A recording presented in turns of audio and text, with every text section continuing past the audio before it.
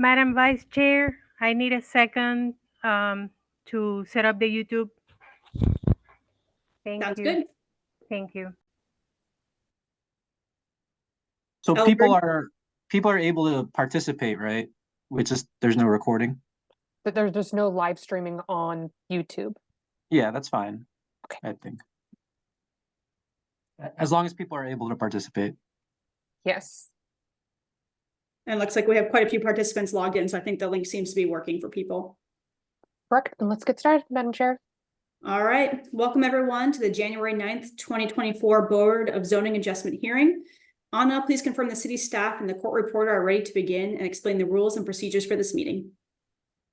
Yes, thank you. We have all city staff who have cases present, as well as the court reporter. And now I will go over the procedures for this virtual meeting. So we have two categories of people who are participating. We have attendees and panelists. Right now, the only panelists are commission members and city staff.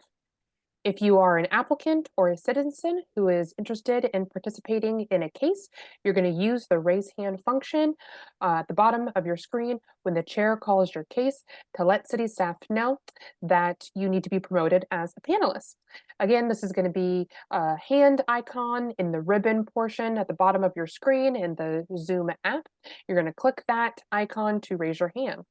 When that promotion happens, you will need to accept the promotion, and it's going to appear very temporarily that you've been disconnected, but this is just Zoom reconnecting you as a panelist from that attendee position.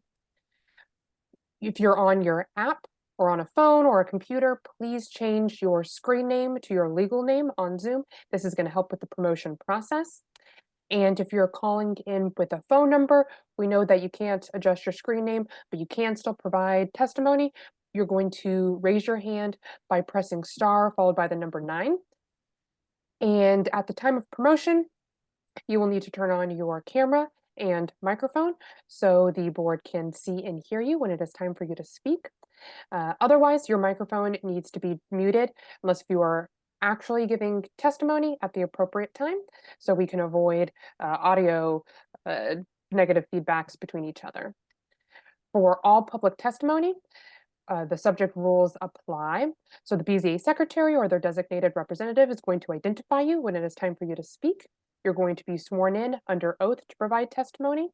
Applicants or the applicant team will be given 15 minutes for their presentation. All other public testimony, if you are representing a single interest, for example, yourself, you'll be given 2 minutes. If you represent a homeowners association, a neighborhood association, or a nonprofit, something like that, an established organization, you will receive 5 minutes.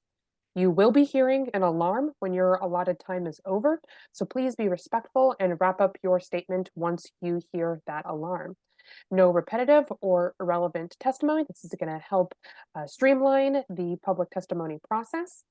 And if you wish to admit any exhibits while you give public testimony, you need to have those exhibits like a presentation or photos or maps ready so you can share your screen. And then if they are admitted by the chair or vice chair, you're going to email those exhibits to the assigned planner for record keeping purposes for the case.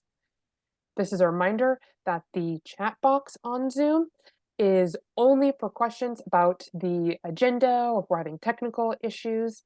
The merits of the case cannot be discussed in the chat box. The BZA will also be taking intermittent breaks, for example, around 10:30, 12:30, or 3 if the meeting lasts past 2 p.m. And that concludes my overview of the procedures for this virtual meeting. Thank you. Thank you, Anna. I want to touch base. Tom, is your screen working again? Did get a note that he was having some issues. Can you unmute, please?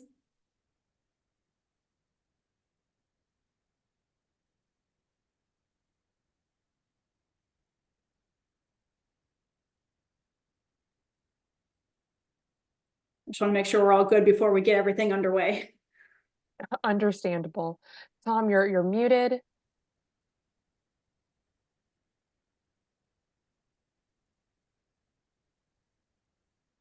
You may need to also use a phone to call in for your audio as well, if you can't get your computer to work.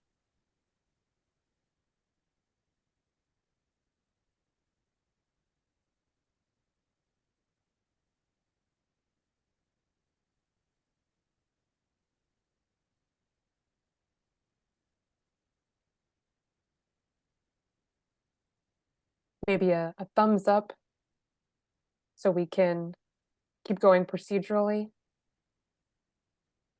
Tom? Can you hear us? If so, can you please give a thumbs up? Okay, we'll keep going procedurally, and then hopefully we get you activated here shortly.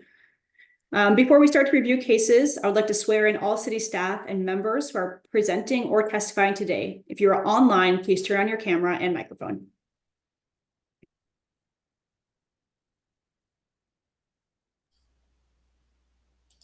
Looks like we have a few people on. Trying to get my camera to work and it's not letting me. I'll keep trying to figure that out. All right, thank you, Connor. Please raise your right hand as I administer the oath. Do you solemnly swear or affirm to tell the truth and nothing but the truth during this meeting today? Anna Naniski, I do. Genevieve? Genevieve Khan, I do. Stephanie? Stephanie Saldari, I do. Mr. Duddy? James Duddy, I do. Connor? My right hand is up. Connor Tomlin, I do. And is that everyone today then? Perfect, thank you. Anna, I'd like to turn it over to you to identify the continuances and dismissals for today. Thank you. So first thing to acknowledge is that docket items 1, 2, and 3 will be heard today, but we need to wait until 11:30 for Mark Ebbets to join the quorum. Docket item 12, this is case CD SUP 2023-00042 for 3242 Benton Boulevard. This is a special use permit for a bed and breakfast, and it is being continued to 2/13/24. And this is for revised plans to be submitted to city staff before BZA review. We have docket item 14, CD BZA 2023-00133 for 1321 Westport Road. This is an appeal related to a non-conforming vacant pole sign, and we request that this is continued to February 13th as well to allow for more communication between the applicant and city staff about the effect of filing the appeal. Docket item 16, this is case CD SUP 2023-00050 for 916 Newton Avenue. This is a special use permit for group living, and this is being continued to February 13th as well to allow for City Planning Commission review before the Board of Zoning Adjustment review.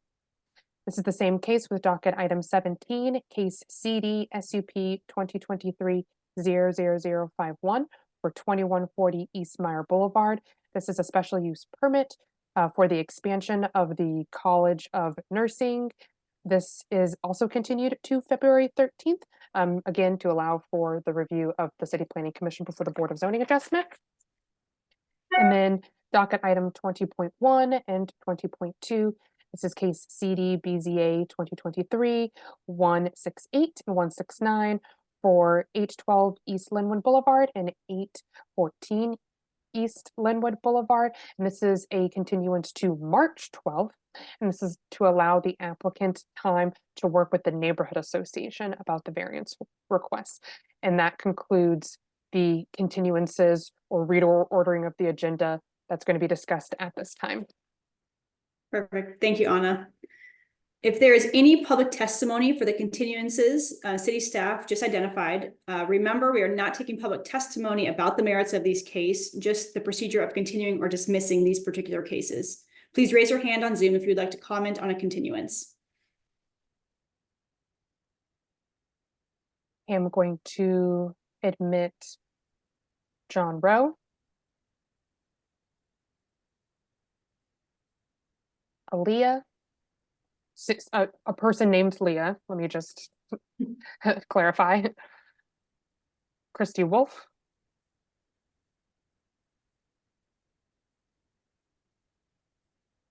Deborah Neighbors.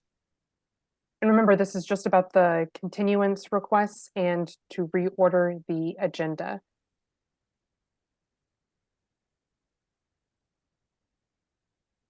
Is that everyone, Anna? Erwin, no, there's several people, but Okay. let's just do it in batches. Okay, Since there's so many. So first, we'll call on Mr. Rowe. Yes, Madam Chair, members of the board, John Rowe with the Rowe Law Firm. I would like to add your case number 10 to the list of cases to be continued. This is case number CD-BZA-2023-00156. Address is 6902 Prospect Avenue. I represent the applicant Lounge 42 LLC. There is a relevant companion case associated with this appeal that has to do with an approval of an alternative compliance parking plan. And while we were hoping that maybe there'd be a decision made in that case by today, it hasn't. It's still under review, and I think maybe even tomorrow the city staff might be getting to that. But bottom line is we're asking for a continuance because if the alternative compliance parking plan is approved in that other related case, it would in effect moot the reason for the appeal in this case. And so if we move this case to the February docket, I think that would give the city staff time to complete their review of that other case. And for the record, that other case is CD-AA-2023-00318. That's currently pending on Compass KC. And I guess the other reason I'm seeing here, there's 4 board members. We would prefer a 5-member board as well. But the reason for the continuance in your case number 10 is to allow a decision to be made in the companion case, which would moot the reason for the appeal in this case. And we'd be in a position to dismiss that if that approval was forthcoming in that other case. thank you, Mr. Rowe. And Rosenor, I did not administer the oath to you. You got right into the details. So if you wouldn't mind raising your right hand, thank you. Do you solemnly swear or affirm to tell the truth and nothing but the truth during this meeting today? I do, and I'm sorry to have jumped the gun, Madam Chair, and I would, now that I've been sworn, I would reincorporate everything I said prior to being sworn as if I said it after I was sworn. Thank you. I appreciate your efficiency. So Anna, for these series of cases that we're getting testimony for the continuances, do we want to hear testimony for each and then decide if we're going to lump all these together and continue them, or do you want to vote on them individually? I think, is there anyone else here to talk about docket item 10?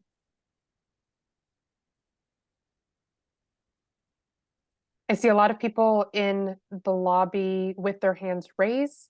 If you're not currently here to talk about the continuance, please lower your hand.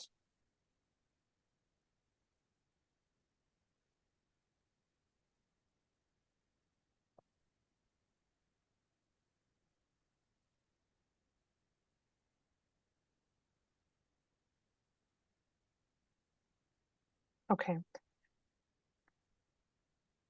Give people a little bit more time to join.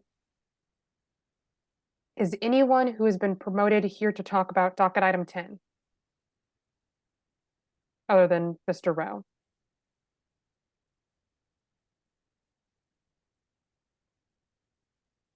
Good morning. I did raise my hand. I'm Lynn Boyer. I wanted to speak on the club on East 69th and the continuance. Okay. Okay, Randy, if you want to swear them in, please. Yep, Ms. Boyer, can you please raise your right hand? Do you solemnly swear or affirm to tell the truth and nothing but the truth during this meeting today? Yes, I do. You may proceed. Good morning, everybody. We own a home right there on East 69th. That's 2505 East 69, which we purchased. Ms. Boyer, just a reminder, we're not talking about the merits of the case, just if we should continue it or not. I would say no, not to continue it. They just put in, beautiful sidewalks and street curbs over there, and it makes it a lot easier to maneuver through the neighborhood. And we'd like to keep those nice curbs and nice sidewalks that the city put in. So I would vote no. I would request that it not be continued at this time. I was trying to write down the case number as you were speaking this morning, and I kind of missed that when Mr. Rowe was speaking. I guess he mentioned a companion case as well. The case for the appeal is CD BZA 2023-00156. 00156. That is correct. Thank you very much. So then if there's no one else here to talk about the continuance of case 10, then the board can decide whether to lump that in with the continuance request or not. And then we'll move on to the other continuance requests if there's any public testimony about those items.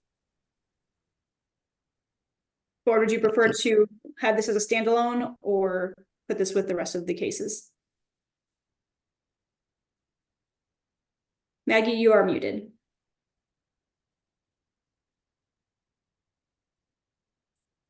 Sorry, my dog was barking. Do we want to let Mr. Rowe respond to what Ms. Boyer just said? Because I don't really understand what this new sidewalks have to do with a continuance. And maybe Mr. Rowe could, and the alternate parking plan. I don't understand why that would warrant a continuance. So maybe Mr. Rowe could respond. Yes, I guess I would reiterate, I'm not understanding what new sidewalks and curbs would have to do with not continuing the case, but to expand a little bit more, the appeal that is pending is a decision that my client does not have adequate off-street parking.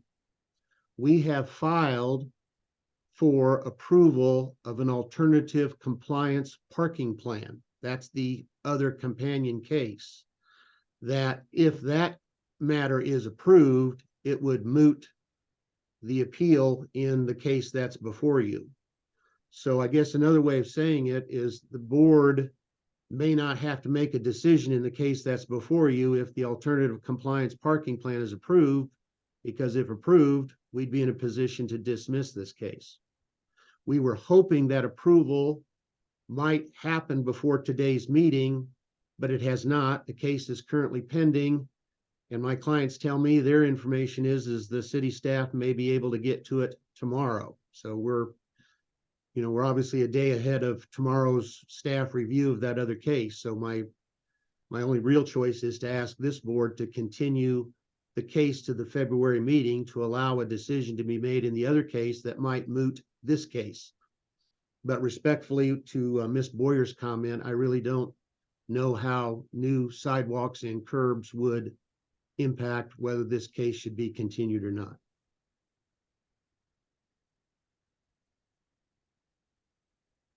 Thank you, Mr. Rowe.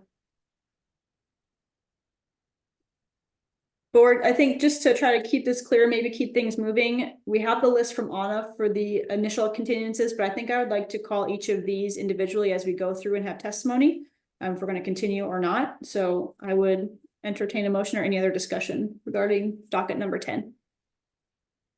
Ms. Boyer has her hand up. Yes, Ms. Boyer, you did already provide testimony. Do you have any additional details relevant to what Mr. Rowe has stated? Yes. When I would like to clarify the traffic, when I say the curbs and all that's up, the excessive traffic that is on the block when the club is open. People on that block, we cannot get into our driveways. There's litter. The cars take up both the north and south side of the streets, which makes it virtually impossible to go either east or west if you're trying to get into your home. There's litter. So that's my concern. And if there's going to be alternative parking, we have no idea where in the heck it would go. Because right now, even the owner goes through the driveway to the vacant house next door to mine and parks in that yard through the new driveway that was just done by the city. So that's when I said the nice new curbs and sidewalks are a beautiful bonus to the block, but they're getting torn up, or they will be getting torn up with the excessive traffic from the people who patronize the club on the corner, because they have no disregard to the neighborhood at all. And That's why I was saying that. excuse me, I think we're getting into some merits of the Yep. case, so it's time to. Thank you, Ms. Boyer. Thank you. It looks like there's somebody that is raising their hand or waving their hand. Is that pertinent to case number 10 regarding the continuance? You have a username of, it looks like a Samsung phone. If you wish to provide testimony on the continuance of docket item 10, please unmute yourself.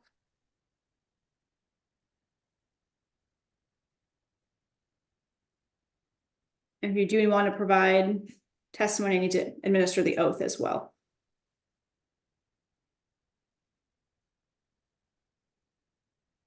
You are still muted.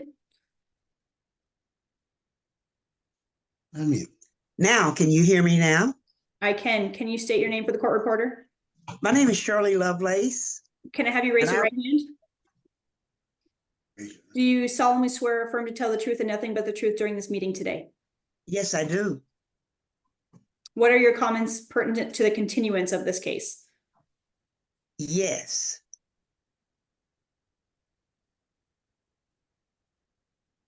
Can you hear me? Yes. Okay. I can speak now? Yes, you may proceed. Okay. My name is Shirley Lovelace, and I reside at 2505 East 69th Street. 2506 East 69th Street. I'm nervous, forgive me. I have witnessed the cars parking on both sides of the street, going the wrong way, parking in the yards. Ms. Lovelace? Ma'am. Ms. Lovelace, we are not going to talk about the merits of the case. We're only going to discuss if you have opposition to continuing it to next month. If we continue it to next month, then we'd have the full opportunity to hear any of the other commentary. You want to continue? Yeah, continue, yes. Okay, you can continue it. Thank you for your for comments. being Yep. so patient. All right, on anyone else for docket number 10? It does not appear there's anyone else for docket item 10. Board, I would entertain a motion. I move that we continue docket item number 10, case number 156 to February, is it 13th? Yes. February 13th of 2024. Second.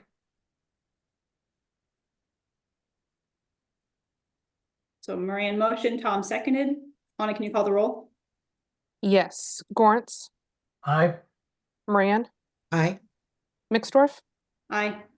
and Wright. Aye. Okay. And now for the other continuance and reordering of the agenda requests. Erwin, do you have a comment about any of the continuances stated or reordering docket items 1 to 3 to 11:30? Was that addressed to me? Yes. I'm here for a new case, I believe, for 4232 building permit denial. Okay, so not for any of the continuances or no. reordering of the agenda that I stated. No, I'm not here for any of the continuance items. Okay. Okay. That's then all we're gonna- addressing right now. Yep, so I'm just going to move you back to the attendees and move on to other testimony. 1 second. Okay, Ms. Neighbors. Hello, you can remove me back. I just wanted to make sure that we are going to hear the case today at 11:30. That is correct. Okay, thank you so much. Okay, So that concludes everyone who raised their hand initially for Okay. the continuances or reordering of the agenda requests. All right, so board, I would entertain a motion regarding docket items number 12, 14, 16, 17, 20, 20, is it 20.1? 20.1 and 20.2, correct. And then the reordering of the case. Maggie, you're muted. Did you say 13? No. I move that we grant the continuances as identified by staff to the dates identified by staff and reorder the first three cases to 11:30. I have a motion, to have a second? I would like the second, but can I confirm, are we continuing case number 10 as well? Yes, we've already voted to continue that one. Okay, I second. Anna, can you please call the roll? Lawrence, Aye. Moran, Aye. Mixdorf, Aye. Wright. Aye. All right. So I think Anna did note this. We do only, and Mr. Rowe noted it as well. We currently only have four board members present at the hearing. We will gain our fifth board member around 11:30 a.m. So we've reordered some of these cases to meet the quorum requirements. We can still hear all of these cases. You will need 4 board members to give an affirmative vote in variances and special use permits. But for fences, that only requires 3 affirming votes. So when your case is called, I guess let us know if you'd like to hear your case right now and proceed, or if we need to try and hold your case till later in the hearing when we have 5 board members. I will note the board usually ends around 3:30 or 4, so we may not get to all cases today if people try to wait until the afternoon as well. So kind of keep that in mind as we run through these. Anna, let's begin with the next case. Thank you.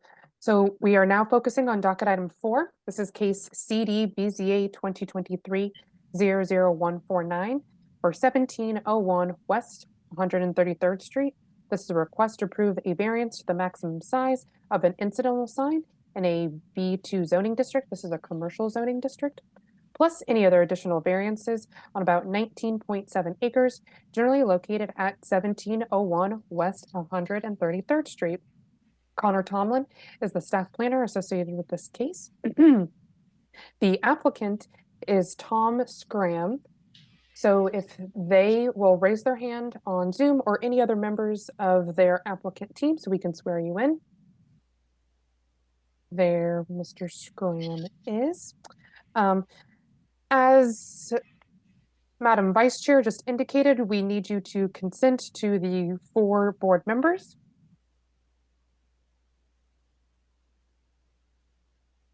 Tom is connected. Mrs. Graham, can you unmute and turn on your camera?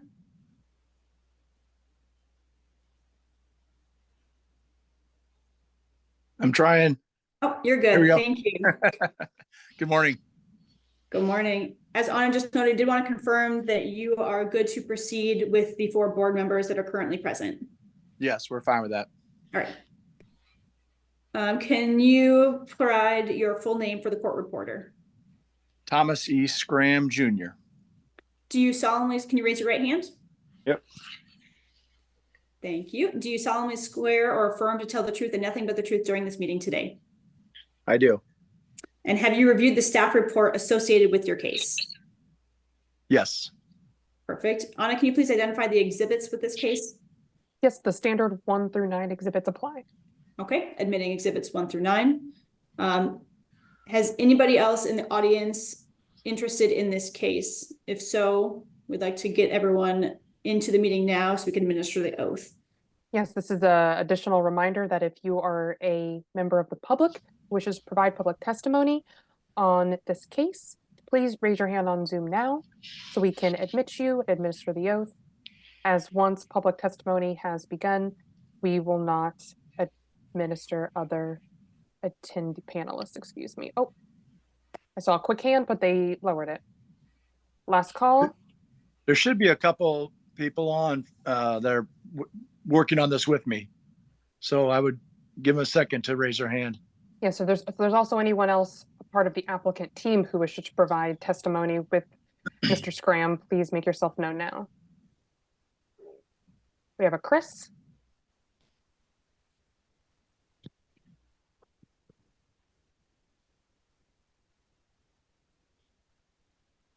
Last call for anyone else on the applicant team or a member of the public who wishes to provide public testimony on docket item 4, which is for 1701 West 133rd Street.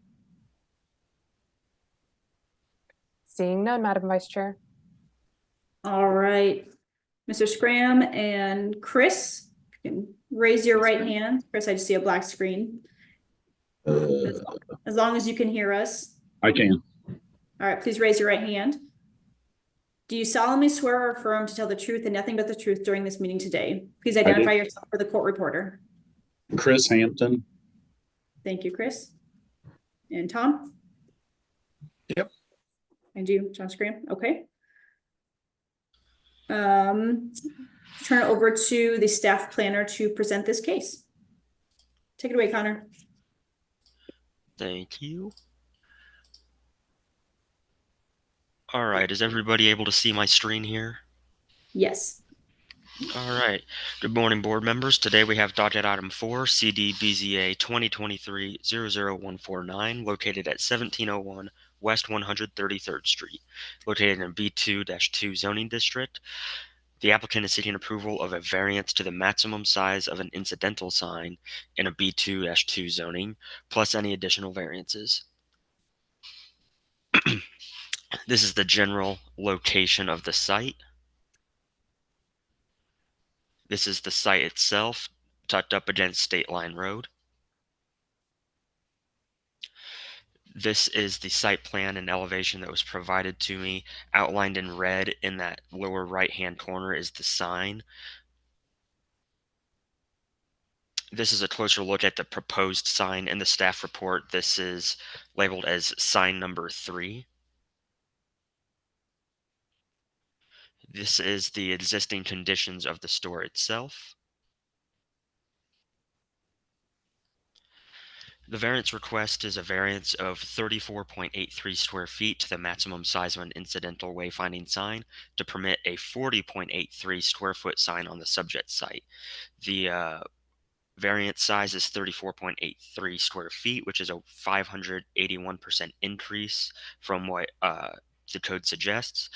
A substantial change to the character of the neighborhood is not anticipated, and the difficulty could be obviated through a change of design.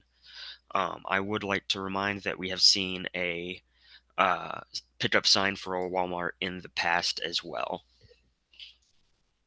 And that concludes my presentation. Thank you, Connor. Board members, any questions for Connor?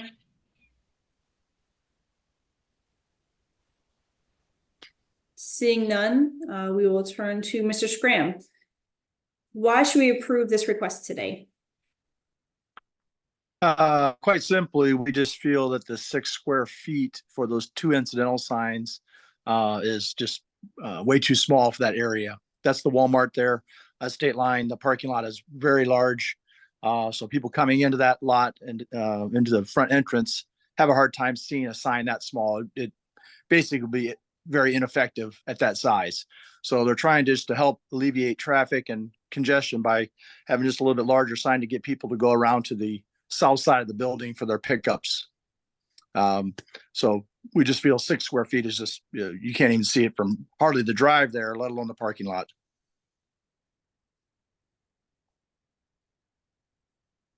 Board members, any questions for the applicant?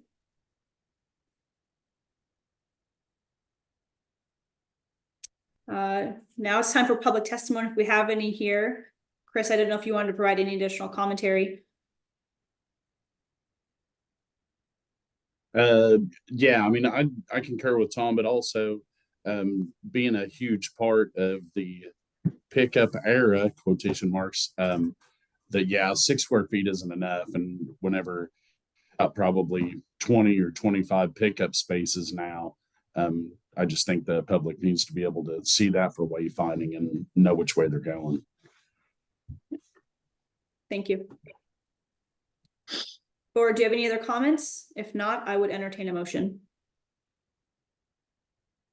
This is just an internal to the site sign, so even though it's a large variance, I don't really have any issues with it, so I'll move in docket item number 4, case number 149, to grant the applicant's request in accordance with the site plan and staff report.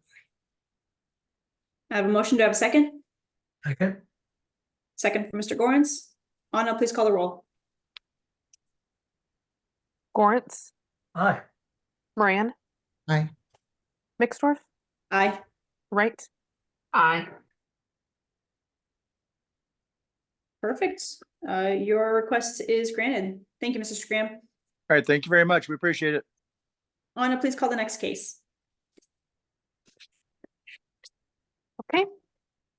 We have docket item 5. This is case CD BZA 2023-00141. This is for 1603 Westport Road.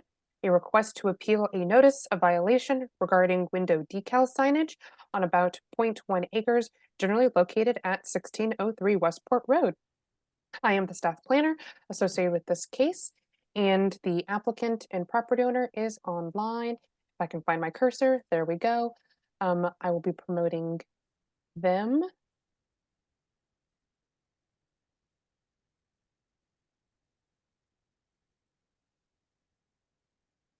Jason is connected. This is a reminder for anyone else on the applicant team who wishes to provide testimony, or any members of the public who wish to provide testimony. Please raise your hand now so we can make you known and admitted, as when public testimony begins, no future panelists will be promoted. Seeing none. All right. Hi, is it Mr. Baloo? Is that how you pronounce the last name? That's correct. Thank you. Can I have you raise your right hand? Swear you in? Do you solemnly swear or affirm to tell the truth and nothing but the truth during this meeting today? I do. Thank you. Can you state your name for the court reporter? Jason James Baloo. Thank you. Have you reviewed the staff report associated with your case? Yes. Perfect. Do you have any comments or questions? Are you good with that? I believe so.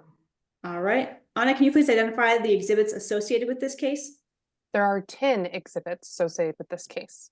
All right. Admitting exhibits 1 through 10. And we have no other people interested in testifying at this time, right? So we don't need to provide any additional oath or swearing in. Perfect. We'll turn it over to Anna to present this case. Thank you. Let me share my screen.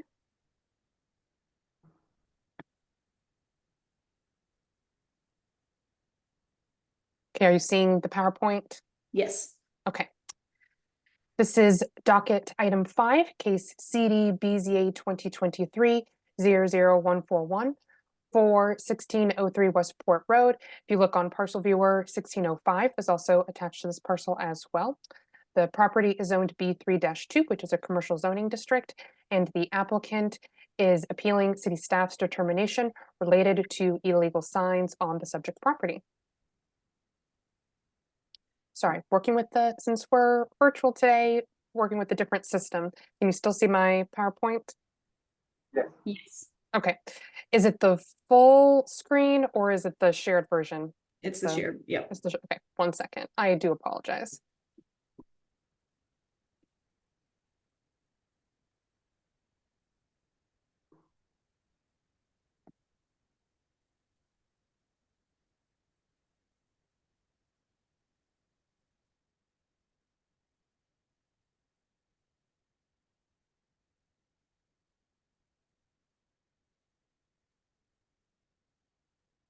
Okay, I'm assuming that's better.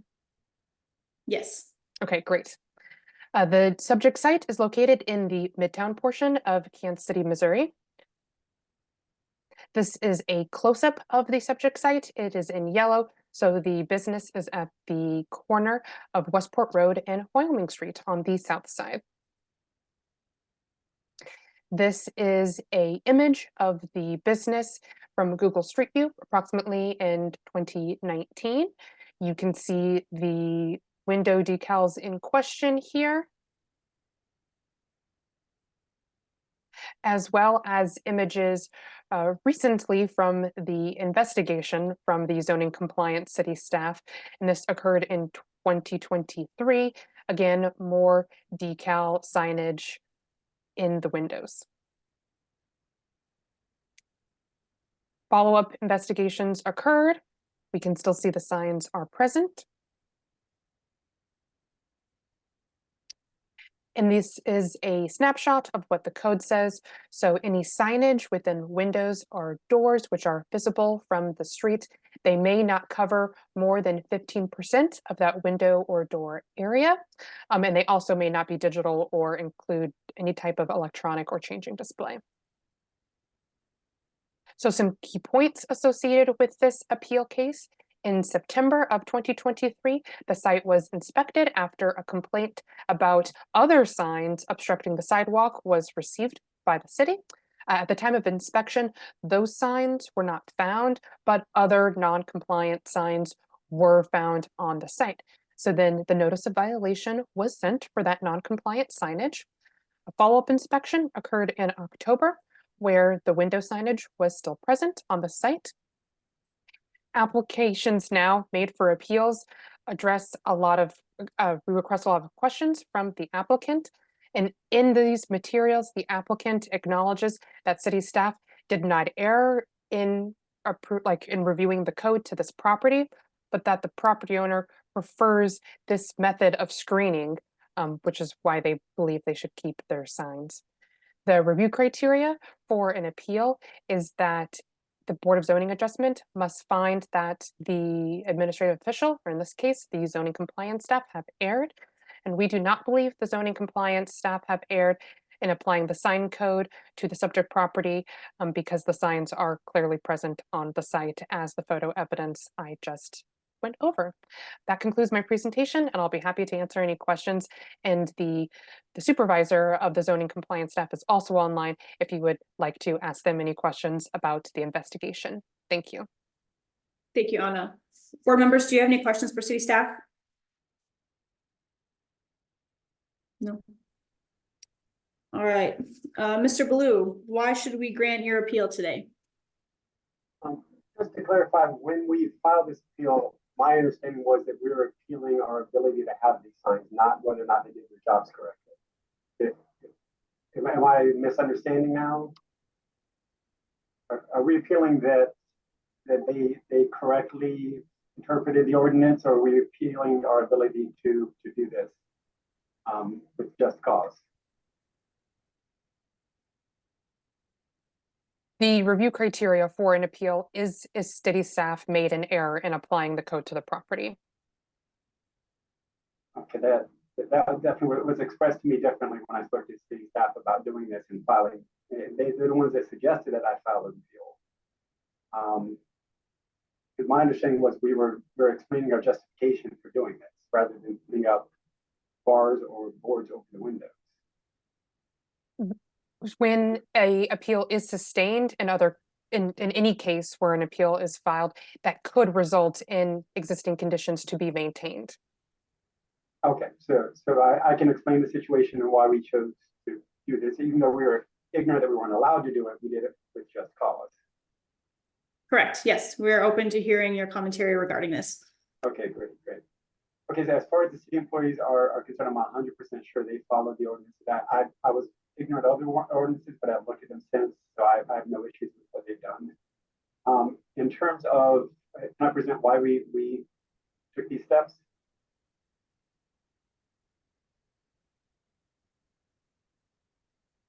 Sorry. Oh, hey. Can I go ahead and explain why we took these steps? Yes, sorry, my internet paused there for a moment.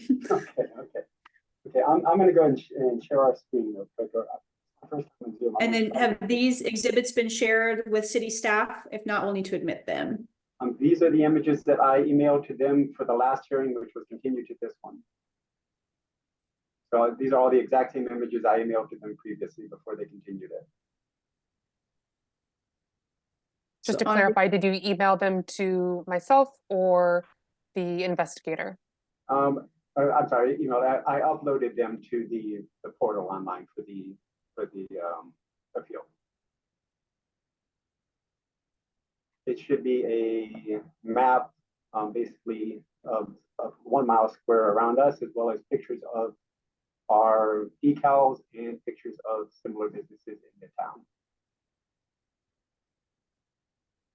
And I don't know if those are on Compass, do I still need to admit them, or are they considered admitted if they're on there? don't see I the staff am report. triple checking to Okay. see if they are already identified as an exhibit. Bear with me.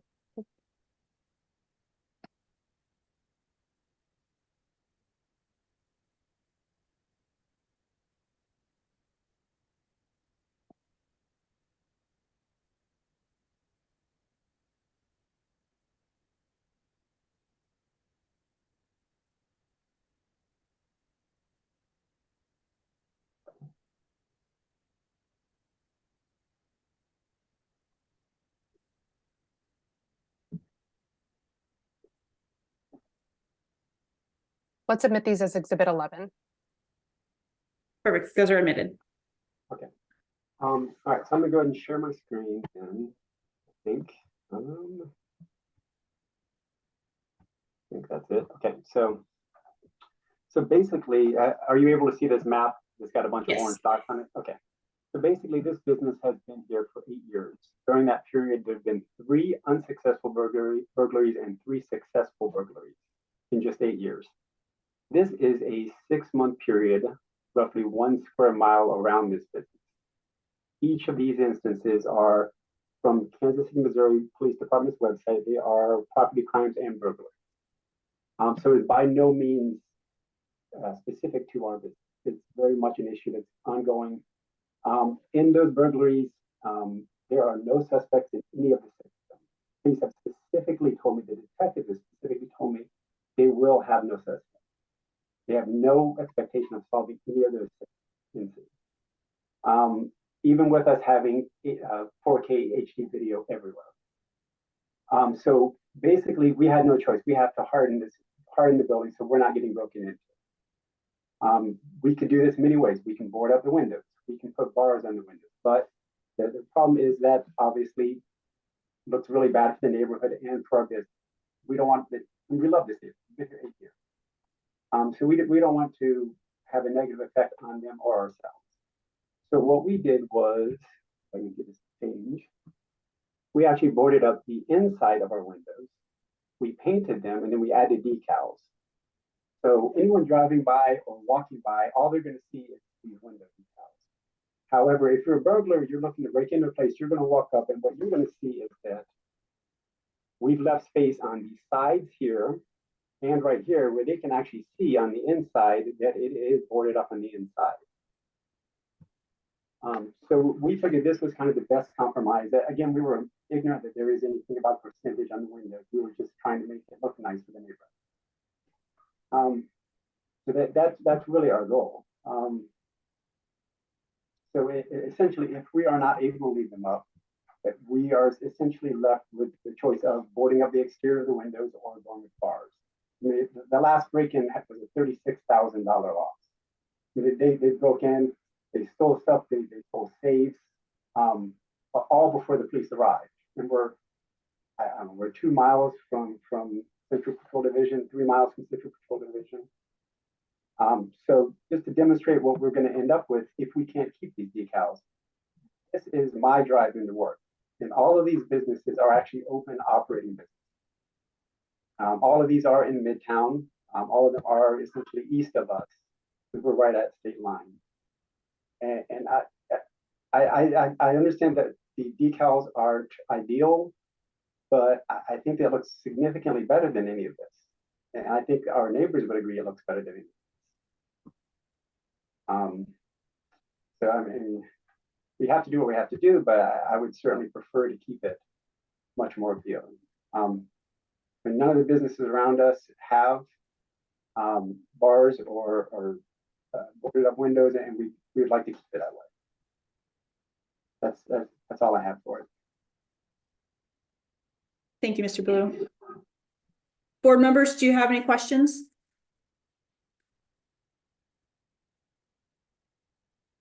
I have a question otherwise. Could you go back a couple of photos? I think it was one of the first photos you showed on the side of the building of your property. Yeah, how far is the top of the window from the grade?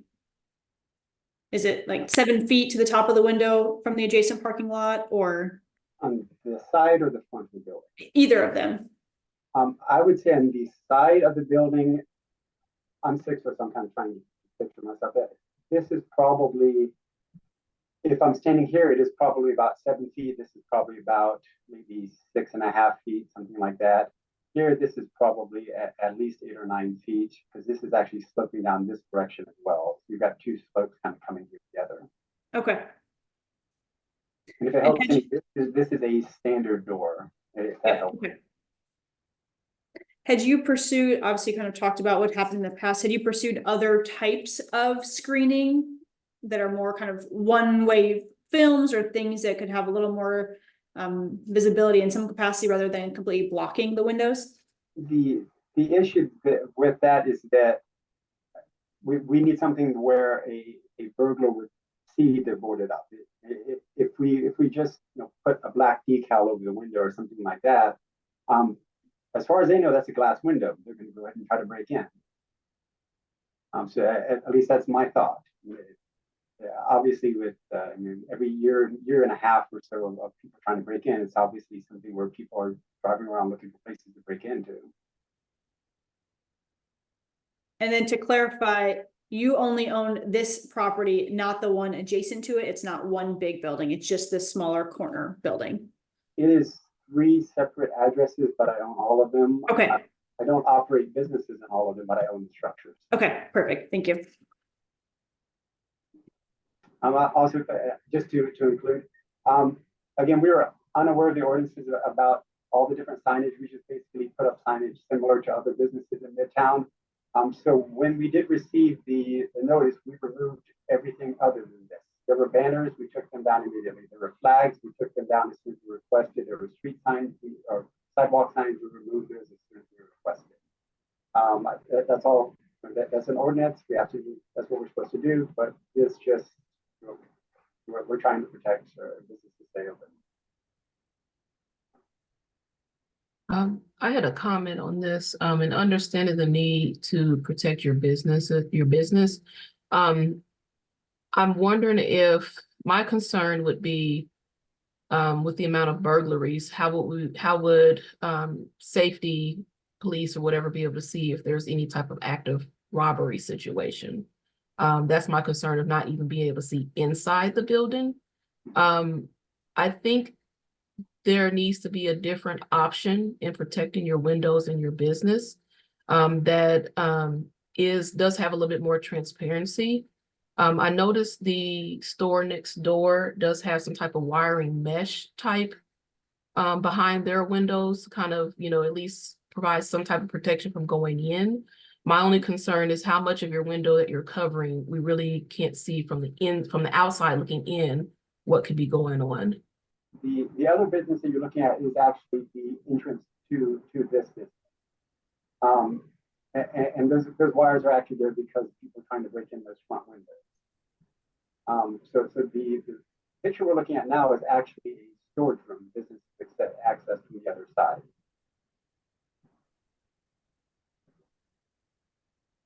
Maisha, you're muted. Okay, so I see that they're all connected then, the brick building and this small building. Correct. The Okay. building, which is 1605, has a doorway into this building, which we then use for inventory and pack stock and things like that. Okay. So is there an option just to remove the windows then, since it's just a storage facility? To remove the windows? Uh-huh. Because there's no public entrance into that side, correct? Not in use currently. Yeah. Right. Mm-hmm. I mean, I guess we could remove the windows and board it all up. I mean, As a solution, because as mentioned, there isn't really any evidence of a staff error, but we do want to be sure that your business is protected. And so if there's an option for you to just go ahead and remove the windows, wall it all up, so that it's not a violation from the city. certainly, if we're not left any other choice, that I can certainly explore that and see how cost effective that would be relative to putting up bars or something like that. I honestly don't know much about construction, so I don't know what it would cost to have someone come in and install walls and insulation and all that kind of stuff. I imagine it's pretty significantly more than putting up bars though.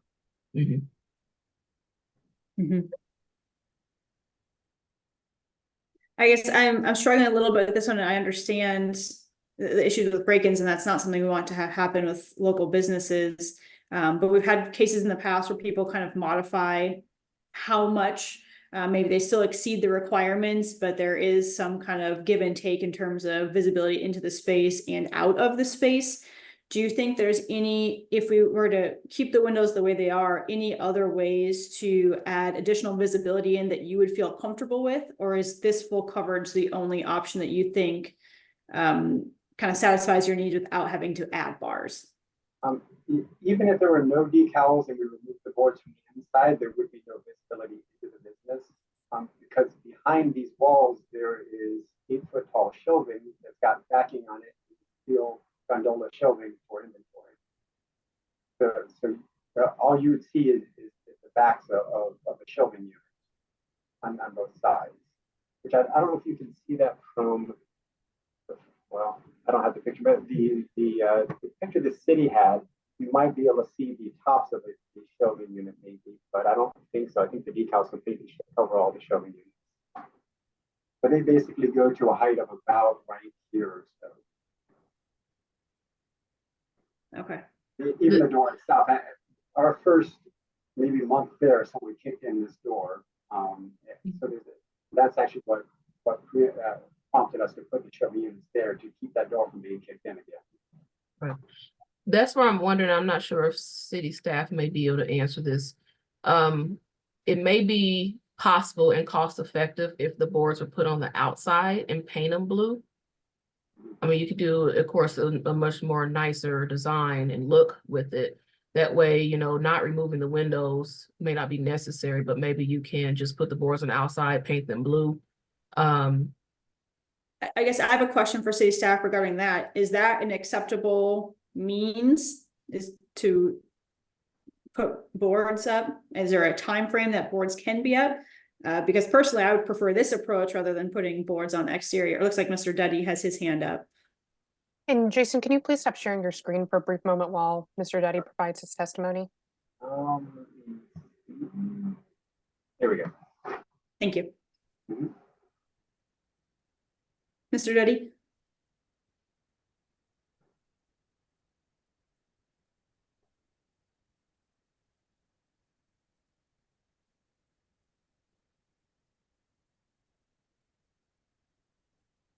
Mr. Duddy, were you going to provide commentary on this case? I have it now. Okay. When the screen went away, mine went away. We have had options in situations of this previously. And a good example is in the Independence Corridor, where we had bars on windows where they weren't allowed. An exceptional option is Lexan, which is a fully transparent polycarbonate that is incredible. It's 240 times stronger than glass. So this is an option that has been used throughout the city. Is that used in place of the windows or behind the existing windows? No, it is used in place of the window. It is a fully transparent polycarbonate. It takes the place of the window glazing.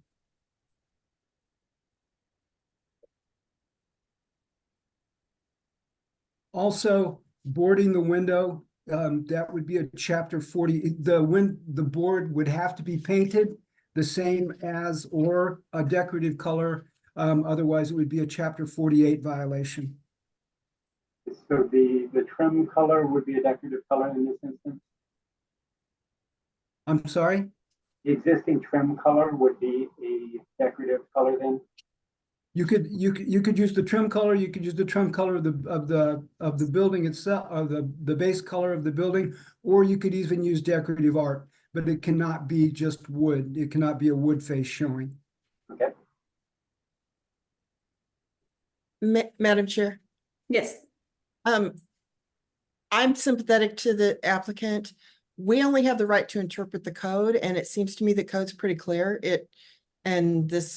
The way he's dealt with this violates the code. So and this isn't a variance request. We don't have the authority to grant something different. We can only uphold or not uphold the staff's determination. And it seems to me the staff's determination is pretty clear. I think the applicant would be better served in dealing with the city council who makes the policy determinations, or the police who can make suggestions, or Mr. Duddy, who it sounds like has good suggestions on what he can do alternatively. But I just don't think that's for this board. We're just deciding whether the staff was correct. And it seems to me they're pretty clearly were correct in their interpretations. So.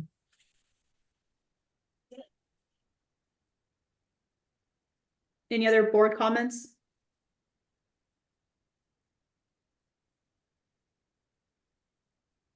Jason, any final comments from you? No. I guess with that, I would entertain a motion. I move that in docket item number 8, case number 141, that we uphold the determination of the staff and deny this appeal. I have a motion from Ms. Moran. Do I have a second?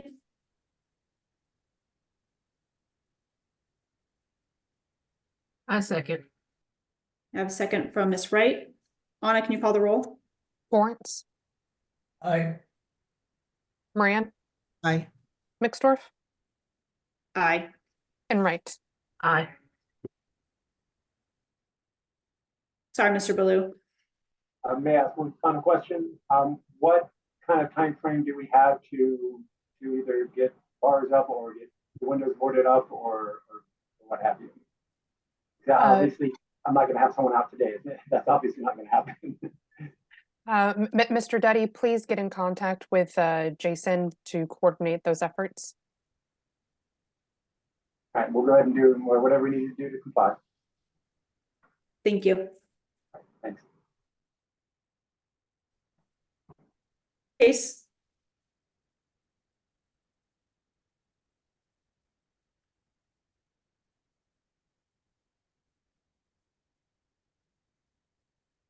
Sorry, I'm having some screen issues, but we're ready to go. Okay, we've got docket item 6. This is 6.1 and 6.2. These are 2 appeals related to short-term rentals. These are appeals that were filed late, so after the requirements set forth in 88-575-03B. So at this time, as described in the memo that was provided for the BZA's packet, at this time, we are only determining if the case should receive a full hearing, despite the requirements set forth in the Zoning and Development Code. The attorney representative is online, so I am promoting Ms. Duma.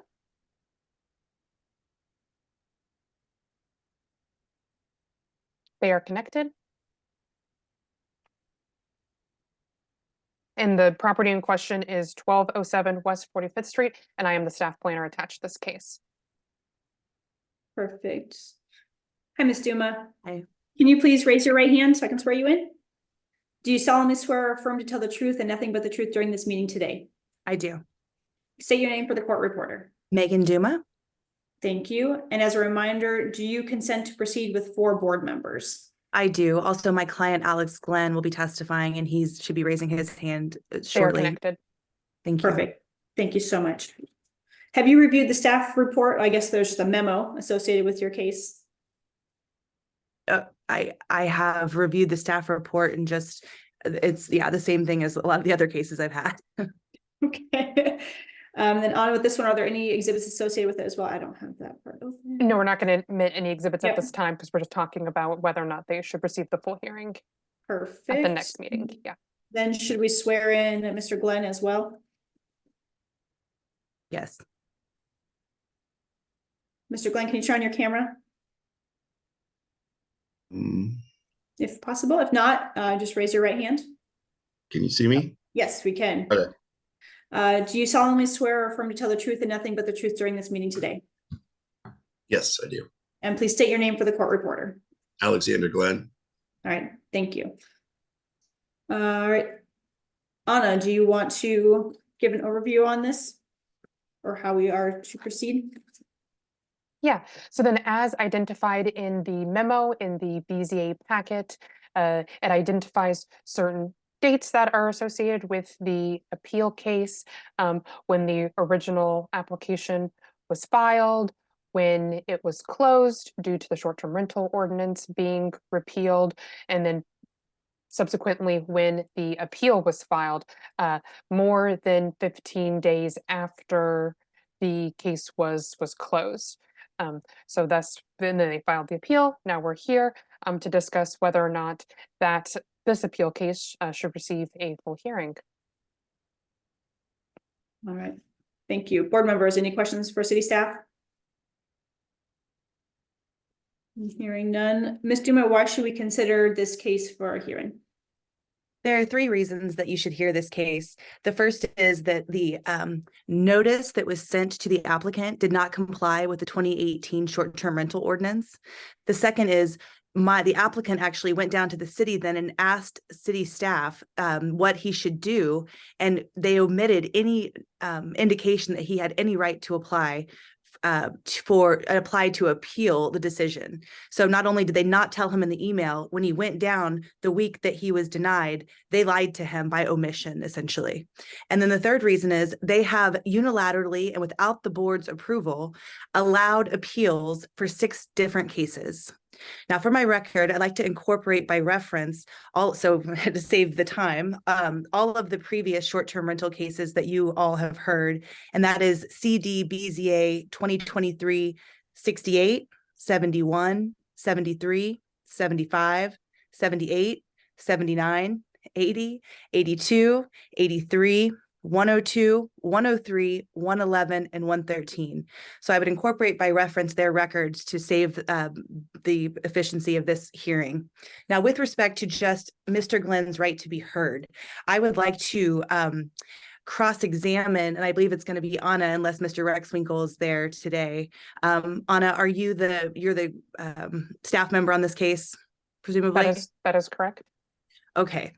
So with your permission, Chairwoman, I'm sorry, Mixdorf, may I begin my cross-examination of Ms. Nanowski?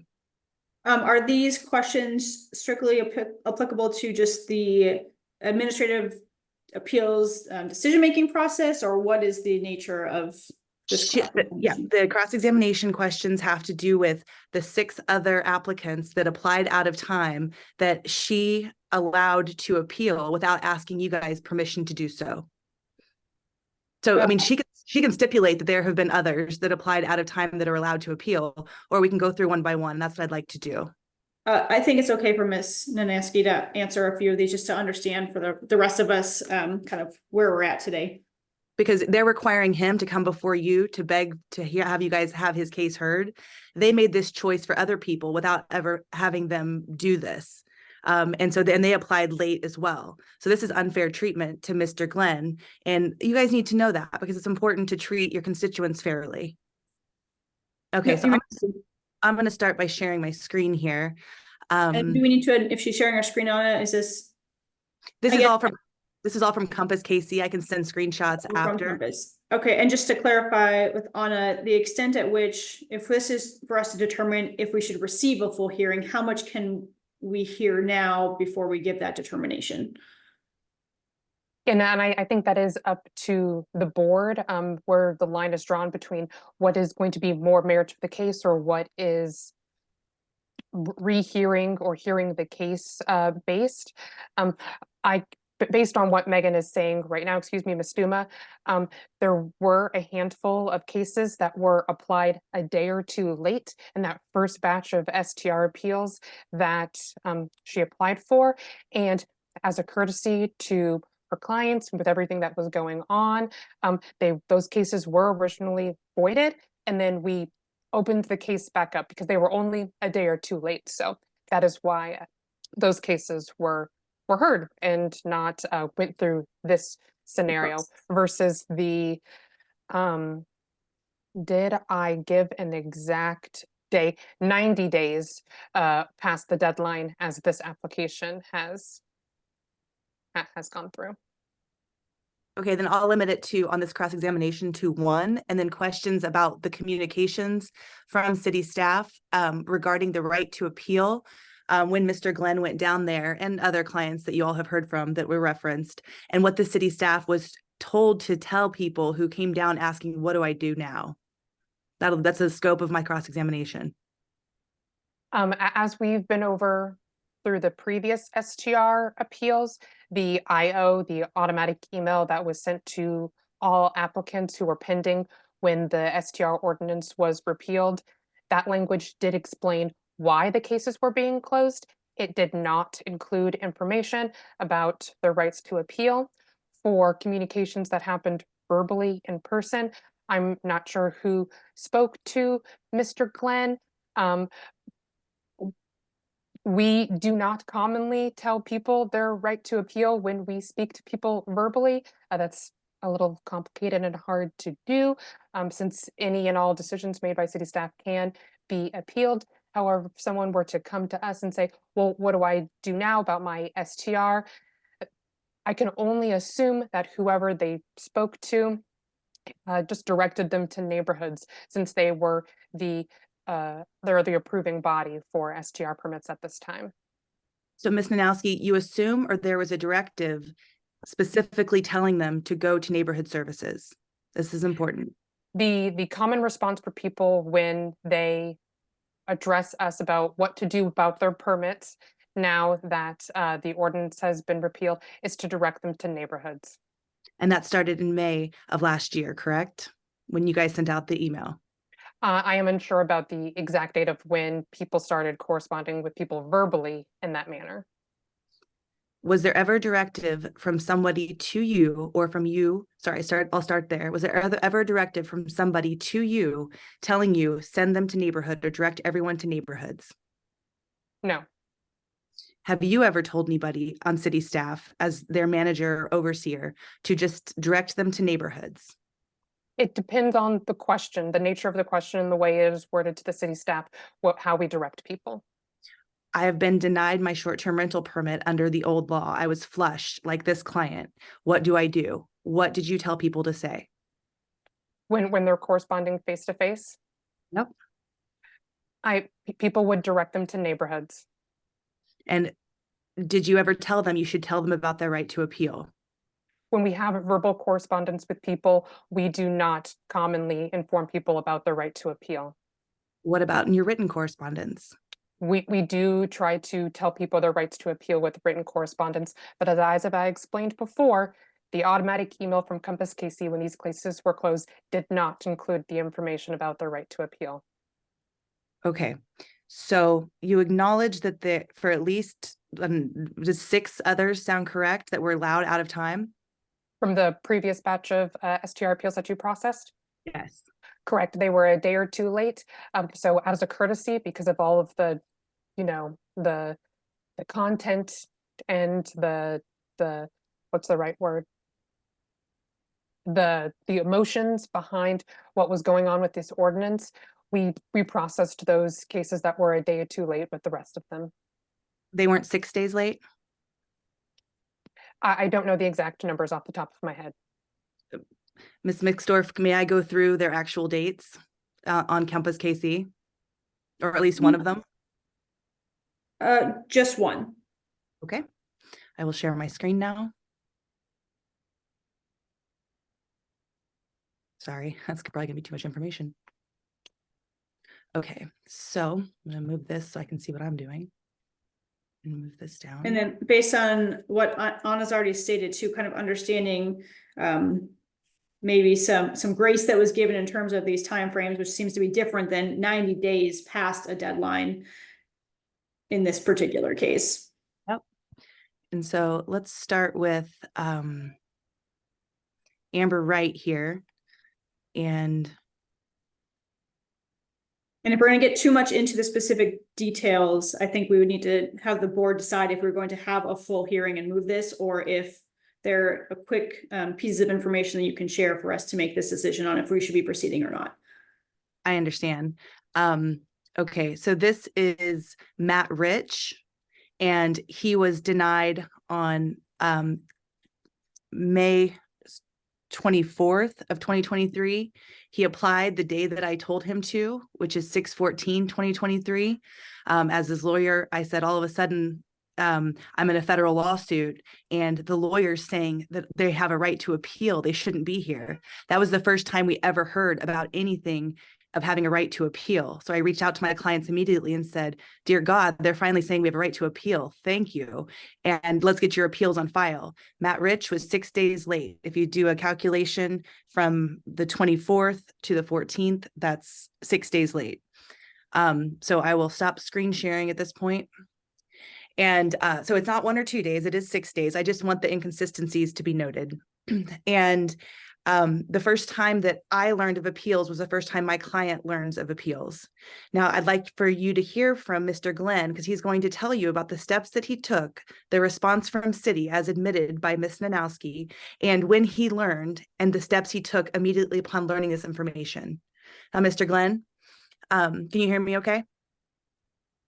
And I'd like to pause here for a moment, Ms. Dumato. I don't want to get too far into hearing of a full case. So do we have some? We're not. This is limited to why did he apply so late? Why you guys are worried about these 90 days? Why did that happen? Why did the city, how did the city err? Mr. Glenn, why did you apply 90 days late? I didn't even know that an appeal was a possibility. I still have, the city still has my application permits. I was within a day of being approved, maybe 2. I was in constant contact with Jared Clemens. He told me just to keep it. They're probably going to approve them in a big batch. Because my money was accepted from the city and never refunded. To this day, city still has my money on this app, on both of these applications. They said I was kind of in the middle. They did send me down to neighborhoods when I went down there. I spoke to Jared on the phone. He said, hey, just give it time. The approval process, you're going to be grouped in here and they're just going to do a mass approval because you had your money in, and that's what the breakdown was going to be. So I had no idea of any appeal process, but also, the city had collected my money and I was under the impression that I was going to get approved at some point in the future. Even after I got the email, I had spoken to Jared Clemens and he said, we're working on this right now. And neighborhoods also said, well, yeah, they should have refunded your money. If they didn't refund your money, that means they're going to approve you. And we have a legal brief with documents that need to be submitted as an exhibit in this case. Well, I don't think we even have exhibits since we haven't determined if we're officially hearing this. This is emails that we can submit separately between Jared Clemens and Mr. Glenn substantiating what he just said. I guess the city still has my money on this. I guess I would like direction from either Elward or another staff member on if we can admit exhibits if we didn't initially admit exhibits for this, since we haven't had a full hearing for this case. Elward? I think you could admit exhibits, yes. Okay. And you probably want to admit on a staff report that she referenced earlier. Okay. We'll admit the staff report and then the exhibits that Ms. Duma is mentioning. Okay, so that's a legal brief with exhibits, and they just substantiate the email exchange and communications that Mr. Glenn just spoke about. So that's further evidence that the city did not communicate that there was any right to an appeal. They intentionally left it out of the mass denial email. Okay, so Mr. Glenn did not know, and there was no way for him to know. And he went down and he talked to city staff, and Ms. Nanowski admitted that they were not telling people. She said that they were sending them to neighborhoods. There were 6 others who were allowed out of time. And because of the emotions, city staff got to make a call for them. Now, those are all errors. They should have had it in the email, the mass denial. They should have told these people that they had a right instead of just sending them to neighborhoods. That's a lie by omission when you don't tell someone something that you know is the truth.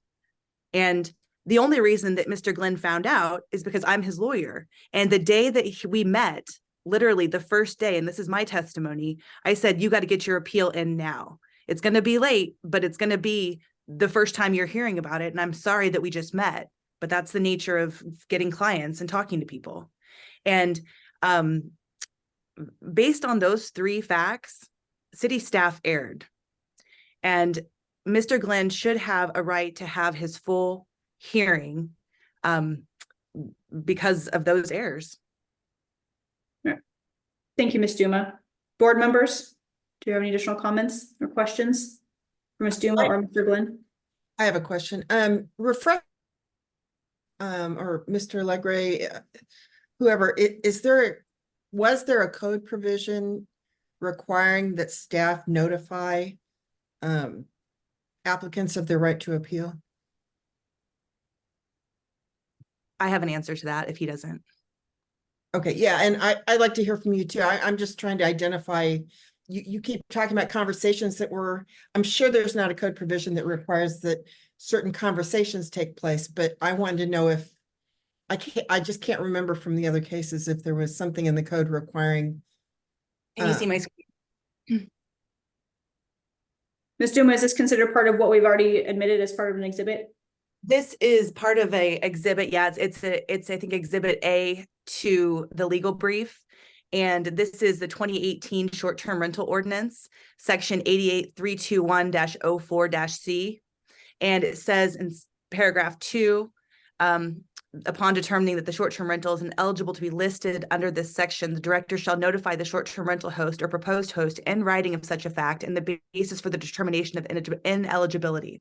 Such notice shall include a statement of information advising the short-term host or proposed host that the host is entitled to a hearing to contest the determination of ineligibility for listing, suspension, or revocation by filing an appeal of an administrative decision in accordance with 88.575. That's the law.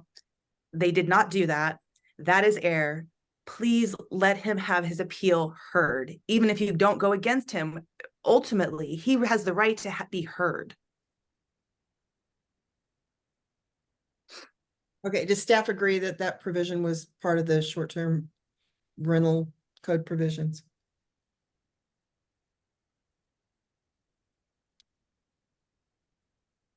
Mr. Legray? I believe that was part of the old code. I think based on what I've heard from staff testify before, the notice was sent after that code provision was no longer in effect. Is that correct, Anna? That is correct. That section of the code was repealed when we were closing all of the pending cases. Okay. Okay, that answers my question.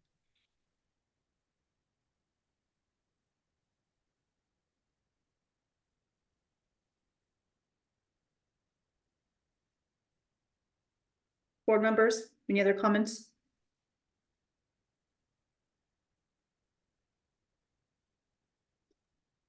I really sympathize with this because I understand the complexity surrounding this, but I also know we have processes in place to kind of keep our system and our processes on the BZA moving.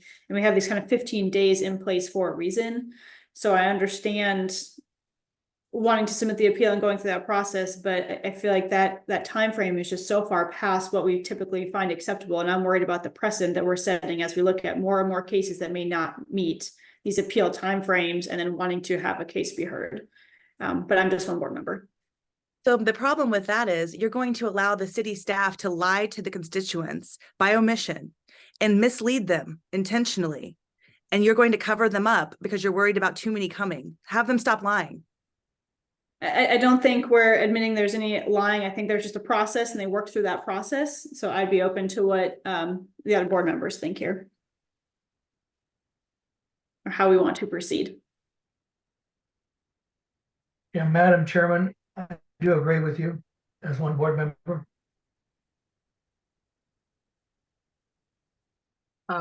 Chairman, I would have to agree as well in understanding that city staff just follows the ordinance and rules as they were written.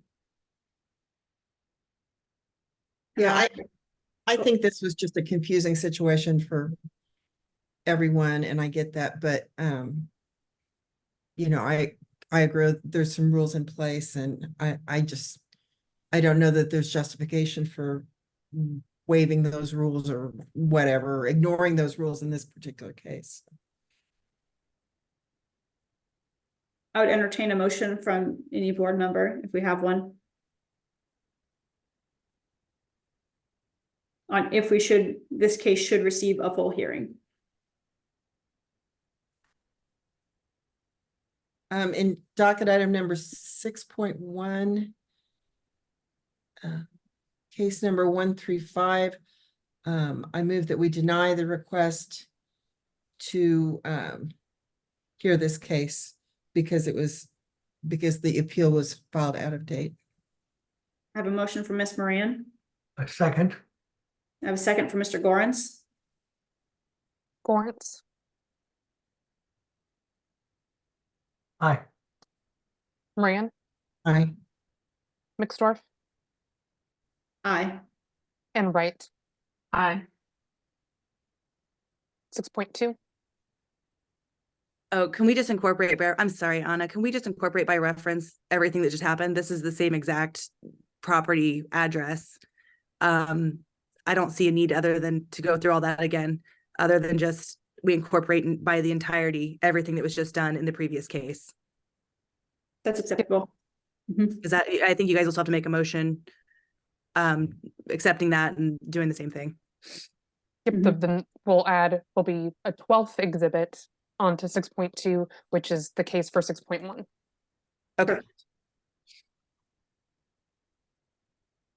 Okay, in docket item number 6.2, case number 134, I move that we deny the request to hear the appeal because it was filed outside of the 15 days required. I have a motion from Ms. Moran. Do I have a second? Second. A second from Mr. Gorens. Anna, please call the roll. Gorens, Aye. Moran, Aye. Mixdorf, Aye. and Wright. Aye. Thank you for your time, Ms. Duna and Mr. Glenn. Yep.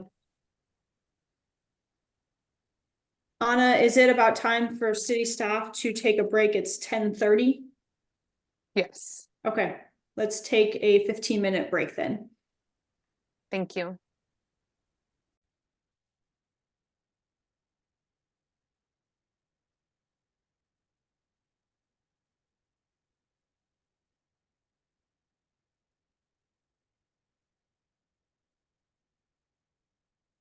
It looks like we have all of the board members back.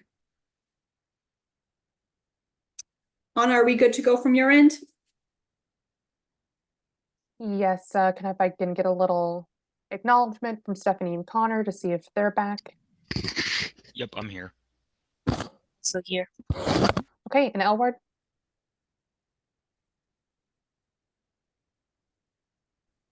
I'm here. We're good to go. All right, Anna, would you call the next case? Okay. Now we're focusing on case CD BZA 2023-00143.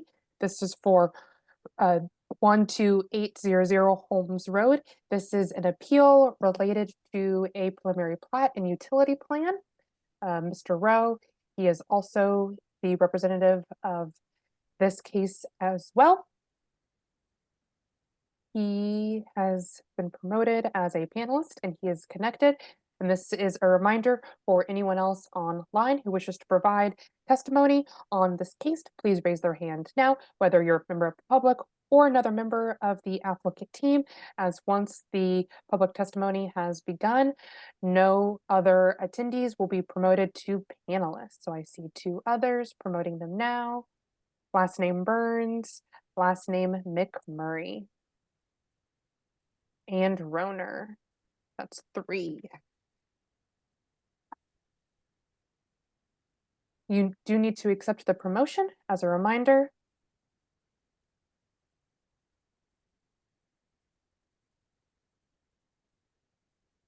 Burns has been connected and Roner. I apologize for pronouncing your name incorrectly, and McMurray. Wonderful. Thank you, Anna. Can I have you all turn on your cameras and microphones and raise your right hand? Mr. McMurray?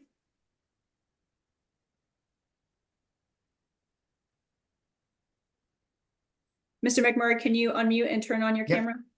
I have the camera on.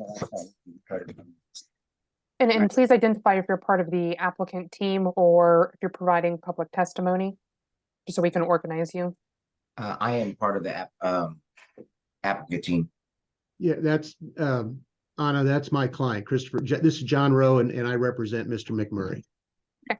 And before we get too far down the line, I see we still only have 4 members, and my client would prefer to have 5, if that means we set that over to February or later, however that works. But we would prefer to have a board of 5, please. Thank you. Anna, should I still swear everybody in? Yes, let's swear everyone in, and then you can discuss if you want to hold it for later this afternoon or continue it. That's up to the board, Perfect. but let's swear everyone in. All right, everyone, please raise your right hands. Do you solemnly swear or affirm to tell the truth and nothing but the truth during this meeting today? State John your. Rowe, I do. Thank you, John. Burns. Michelle Burns, I do. Michelle Burns, thank you. Christopher McMurray, I do. Thank you.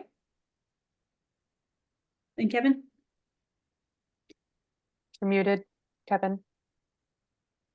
You say I do? I do. Oh, thank you very much. Okay, we believe, initially we were going to lose another board member earlier this afternoon, but Tom, I think you've confirmed that you can say during the full hearing, that's correct.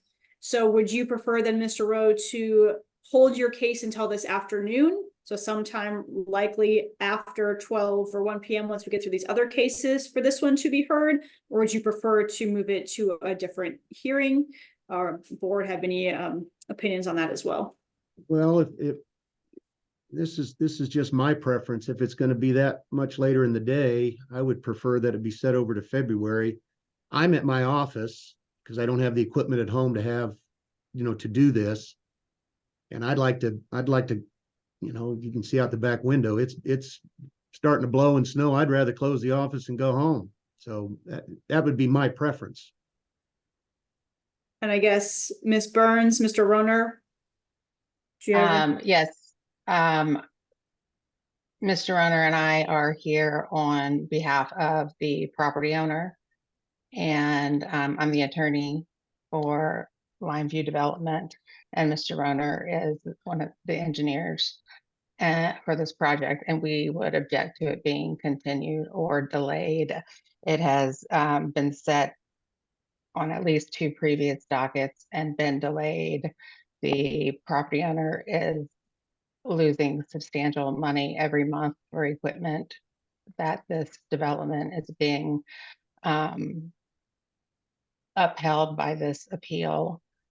And we have a quorum here, and I don't see that there's any reason to continue it or push it back. We're all here ready to go. We've been here for the previous meetings, knowing we probably weren't going to go, and we're excited we were number 7 today.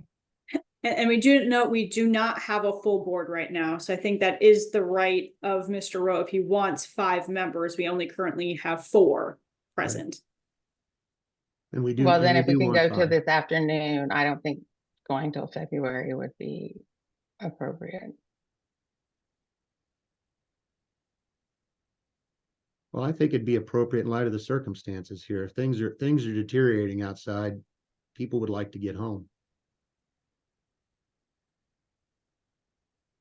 Anna, sorry, go for it, Ms. Burns.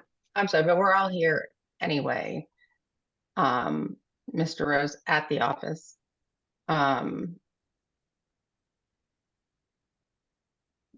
Everybody's here and present and ready to go.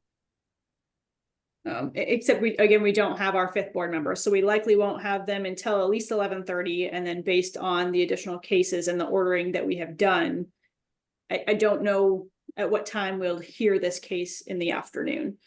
But he does have the right to have all 5 board members. So regardless of either hearing it this afternoon then or in February, I think we would need to proceed with that just because we'll need all 5 members of the board. And okay, well, we would prefer to have it till this afternoon, and then only if necessary, because we're losing tens of thousands of dollars a month every time this gets continued. Anna, are we having our overflow hearing this week? It depends on how many cases we get through today. Okay. Mr. Rowe, do you have the ability to join via phone instead of computer if you were to hold this until this afternoon? Well, the problem with that is I have a number of exhibits that I would have to share. I don't know how I would share that. Obviously yesterday I planned on being at the meeting in person to turn those in. I even got an email from Anna at about 9 o'clock yesterday that we were still going to have this at, on the 10th floor of City Hall. And then later in the day, it was determined that City Hall would be closed. And so best I could do is PDF those documents and email those to Anna, but I'd have to be able to screen share. So phone really doesn't, phone would be a disadvantage for my client in presenting this case.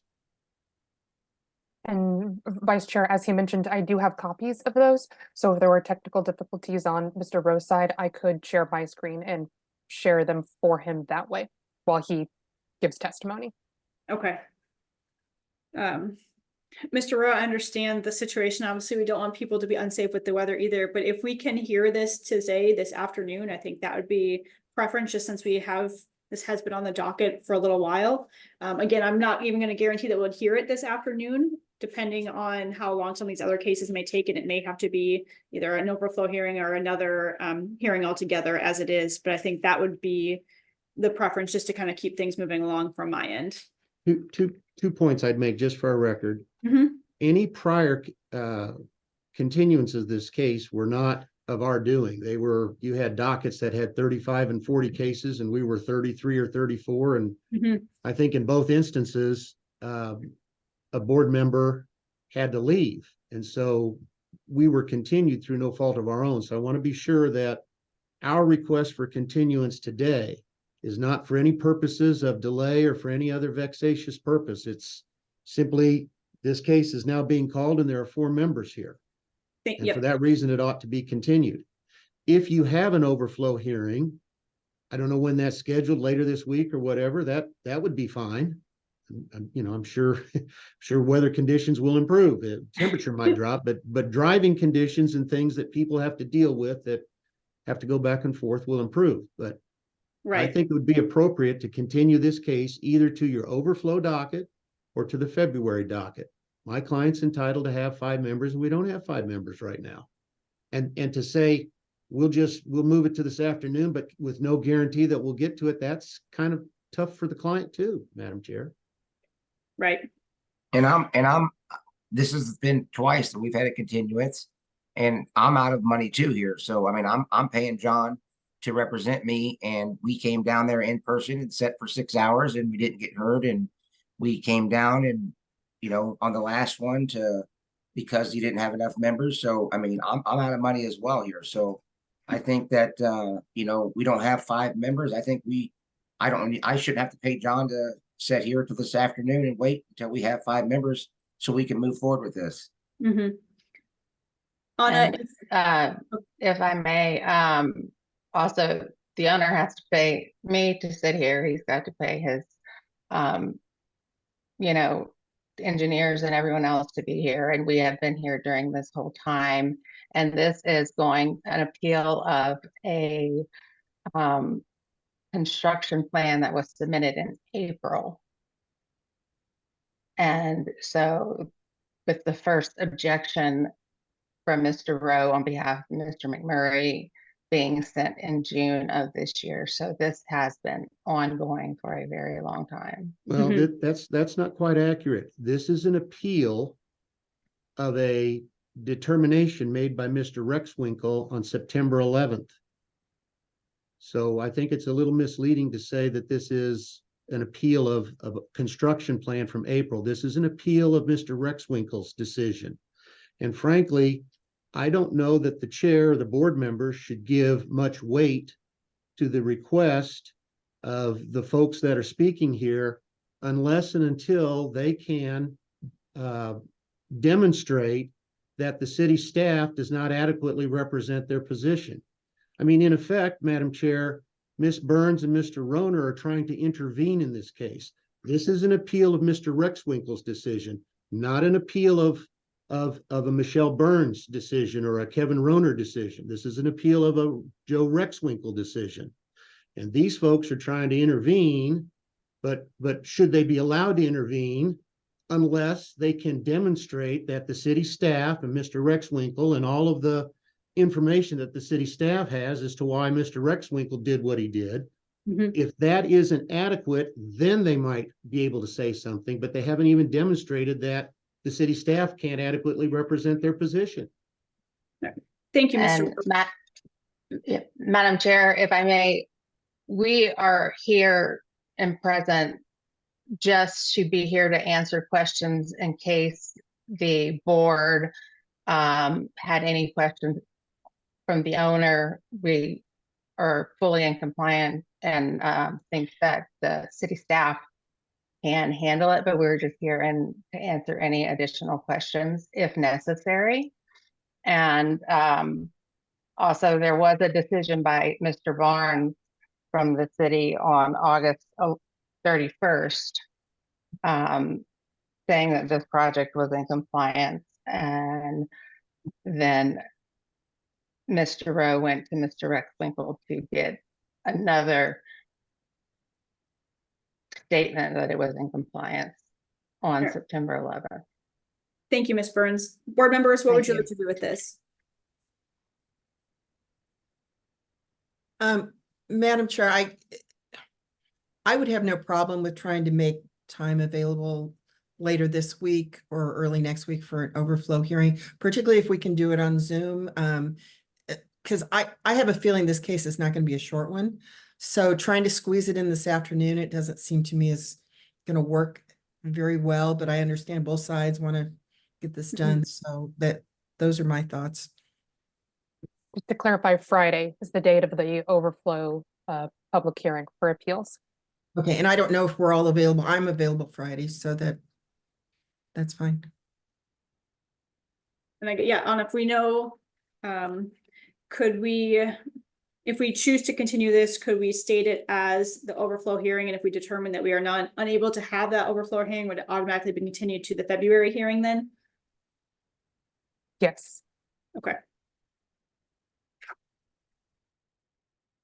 Well, if everybody's in agreement, I can put that in a motion. So in docket item number 7, case number 143, I move that we continue this case to the overflow hearing that we tentatively, I think, have scheduled for Friday of this week. And if that hearing does not take place either Friday or a different day, that it be continued to the February docket.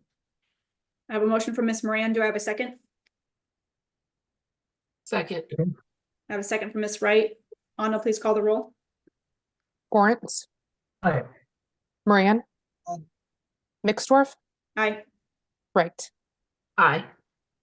All right, thank you all. City staff will be in communication on whether we host a hearing then this Friday or if this then gets moved to the following month.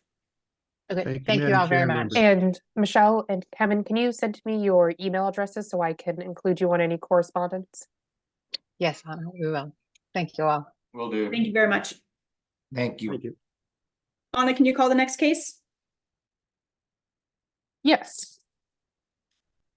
Now we are focusing on docket item 8. This is case CD BZA 2023-00157 for 6405 East 99th Street. This is a request to approve a variance to the residential vehicular use standards in an R 7.5 zoning district that is a residential zoning district, plus any other necessary variances on about 1.64 acres of land generally located at 6405 East 99th Street. Stephanie Saldari is the staff planner attached to this case. And the applicant, let's look for them. If you are the applicant for this property, excuse me, or any other member of the public who wishes to provide testimony, please raise your hand now.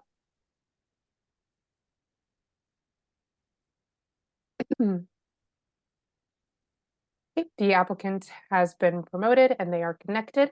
This is a reminder for anyone else who is on the applicant team or a member of the public who wishes to provide public testimony to please make themselves known now so we can admit you and swear you the oath. As once public testimony has begun, no future attendees will be moved over to panelists. Seeing none. All right, thank you, Anna. Hello, is Mr. Taranov? How do you? Wonderful. Could you unmute for me, please? Yes. All right, we're gonna have you give agree here to the oath. Can I have you raise your right hand? Do you solemnly swear or affirm to tell the truth and nothing but the truth during this meeting today? I do. Please state your name for the court reporter. Ihai Taranov. Thank you. And as a reminder, we currently only have 4 board members. Do you consent to proceed with the 4 board members at this time? I do. All right, thank you. And have you reviewed the staff report associated with your case?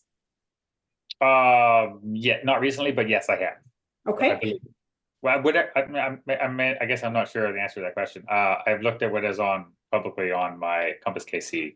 Yep, there's usually a staff report loaded in there Right. that Stephanie has pulled together. Okay, Right. perfect. Anna, can you please identify the exhibits with this case? The standard 9 condition or exhibits apply to this case. All right, we'll be admitting exhibits 1 through 9. And you said there were no additional members of the public? That is correct. No one else has identified themselves. All right, Anna. I think Stephanie, this is your case. Yes. All right, you can take it away. All right, let me share my screen here. All right, you can all see my screen? Yes. Perfect. Okay, so this is docket item number 8, CD-BCA 2023-00157, located on 6405 East 99th Street.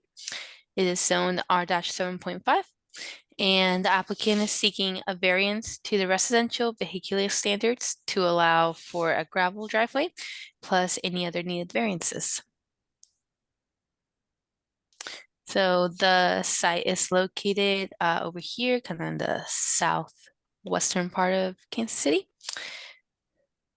And this is the subject site, highlighted in yellow, and this is the driveway.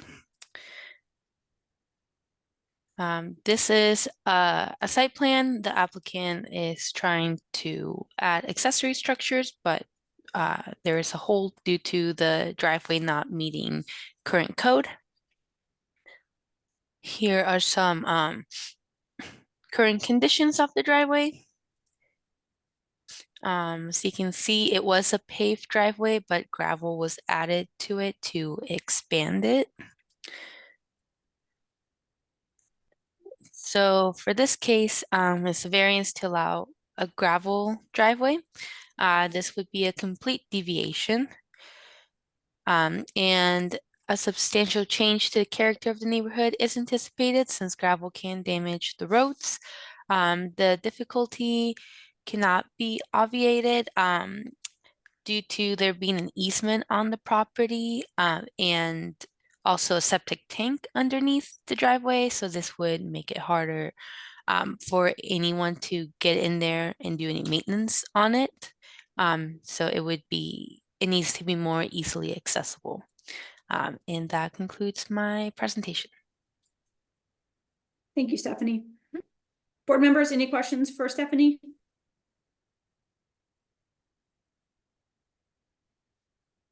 Yep, Tom?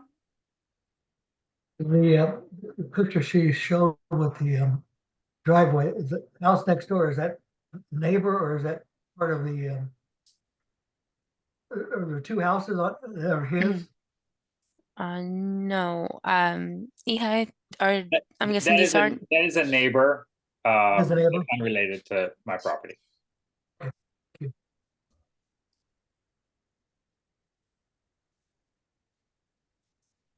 Any other questions for city staff? What kind of easement is it? It is an utility easement that there's a 169,000 volt utility line that runs over top of that. And so the utility, Evergy needs to have ability to get their trucks in and out. They've told me that they're old wooden poles and that eventually they will replace them with the new metal ones. So one of my concerns is if I put in a new driveway that will be damaged and well, I will not be able to get in to my property when they if they have their heavy equipment in there and putting new poles over it. The majority of that property of the 1.68 acres is under that easement of the utility line. I would like to, I don't know if now's the right time, but I had something I wanted to just share as a testimony and why I'm requesting this. Yep, absolutely. Okay, so I originally purchased the property a couple years ago as a derelict property. I put a bunch of work into it. I've been trying to, as was noted, I've been trying to build a little garage shop, kind of basically somewhere I can park the vehicle. And I know this doesn't involve you guys, but I did hire another company and some engineers from out of town, and I paid them, and this was like a couple of years ago. They were supposed to take care of all the permits and everything, and stuff has been hung up for a couple of years. So it's been a hassle for me. So I've stepped in to try and help out. I was told by the city, and I'm not going to go into the history of it, but I was told by people on city that I spoke with that I would probably, it was existing gravel, and I did not have to, it was grandfathered in. Then I was told it was not grandfathered in. And then most recently, when I went down there, honestly, I just kind of gave up on it. I said, this is just, I don't have time. So then I went back and I talked to someone, very, very helpful people at the city.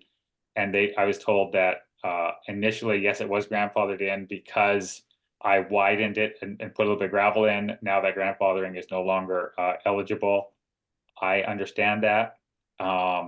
And my other concern is the septic tank that runs. There was a new septic tank that was put in with a permit to the city, and it was the only place we could put it. It was put in that driveway, and the main line runs underneath that driveway. And the septic company has told me that it is not, I forget the word they use, but in good conscience, they cannot hide a septic tank or a septic line under pavement. They're not supposed to do that because they want to be able to access it.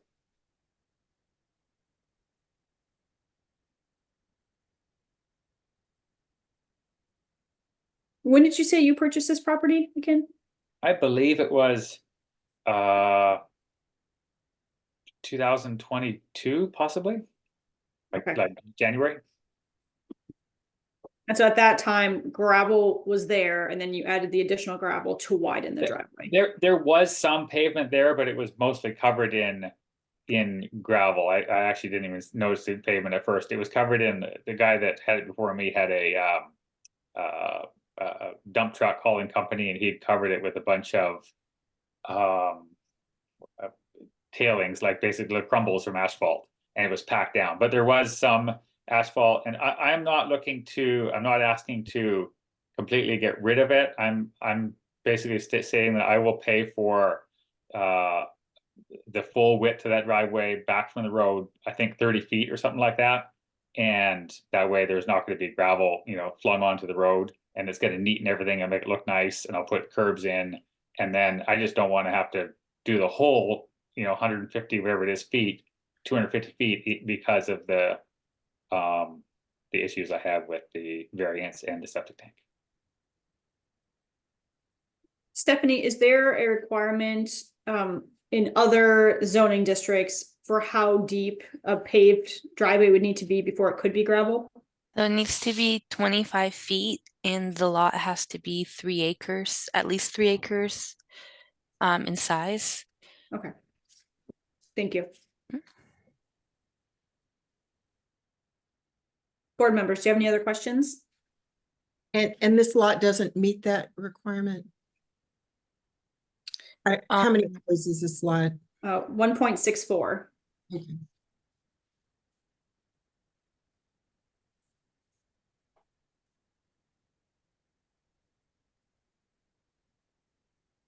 I guess I'm a little concerned in this case, if we've got these easements and other utilities placed kind of underneath these access points, that if we were to pave all of it, that it would cause even more issues down the line just for general access on this particular property. And did the variance request say that he would pave the first 30 feet? And the request is just for the rest of it? No, the request was just for the gravel driveway. Now, if the applicant wants to compromise with the board, that's fine. But overall, it was just for the whole driveway to keep it as gravel. Okay, I'm just trying to figure out, do we have a document that shows that compromise? Do we have a plan or something? And that may have been a miscommunication, because I did somewhere write on there, and I fully intended on paving 30 feet of it. That's my intention. So that's what I want to do. In fact, if you guys okay me leaving as gravel, I would actually prefer to pave it at my expense, because I do want to bring the property up to good value and help the city out.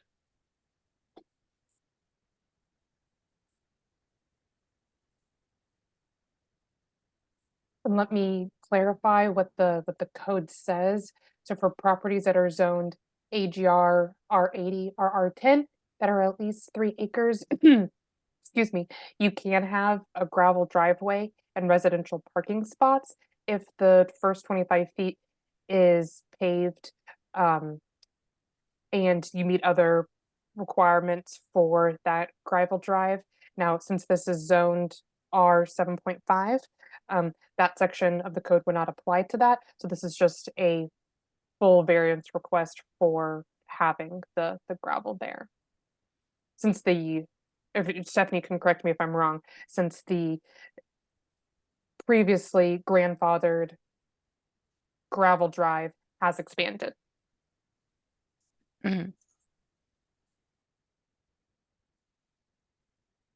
But we could grant the variance on the condition that he paved the first 30 feet of the driveway. Correct? That is correct.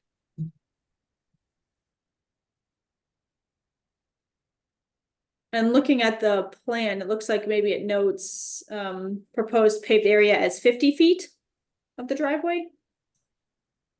Would that be the intent, or would your intent be for the 30 feet?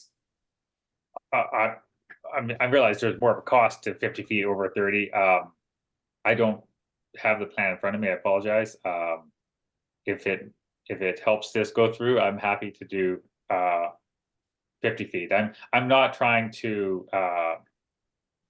get a special favor. My intention when I bought this property was I cleared a bunch of the land. It had not been used. I'm trying to bring it up to code, make it nice. So if there's a plan somewhere that says 50 feet that you guys have and that's easier to vote on, I am happy to do that. Obviously 50 feet is going to cost me more than 30 feet, but I do think 50 feet. I think I actually probably put that in there now that you mention it. I do not have it in front of me. Yeah, it's on sheet A1. The other board members are looking at that sheet as well.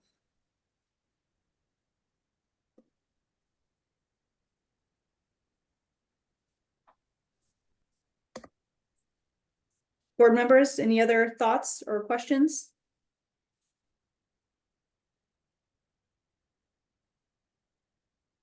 If not, I would entertain a motion. I'd move in docket item number 8, case number 1557, that the board grant the variance on the condition in accordance with the plan that the first 50 feet of the driveway be paved and the rest can remain gravel. I have a motion by Ms. Moran. Do I have a second? A second. A second from Ms. Wright. Anna, can you call the roll? Gortz. Aye. Moran. Aye. Mixdorf. Aye. And Wright. Aye. Your plan is approved as noted by Ms. Moran. Thank you, sir. Thank you. Anna, can you call the next case?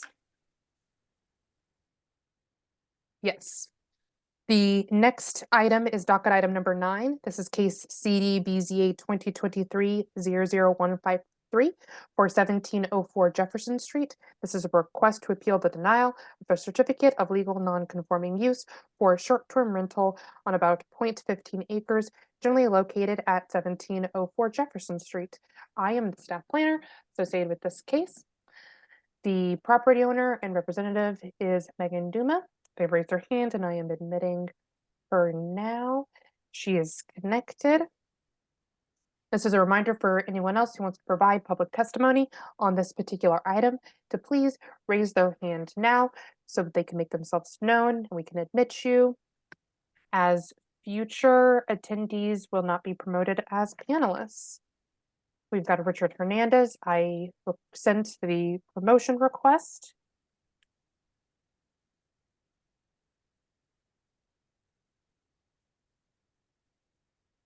Last call for public testimony about docket item 9 for 1704 Jefferson Street. Seeing none. All right, welcome back, Ms. Duma. Mr. Hernandez, can I have you turn on your camera and your microphone?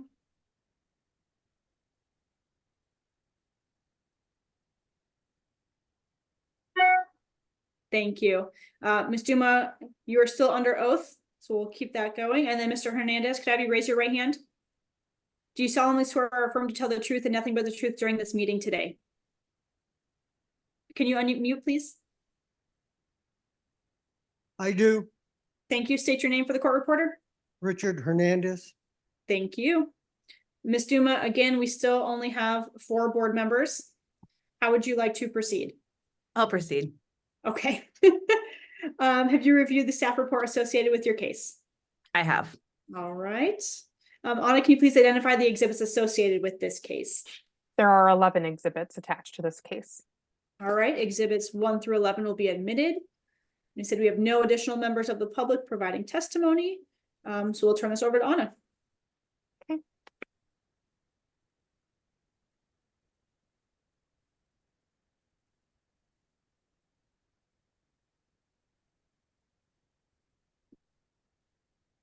Okay, everyone can see the full PowerPoint? Yes. Great. So this is docket item number 9, case CD BZA 2023-00153. The property in question is 1704 Jefferson Street. It's zoned B1-1. The applicant is appealing city staff's determination related to the denial of a certificate of legal nonconforming use. You're going to hear me say CLNU for short. The site is located in the west side portion of Kansas City, Missouri. This is a close-up of the subject site. It is in yellow, the property highlighted in yellow, 1 property away from the intersection of West 17th Street and Jefferson Street. This is an overview of kind of where this property has been as you've seen it recently. It's also subject to a short-term rental appeal case, as previously mentioned. In 2018, that is when the original STR ordinance went into effect in Kansas City. And then the property started operating as a short-term rental in April of 2018. Then they applied for their permit in August of 2018. And there was lots of communications with city staff about the materials that were submitted and needed inspections about the particular site, as we've gone through in the STR related appeal for this property. In May of 2023, the short-term rental ordinances that were within the zoning and development code were repealed. And then that STR permit request was closed. So the status was changed to denied in Compass KC in the end of May 2023. They filed for that appeal, and then between the time of the final decision that was made for that appeal, the property owner also applied for a certificate of legal non-conforming use application, which was then denied in October. And then the appeal case was appealed, was closed later that month as well. And then November is the date when when the Board of Zoning Adjustment made a determination about the appeal case. That's all there. So some key points about this appeal case is that according to our code, a non-conforming use is a use that was lawfully established, but that is now prohibited from the ordinances. And the short-term rental at 1704 Jefferson Street was never permitted. They were never approved for that STR permit that they applied for. So it was never a lawfully established use. Thus, a certificate of legal non-conforming use is not applicable for this particular property because they did not have a lawfully established use under the guise of the code. I mentioned that there is a legal brief that is Exhibit 11. It is attached to Compass KC. And as a reminder, for an appeal to be sustained, the Board of Zoning Adjustment must find that the zoning official have erred and the zoning compliance staff, who also process certificate of legal non-conforming uses, did not make an error in applying the code to this particular case for the points presented on the screen. That concludes my staff report for this particular item. The supervisor for the zoning compliance city staff is also online if you want to ask them any questions about the certificate of legal non-conforming use application. Thank you. Thank you, Anna. Board members, any questions for city staff? Hearing none at this time. Ms. Juma, why should we approve this request? You should approve this request because the establishment of the legal non-conforming use happened prior to even the passage of the 2018 ordinance. Okay, so the time frame is really important. The 2018 SDR ordinance was passed in February of 2018, but it did not go into effect until August of 2018. Okay, I'm going to take you to what happened before that period. Now, I believe, Ms. Anna, the legal brief you referred to, is that my legal brief or your guys's? Mine. Okay. So you have in evidence as Exhibit 11, a legal brief. And there's a couple of things I'd like to point out that are links there. So I'm going to share my screen and show you a few things. So these are all part of that brief, so we don't need to admit them as additional exhibits. You do not. No, that's true. That's true. Sorry, it just takes me a minute to. Okie doke. Now, this video I'm about to show you was filmed in February of 2017. Okay, this is a news clip from Fox 4 where I was interviewed by Sean McDowell. We didn't choose the house. Megan Dumas says the house found her. The 1887 J.C. Peppard house has fallen into ill repair in recent years. Duma is a KCK native who's been living in Southern California, but she's moving home to begin restoration of the house, which at one time was considered the worst house in the most dangerous neighborhood in the metro.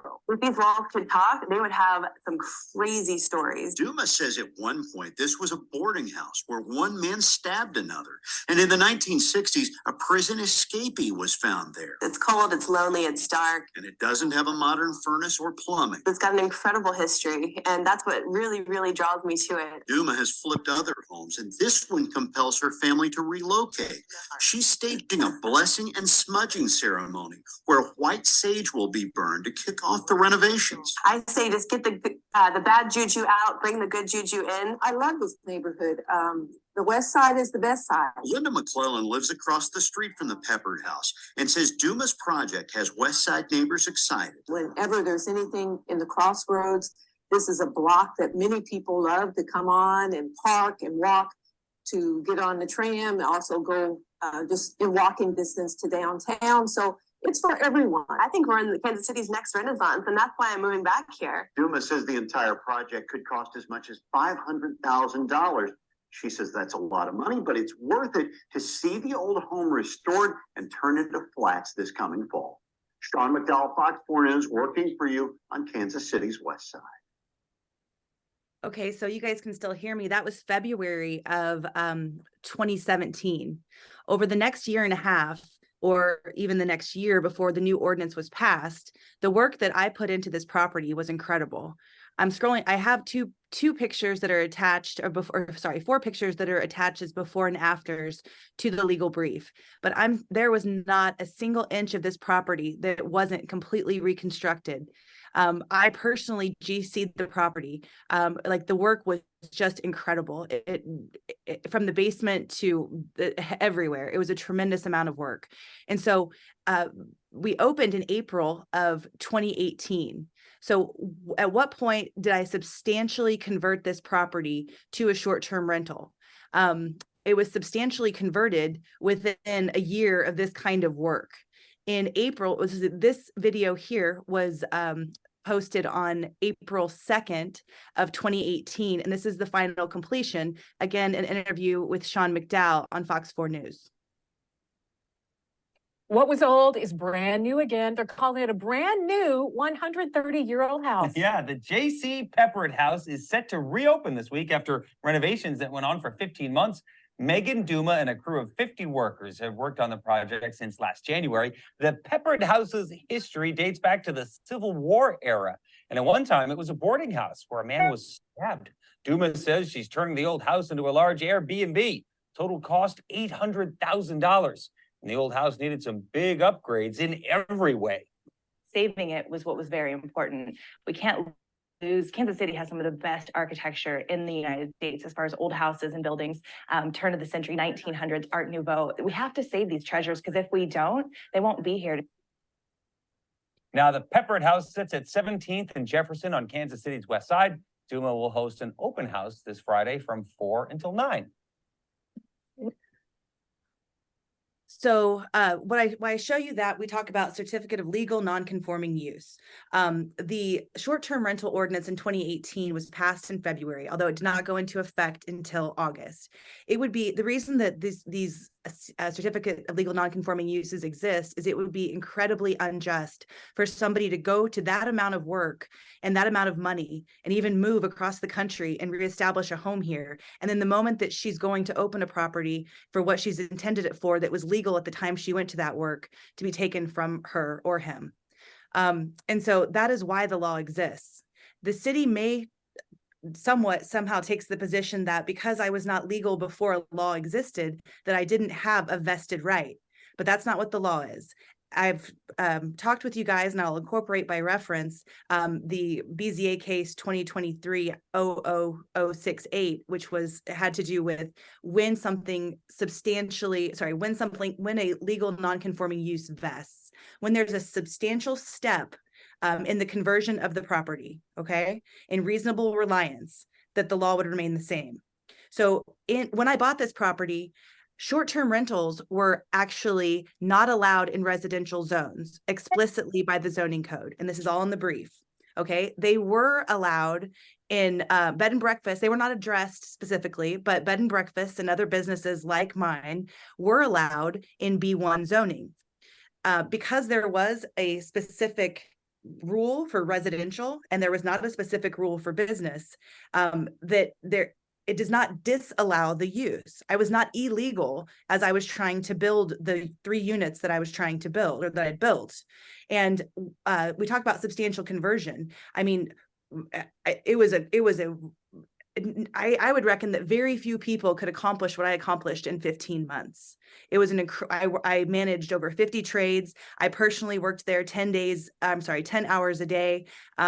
And I was cleanup crew because that's all I'm qualified to do. I don't have the skills these awesome trades have, but that's what I did for 15 months. And then on, month 13, they pass a law, and then I open, and then on month, as soon as I can, I apply. None of that is really even relevant. What's relevant is that I substantially converted this property to the use, and I should have a certificate of legal non-conforming use to protect the investment that I made.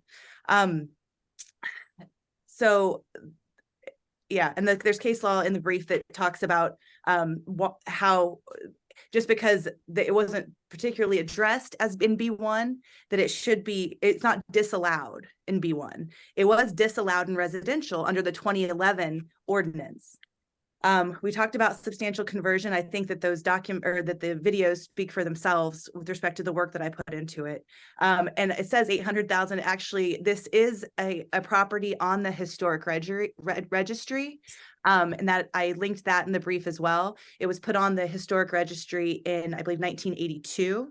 It also was a historic tax credit project. That's how I know I spent 1.3 million, because when you do all that accounting for historic tax credit projects, you have to trace every dime and where it went through. So that's how I ended up with that number.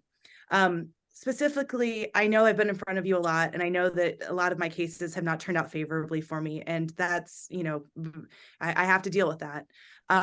But for this property, it does also fall under some other authority that you have as a board, and that is the reuse of an officially designated historic landmark, local or national. This one is both. It's on the national registry, it's on the local registry. And this is under KC Muni Code 88-61004-D7.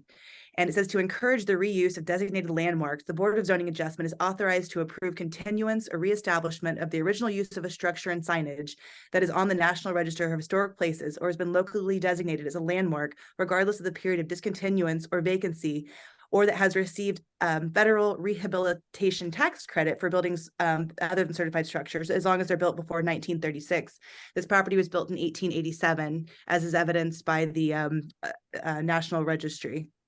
So you guys have a special authority. I do have evidence in the brief, and I'll just point it out more because it's just cool. And I mean, if you can't tell by now, I love this property, and those are the before and after pictures. Oh, and this is, I started accepting reservations. These are my early Ms. bookings. Duma, we're not seeing your screen if you're sharing anything. Oh, I'm sorry. Thank you so much. That would help, wouldn't it?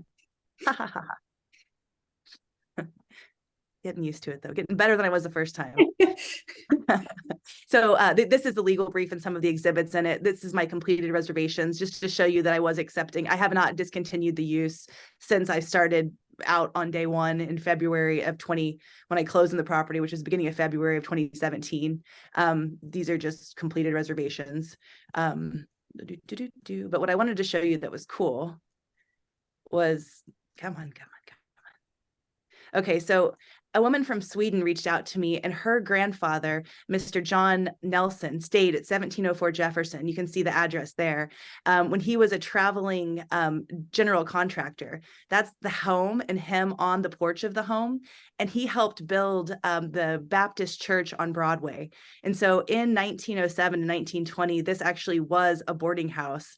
And I thought that was cool. And it also fit under an ability for you guys to allow this property to go back to something that it was. And if you know Kansas City's history, which I'm sure you all do, when the West Side lost a lot of the families that built these homes because the smell of the stockyards came up, they didn't like it. They became boarding houses. They became houses for distinguished gentlemen to stay in as they were traveling through Kansas City. And this was just a cool photographic evidence that I have of that. And from somebody who sent this to me after seeing the work that I'd done on the property. So with respect to the substantial conversion, I did this well before the city's timeline. I did this years before. I spent all the money I had and moved my whole family here. Excuse me. And if that's not enough, you do have special ability under the code to help give me what I need here, which is to continue operating as I have since 2018. And I do have also in the legal brief, all of my neighbors reached out to me saying, Megan, how can we help? And they all submitted affidavits stating that I run an excellent operation, that I'm a great neighbor. My husband and I are there all the time. They've never had any issues with my property, and they want me to be successful, because if I'm not, they just like me and I like them, and they're good people. So they all reached out and they all submitted affidavits in my support. I guess I'll rest with that and just hopes that maybe this will be the one that you guys don't go against me. Thank you, Ms. Duma. Board members, do you have any questions? I think it's a beautiful job, though. Beautiful house. Thank you. So Anna, this is the first one we've seen with any sort of historic landmark associated with it. I guess what additional, I don't think I've seen cases that have that kind of component previously. Right. And Megan Duma did quote the code correctly for this zoning district. Individuals or properties that have a local or national designation may get approved for a use that is not permitted by right in that zoning district through a special use permit process. So not through this appeal of certificate of legal nonconforming use, but through an approved special use permit process. So you may be seeing me again, guys, but I still rest on the substantial conversion to the use happened well before the ordinance passed. And so I was by right legally operating for months before, and that was vested, and I didn't lose that. Mm-hmm. So I guess one more clarification regarding the special use permit. So if she were to apply for that, I guess, do the stipulations regarding short-term rentals still come into effect in regarding the density or distance to others? Or is that, since part of the special use permit, that there would be, that'd just be part of that process where it potentially be waived since it is a historic landmark? That would be taken into consideration can do- during that process. Okay, thank you. Is there any way to convert this to that so I don't have to go for a third time before you guys? Or does the board have the ability to consider that, Ms. Nanowski? A special use permit is reviewed by the City Planning Commission with final determination by the Board of Zoning Adjustment. So we would need to go through that process, as well as legal requirements for advertising it correctly and public engagement requirements that you would be required to do for the special use permit, as well as we would need some sort of like stamped business plan, or there are filing requirements also for a special use permit that we would need to see as well, that the board and City Planning Commission would need to review first. Thank you for the clarification, Anna. I have a question. Anna, she presented some evidence that the original use, or one of the uses of this house, was as a boarding house. Would we consider that to be a short-term rental or something different from a short-term rental? And I think that interpretation is up for Mr. Duddy.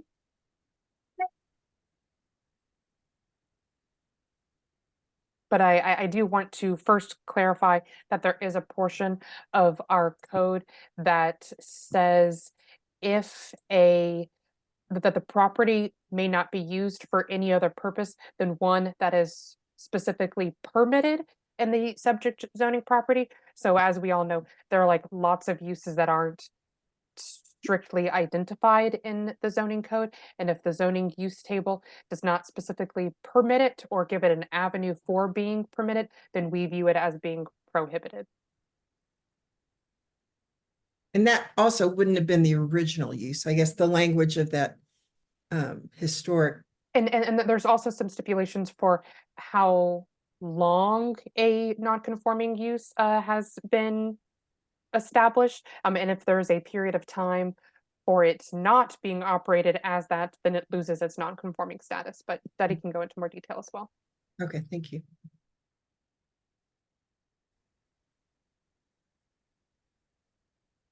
Ms. Moran, did you have more specific questions for Mr. Duddy?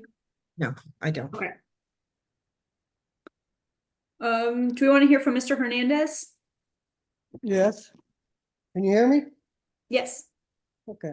There's been many homes on this area that we've rehabbed with the same kind of background. My home's the same thing, but we followed the rules. And I support the findings of the board. And I hope you vote against this again, because they have broken the rules.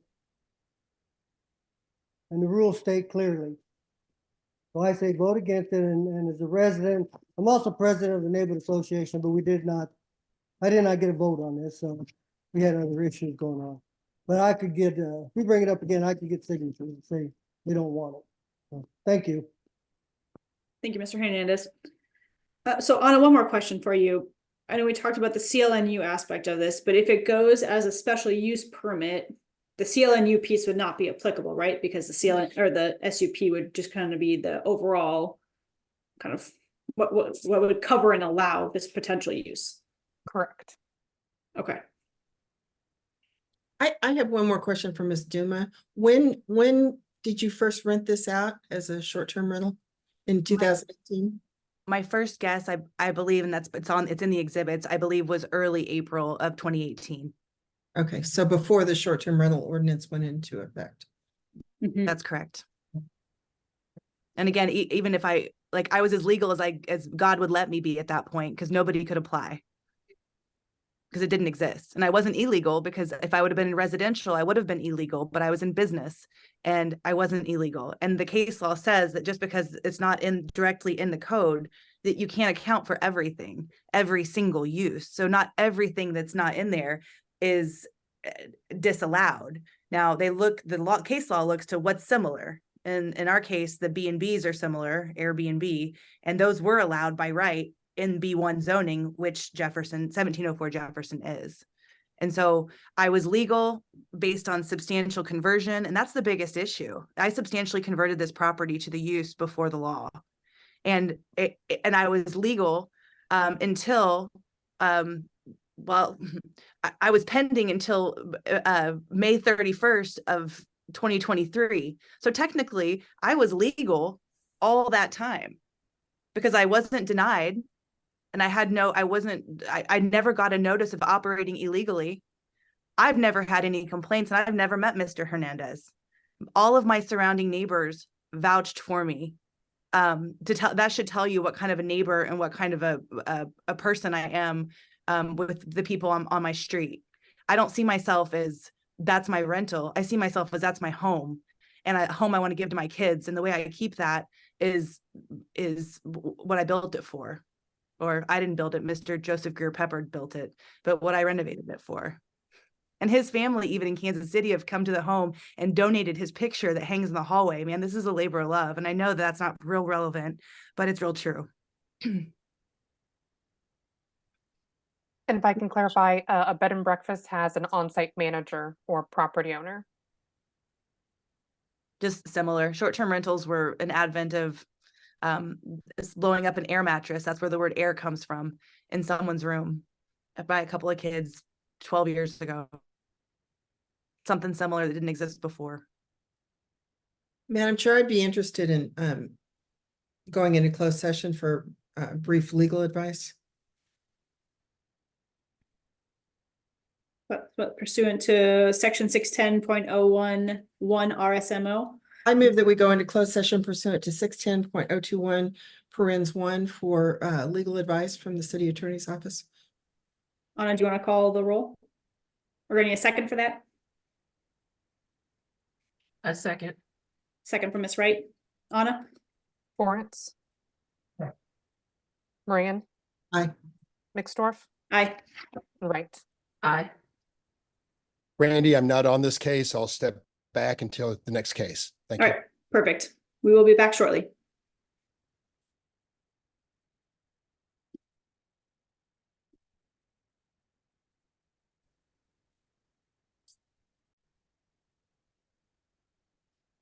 Do I have a motion to come out of closed session? Or I guess we don't have Maggie yet, do we? She's connected, but her video's not on yet. Okay.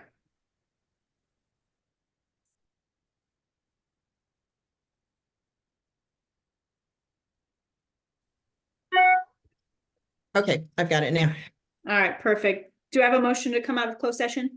I move that we come out of closed session. Right. Anna, Gina, call the roll? Or are we good? No, you're muted. You have a second? Okay. Second from Lawrence? Gorance. Aye. Moran. Aye. Mixdorf. Aye. Right. Aye. All right, we are back in session. I think we had a good conversation in terms of what maybe information we need. I don't know if Maggie, if you would like to provide some comments. Yeah, I think we need some more information from staff now on this matter. So I'm going to move that we continue this matter until our February meeting, so that we can get some more information from staff.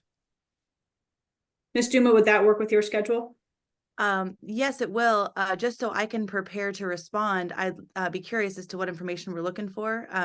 It's kind of going in the dark for me to be able to protect myself as much as I can. Well, you filed a brief. I don't think we need any additional information from you. We just need information from staff. Okay, so long as the board is satisfied of the dates of my work and the substantial nature of the work and that sort of a thing. Yes. Mm-hmm. Okay, thank you, Ms. Moran. I appreciate it. Sure. So I made a motion. Second. Gorance. Aye. Moran. Aye. Mixdorf. Aye. Right. Aye. We'll see you in February, Ms. Duma. Yes, ma'am. Have a good day. Stay You too. warm. Bye. All right, it is now noon, and I know we talked about going back to cases 1 through 3 starting at 11:30, so we're a little behind schedule there. Does it make sense to begin those now? Do we need to do our lunch break for city staff and board members? What is the kind of best path forward here? I don't know, do you have any opinions? I know we've stated it a couple times, Gorence, you're good all day? Okay, so I don't know if we want to take a 15 to 20 minutes, a little short lunch break, and then proceed with docket item number 1, because it will most likely be a lengthy one. We're comfortable with that, or going ahead and doing docket item number 1 and then taking a longer lunch break afterwards. Those two options I leave up to the board. Board, what are your thoughts? I don't care. Let's do one. Say it again, Mr. Evans. Let's do number 1. Okay.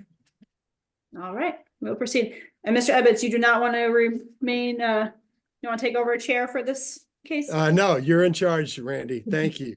All right. Okay, so we're going to move forward with docket item number 1. This is case CD BZA 2023-00049 for 5500 Bennington Avenue. This is a request to appeal city staff's determination related to several zoning violations for the subject site on about 13 acres, generally located at 5500 Bennington Avenue. The attorney who is representing the property owner is attached to this case. I will promote them now.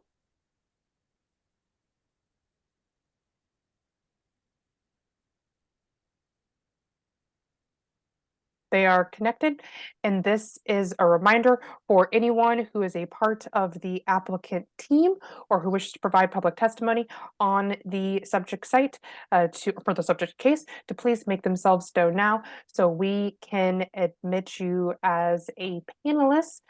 I see a few people a part of the team, the property owner. I requested them to be promoted as a panelist. Ms. Johnson, is there anyone else a part of your applicant team who you wish for me to promote first? Yes, that you should also see a hand raised from Taylor Harrington. Okay. And 2 people who will provide testimony, Charles Vega or Charlie. As part of your applicant As part of my team, yes. Okay. And in addition, Victor Burks.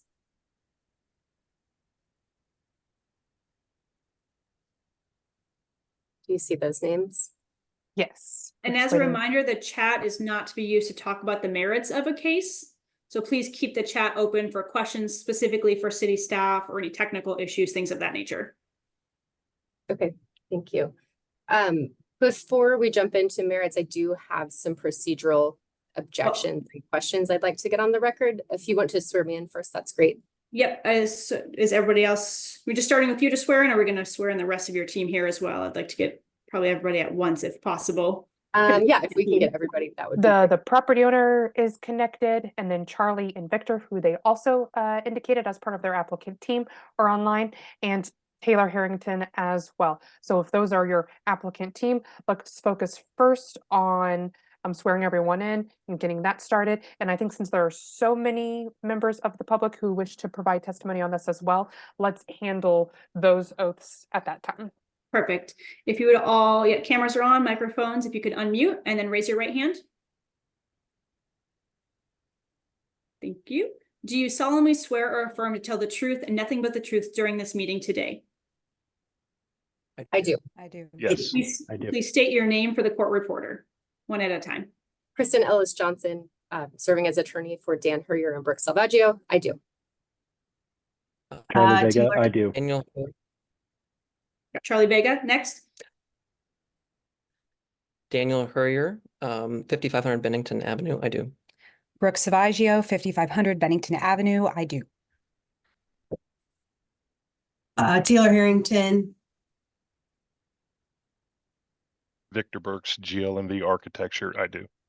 Thank you all. Have you all reviewed the staff report associated with your case? Yes. And then, Anna, can you identify the exhibits associated with this case? There are 14 exhibits associated with this case. Okay, I'll be admitting exhibits 1 through 14.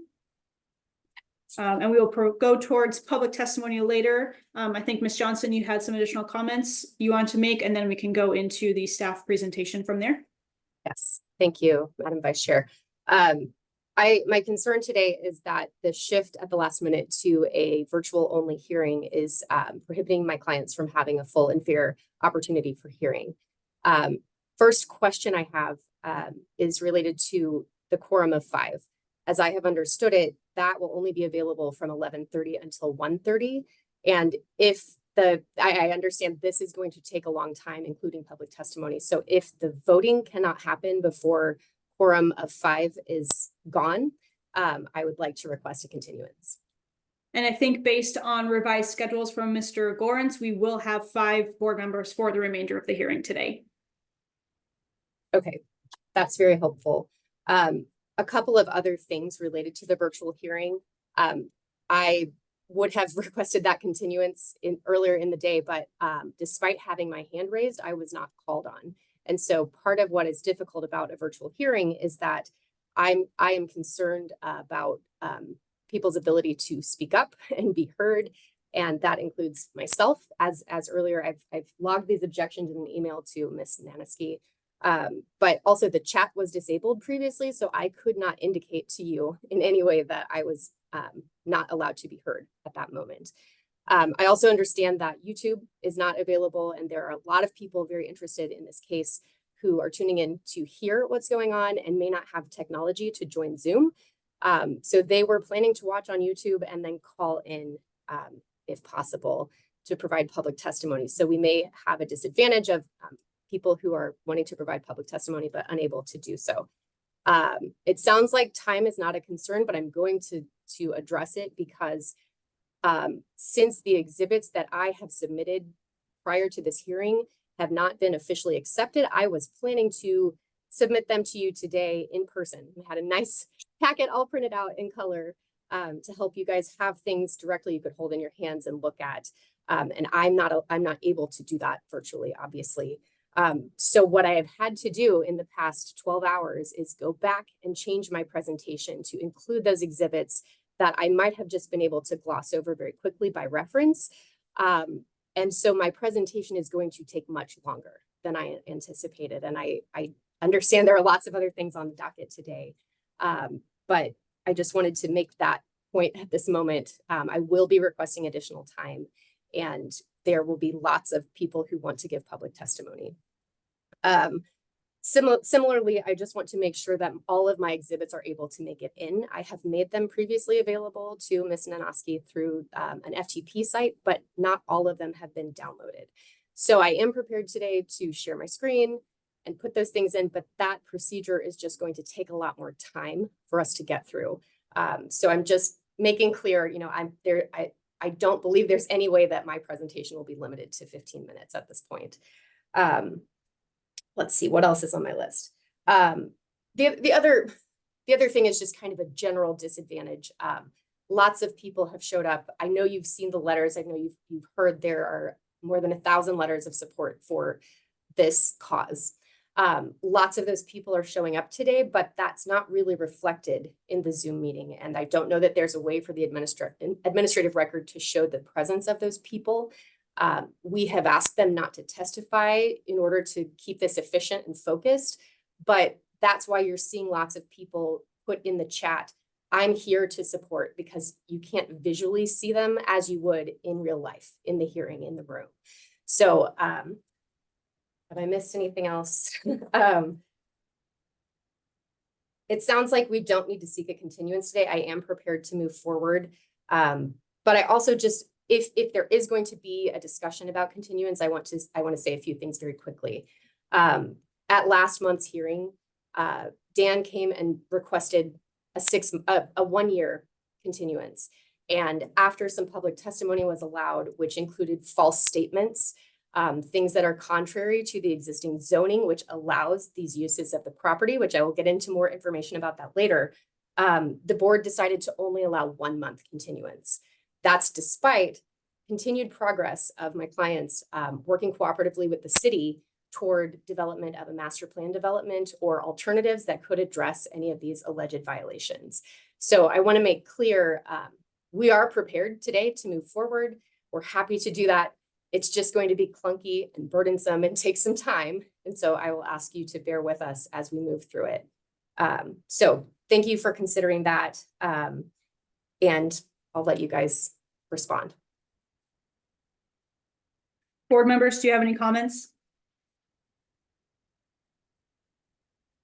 Maggie, you're muted. Last month, the request for continuance was made by the applicant, but the neighborhood objected to it because of the increased traffic that was coming to their neighborhood because of this use. Have there been any efforts to address that issue by the applicant? Yes, definitely. What my presentation will show, I don't want to get too much into the merits, but yes, they have been very thoughtful and mindful about traffic coming to and from the property for their farming purposes and for the composting business.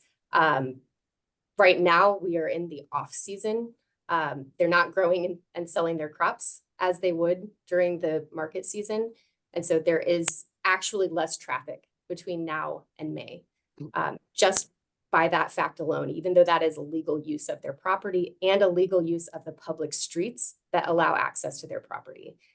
So they have done this intentional management of traffic, and it's also not an issue, at least for the next several months. Okay, and I suppose we can hear from the folks that objected to the continuance last month on that, so. Are there any other comments from the board, whether we hear this now and or entertain a continuance? Mark Ebbets here. I would entertain a continuance. I feel that the people who would like to testify are not allowed to do so today because of our weather situation. And whether we gave them 1 month continuance or another couple months, I don't think it matters, at least to me as one board member. But Ms. Mixdorf, you did mention that the neighborhood, I didn't hear any comments when you made that comment to them. Did they want to say anything about the continuance? I was just throwing out for any other commentary from the board of kind of thinking about sorry. maybe where we want to proceed. We haven't heard from Right. anyone else. We just have the applicant team here so far. Right. Okay, good. And I guess I'd like to hear from the applicant when the full operations will start up. So if we were going to consider like a 3-month continuance or a 4-month, when would that start impacting the neighbors again? Yeah, so the market season is mid-April to mid-November, and the traffic to the farm for pickup of produce occurs during that time on a weekly basis, Thursday evenings, and into Friday morning for a limited period of time. So we're talking about, through mid-April before there would be increased traffic. Okay.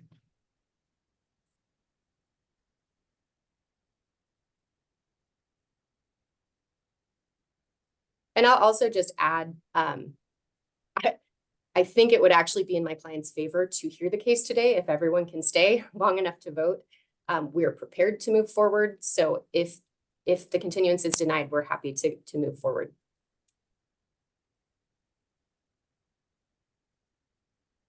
I think So- if everyone's ready, then we should hear the case.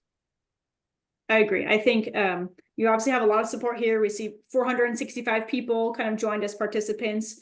I think the more we continue things, that's getting more people to kind of join for other hearings potentially in the future as well. So if you're okay with proceeding, we'll give you a little extra time to kind of go through the presentation and any kind of changes you need to make along the way just to make sure you can make your case. Great. Thank you. So I guess with that, Anna, do we need to go through your presentation? Yes. And as a reminder that the chat box should only be used for logistical matters about the Zoom meeting and the agenda with all of the influx of comments in the chat box. It is causing like a little bit of a delay in the Zoom call. So I just want to make sure that like when it is time for our presentation, the applicant's presentation, public testimony, everyone can be heard correctly. So let's keep the chat feature just for logistical matters of the Zoom call and the agenda. So let me get started.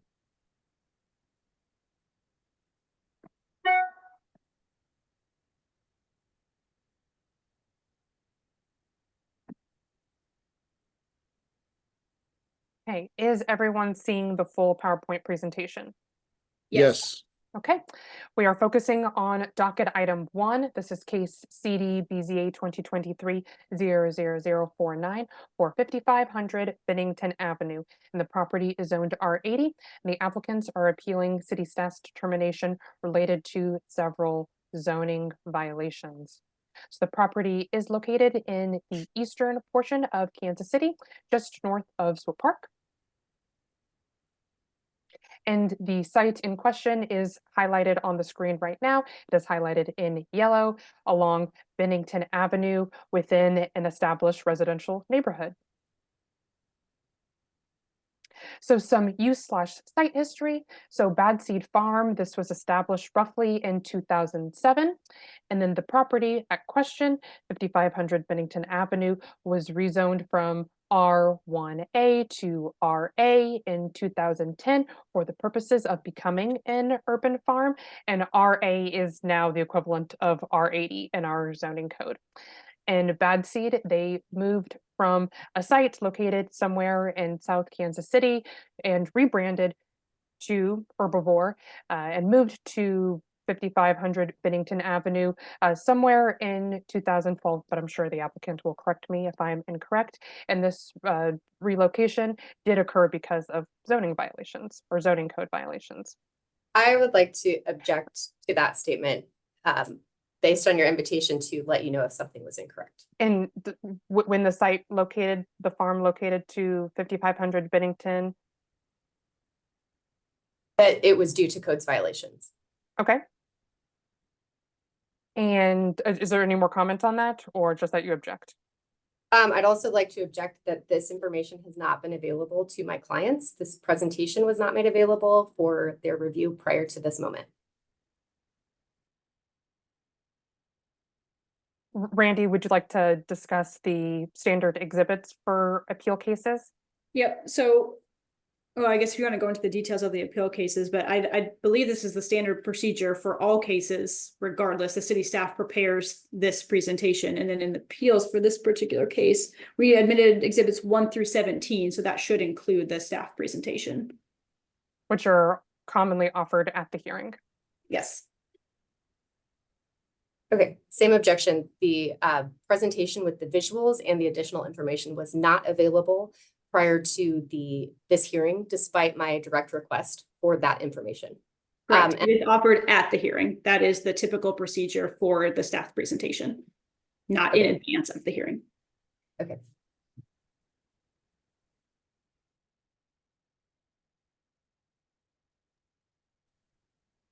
Okay, I will continue. So it's referred to as a CSA in the zoning code, but an urban farm is permitted in an R80 district. For other properties that are zoned residential, an SUP is required to establish a CSA or urban farm. But like I said, it is a permitted use, the urban farm at this location. And there are also some specific use standards for the urban farm listed on the screen, which I'll go to a few of those items later. This is an overview of, because I'm going to give into 4 zoning violations for the subject site. So it's just a little visual representative of where those violations are located. The first violation addresses the composting facility. So the violation 1 is they did own, lease, or maintain a premises which allows for the operation of the compost facility in an R80 zoning district. This type of use is first permitted in an R80 zoning district with a special use permit. There is a little caveat to this. that city staff, we did approve an accessory use for a composting use on the site, one that casually, mostly related to materials produced on site, and that they would not be selling compost, and that any expansion of the use would require a special use permit. To go over the definition of a composting facility, this is one that specializes in composting of more than 40 cubic yards of different types of organics, whether that be leaves, brush, landscaping, food waste, etc. So I can see on the aerial image of the property that they have roughly 5 bays that we believe that they are using for their storage of composting. If I just did some rough math from the image on the aerial, so I would estimate that the bays stand around 6 feet high. They are roughly 304 square yards, which means that if all 5 bays were full, then they can hold roughly 1,824 cubic yards of compost. Our zoning compliance supervisor did some research on, well, what does that mean? Because, we don't always talk about things in cubic yards or pounds of, that can be hard to conceptualize visually. They have been quoted, Herbivore, as stating that they take in roughly 20,000 pounds of residential food waste every single week. And this could result in roughly 972 cubic yards of cubic yards of composting materials per year, which is over the threshold that is designated by the Zoning and Development Code. Here are some photos from the investigation, which sees that there are organic materials of some sort in these bays that I identified. Here is another image. And so Herbivore and Composting Collective, they offer residential and commercial composting services. And you can also see the bins allocated for the commercial composting in this picture as well. Some more online evidence that shows the different features that they offer for the composting, residential curbside, bin swaps, the commercial composting services, the event composting, all of these different types of composting services. The compost, the waste ends up at 5500 Bennington Avenue.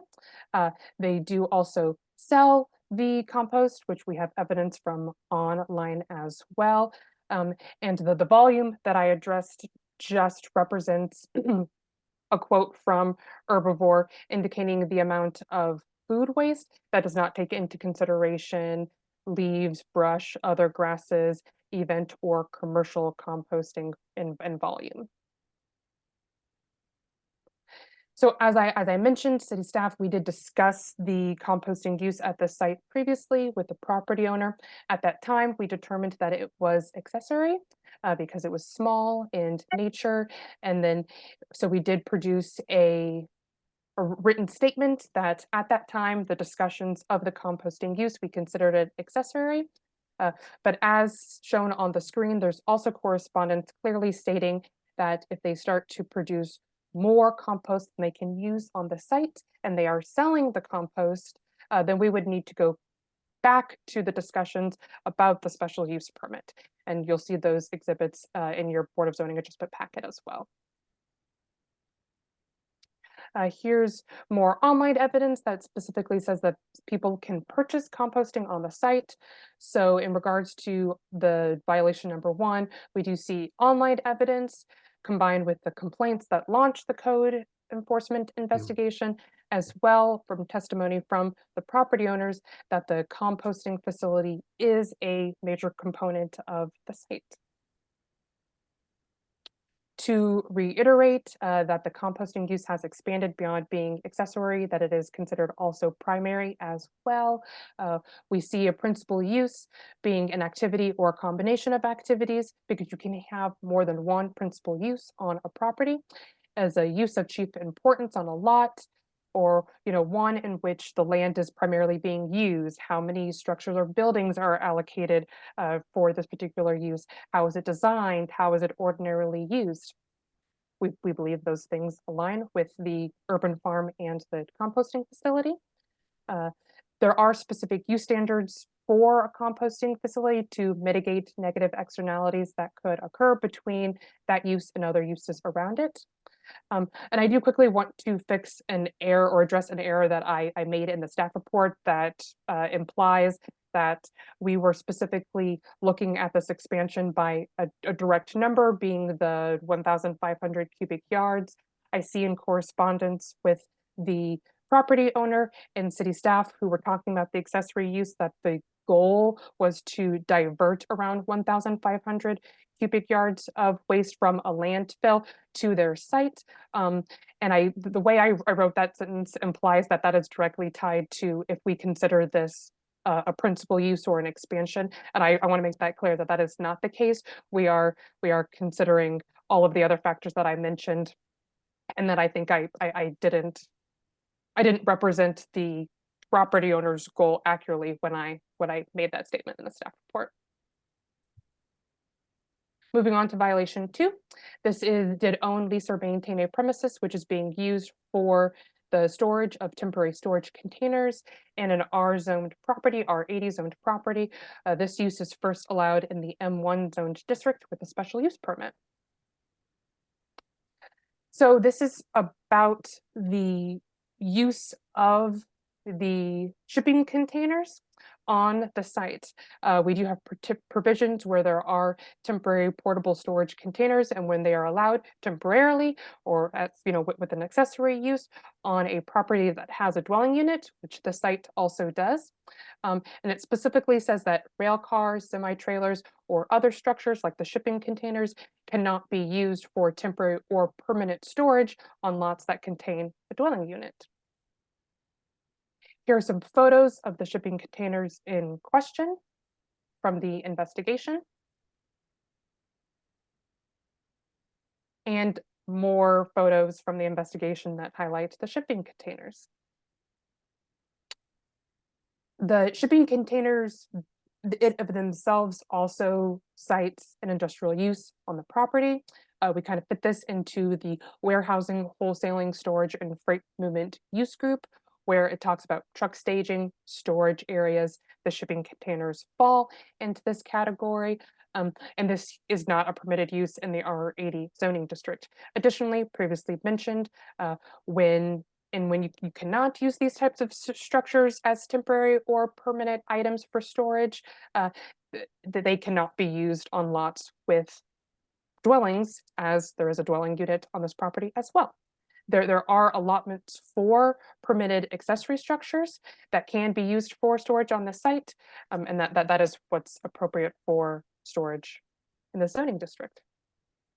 Moving on to violation 3, did own, lease, or maintain a premises in an R80 zoning district in which vehicular use areas do not meet the vehicular use standards set forth in the Zoning and Development Code. Here are some photos of the gravel drive and parking area.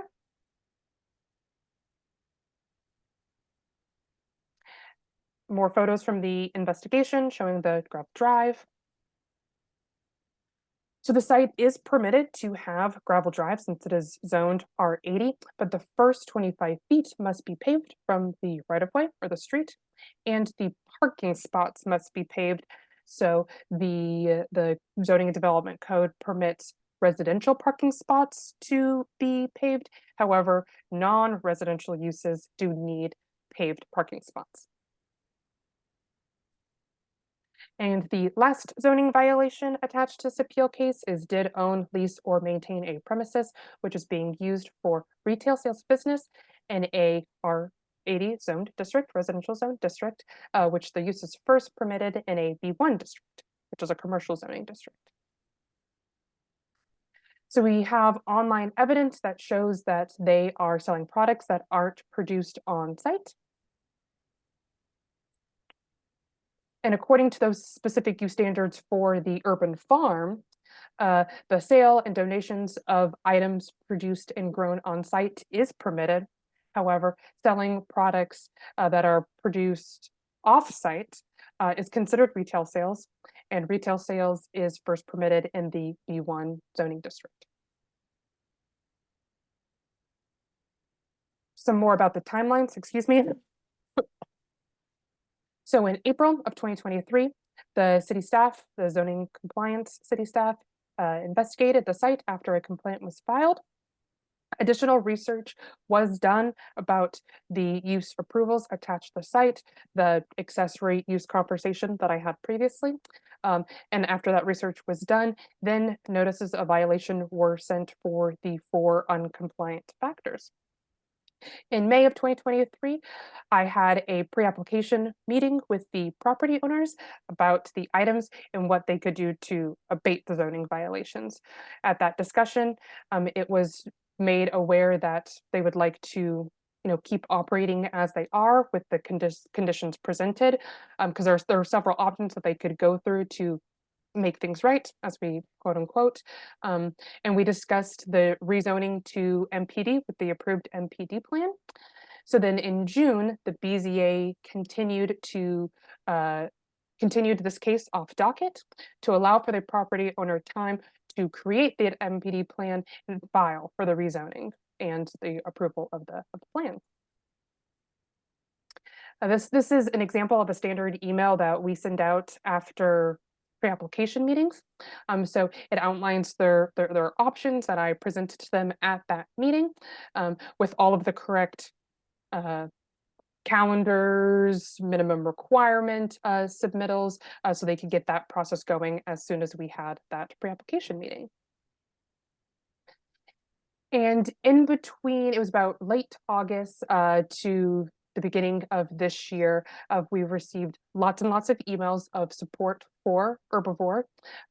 This email correspondence in that time frame that I mentioned is over 1,000, and those emails request that the mayor remove the zoning violations from the property or distribute roughly around $30,000 to Herbivore in order to create this MPD plan. As of the 4th, when I created this PowerPoint presentation, we have not received an application for that rezoning or the plan. And we have recently had another pre-application meeting with Herbivore and their legal team to discuss those MPD submittals and obtain that design professional. So as I mentioned, we did discuss several options on how to address these zoning violations, if that's coming into compliance with the zoning code, if that's doing a combination of variances in the SUP or the MPD, which would allow for them to request deviations and make the existing illegal nature of the violations approvable, and project out into the future for how their business is going to continue to grow to reduce this situation happening again. The MPD option is definitely city staff's preferred option, as well as the path that the applicant chose, versus disputing the violations in this particular hearing, which is why we continued the case off docket. The team, the property owners have done an very intense work at gardening their supporters, of disputing the zoning violations outside of this public hearing, which you'll see as a result of the example of the email that I have attached to the packet, as well as their online presence and their website. So to start to conclude, there is lots of written testimony for this case. Due to the large volume and file sharing and Compass Casey and all of that, there is a cover sheet And there's a cover sheet and a full document for the full review of which I'm sure everyone's aware of already, for the written public testimony. The cover sheet and what you see physically attached to the staff report is because there's a standard letter that was sent out. And then some additional examples of people who submitted letters of support that weren't that standard letter of support that you'll see. I do want to note that around 41% of that, or because I have a deadline of when things are going to be attached for this case and attached to the staff report, 41% of those items were non-Casey Mo residents.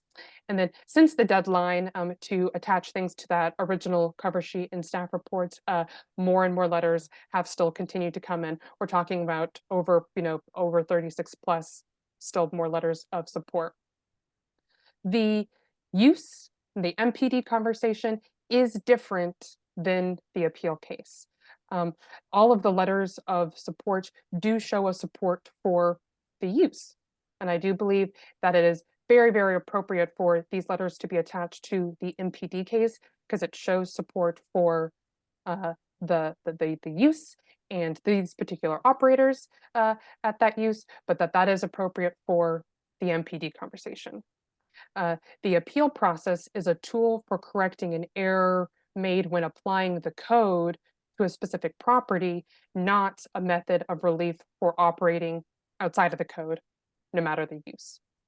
So again, according to our code, an appeal may be sustained only if the BZA finds that city staff have erred.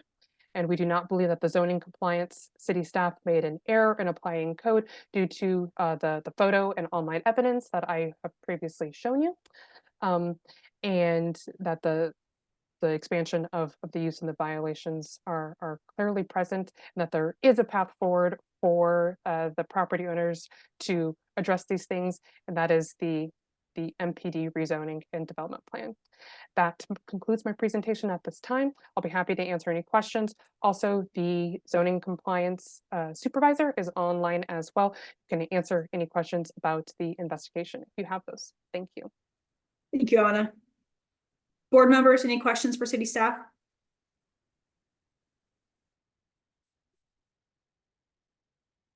So I have one, Anna, just for clarification. So if the MPD process is pursued, in all likelihood, everything would meet the criteria that it would be an allowed use, but you need to go through that path. That is correct.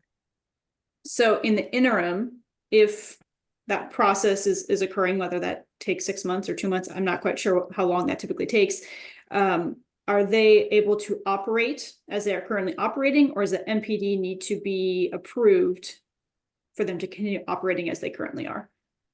Since the zoning, the main use related violation is the composting use, the composting portion of their facility would have to be on hold until the MPD is approved. The urban farm component is permitted and can continue to operate while the MPD process is going forward. All right, thank you for that clarification. If we have no other questions for city staff, we'll turn over to Ms. Johnson. Anna, I've got a real quick question. So if we would happen to grant a stay on this for 6 months, they could still operate, as I recall. That is correct. Okay, thank you. Ms. Johnson? Great, thank you so much. I'd like to just repeat my objection. Despite submitting a sunshine request to the city on December 22nd, I have not received any of those photos. I have not received any of those measurements or any of that information prior to this moment. And so I will be giving my presentation under objection. But let's get started. Let me so sharing my screen, do I have access to that? I think city staff should be able to grant that access for you. Sorry, part of the issue is when I put my presentation up, it blocks the Zoom screen. So 1 second, please. And to confirm, is this already shared with city staff, or is this a new exhibit? So this would be exhibit 18 or part of the 1 through 17 previously admitted? So I have previously shared this with the city staff Okay. TP site, but it has not been downloaded. And so I do not believe that she has it in her records. So this will be 15, exhibit 15. 15, not 17. All right, it's admitted. Okay, thank you. Throughout my presentation, I am also going to refer to some numbers of exhibits that are mine related to my presentation. And so there may be a little bit of confusion, but I'll try to be as clear as I can. Okay. Okay.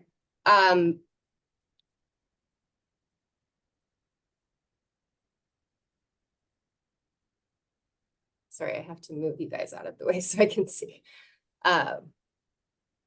Okay, so yes, as Anna's presentation showed, we are here to talk about the appeal of zoning violations alleged at 5500 Bennington Avenue.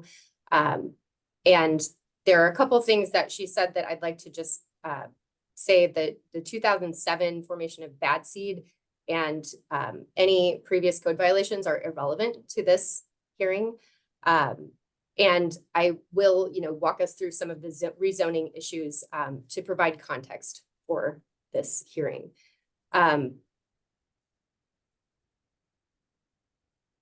The city has admitted that the composting facility is approved up to 1,500 cubic yards, and I will walk you through some additional information. So as I've only been recently involved, it's been about 3 weeks that I've been engaged to represent my client. And as I've pieced the information together, I think there was some information provided in the staff report that is not true. So I will counteract with additional information and some experts to provide actual measurements so you can understand the capacity of the composting facility.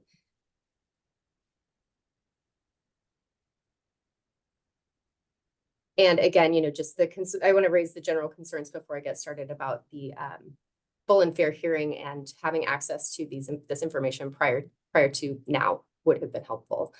Okay, so Dan Hurrier and Brooke Salvaggio, as you saw, and they are admitted as panelists, are the owners of this property.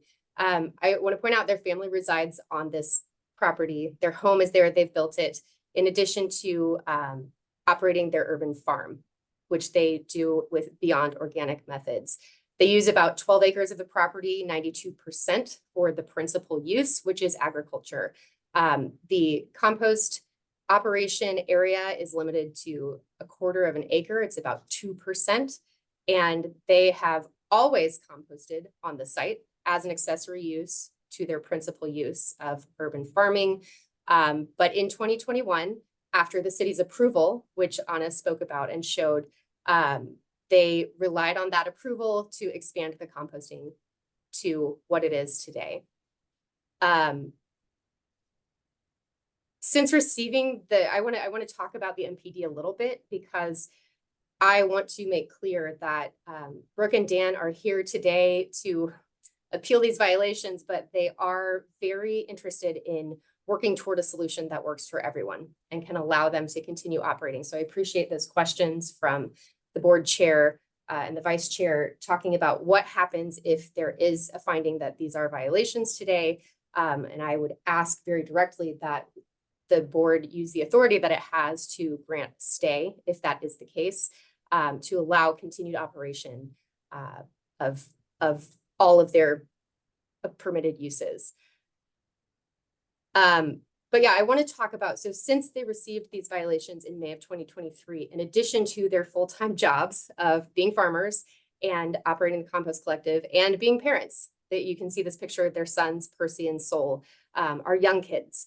They have been working cooperatively with the city staff toward a master plan development, which typically those happen with developers who are sophisticated business people who that is their primary goal, is to develop a property.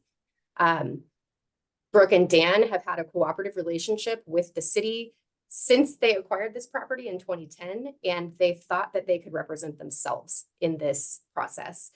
It was not until recently, when at the December meeting, their continuance was denied, that they realized they needed a specialized attorney. And they connected with me. My firm has been able to take them on pro bono, which is something that is, I think before that had prohibited them from obtaining adequate representation, legal representation. And so they were trying to do this by themselves during the busiest season of farming, right? From May until November, December, when the market finally dies down and they had some more time to focus on this. But despite that, as Anna pointed out, they had several meetings with city staff. They were constantly working to get information, to make sure that they were doing things as in compliance with what needed to happen. And I want to talk about the demonstrated progress they have made toward the MPD since their continuance was denied last month. So number one is that they hired me. That was something that they had not previously understood that they needed to do.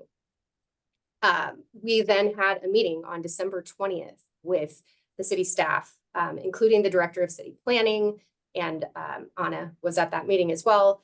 And the architects that they are aiming to hire to move in the direction of the MPD were also present at that meeting. It was a pre-application meeting. And the reason that had to happen again, I recognize Anna said that there was one in May or June of last year, but the professionals that they were working with prior to bringing me on board and GLMV, who you will hear from, Victor Burks, the professionals kind of dropped the ball on them.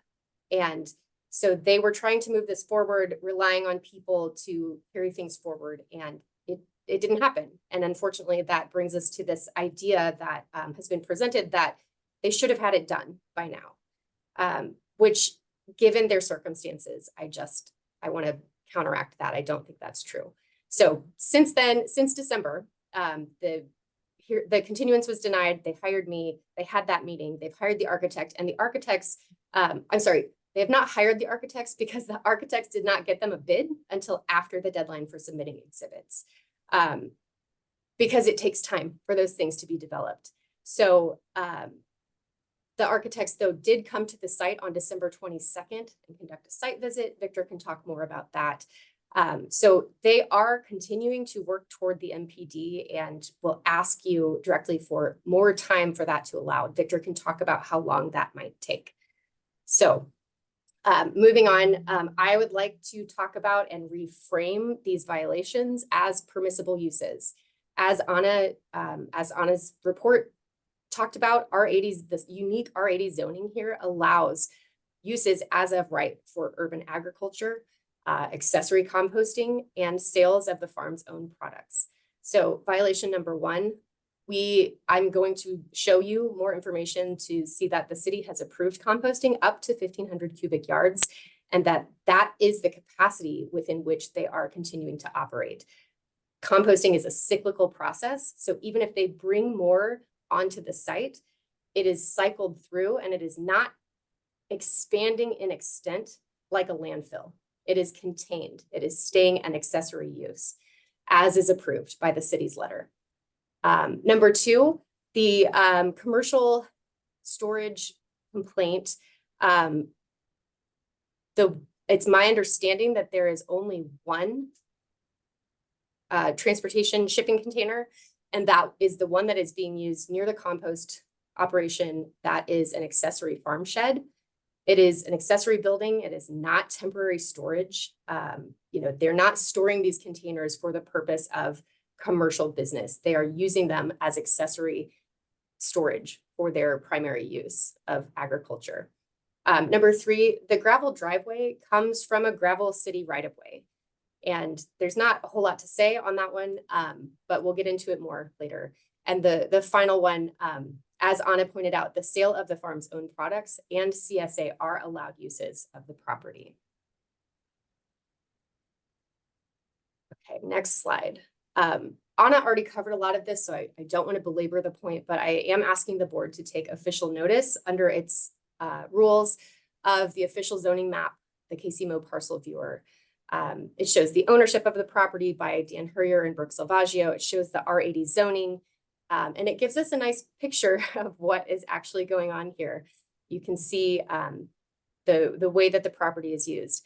The final thing I want to ask you to take notice of here is that the lines that are shown in yellow, and I know it's probably small on your screen, and I had a very nice visual printed out for you guys to hand you. I called it Exhibit 5 in my presentation, is that the existing rights of way, the city street, as you can see, going north and south, that is to the east of the property, is Bennington Avenue. And from that, just south of the property, going west toward the property, is East 55th Terrace. And as you can see, there is an access, a right-of-way, an established right-of-way that provides access to the farm. So a lot of the complaints that we have been hearing are about illegal use of a dead-end street. That is not true. They have the right, and the public has the right, to use these city rights-of-way to access the farm. Okay, next slide. I'd also just like to, for the record, please take judicial notice of Table 110, which shows the permitted and special use provisions of R80 zoning, which is in the first column after. This includes household living, other agricultural uses, including urban agriculture and community supported agriculture, or CSA, as that is defined in 88-312-02C. R80 also allows, with special use permit, the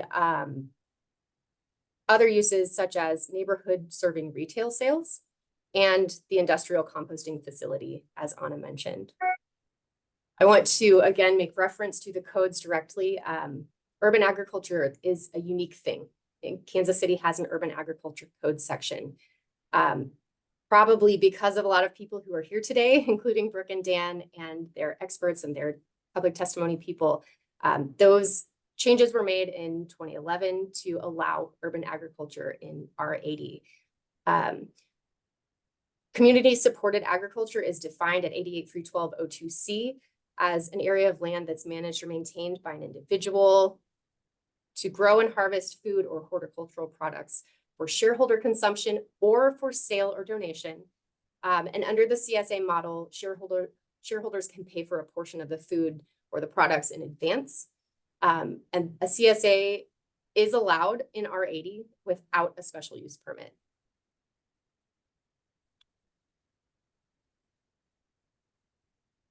Okay, so R80 allows for all of these uses. The things that are being alleged as violations are allowed of right in R80 zoning, as we've covered. But I want to talk for a second about why this property was rezoned in 2010 and how that came about. So prior to purchasing this property, the farmers petitioned the city to rezone the property for agricultural use, which involved a significant neighborhood information campaign and resulted in more than 50 letters of support from residents of the Brown Estates neighborhood.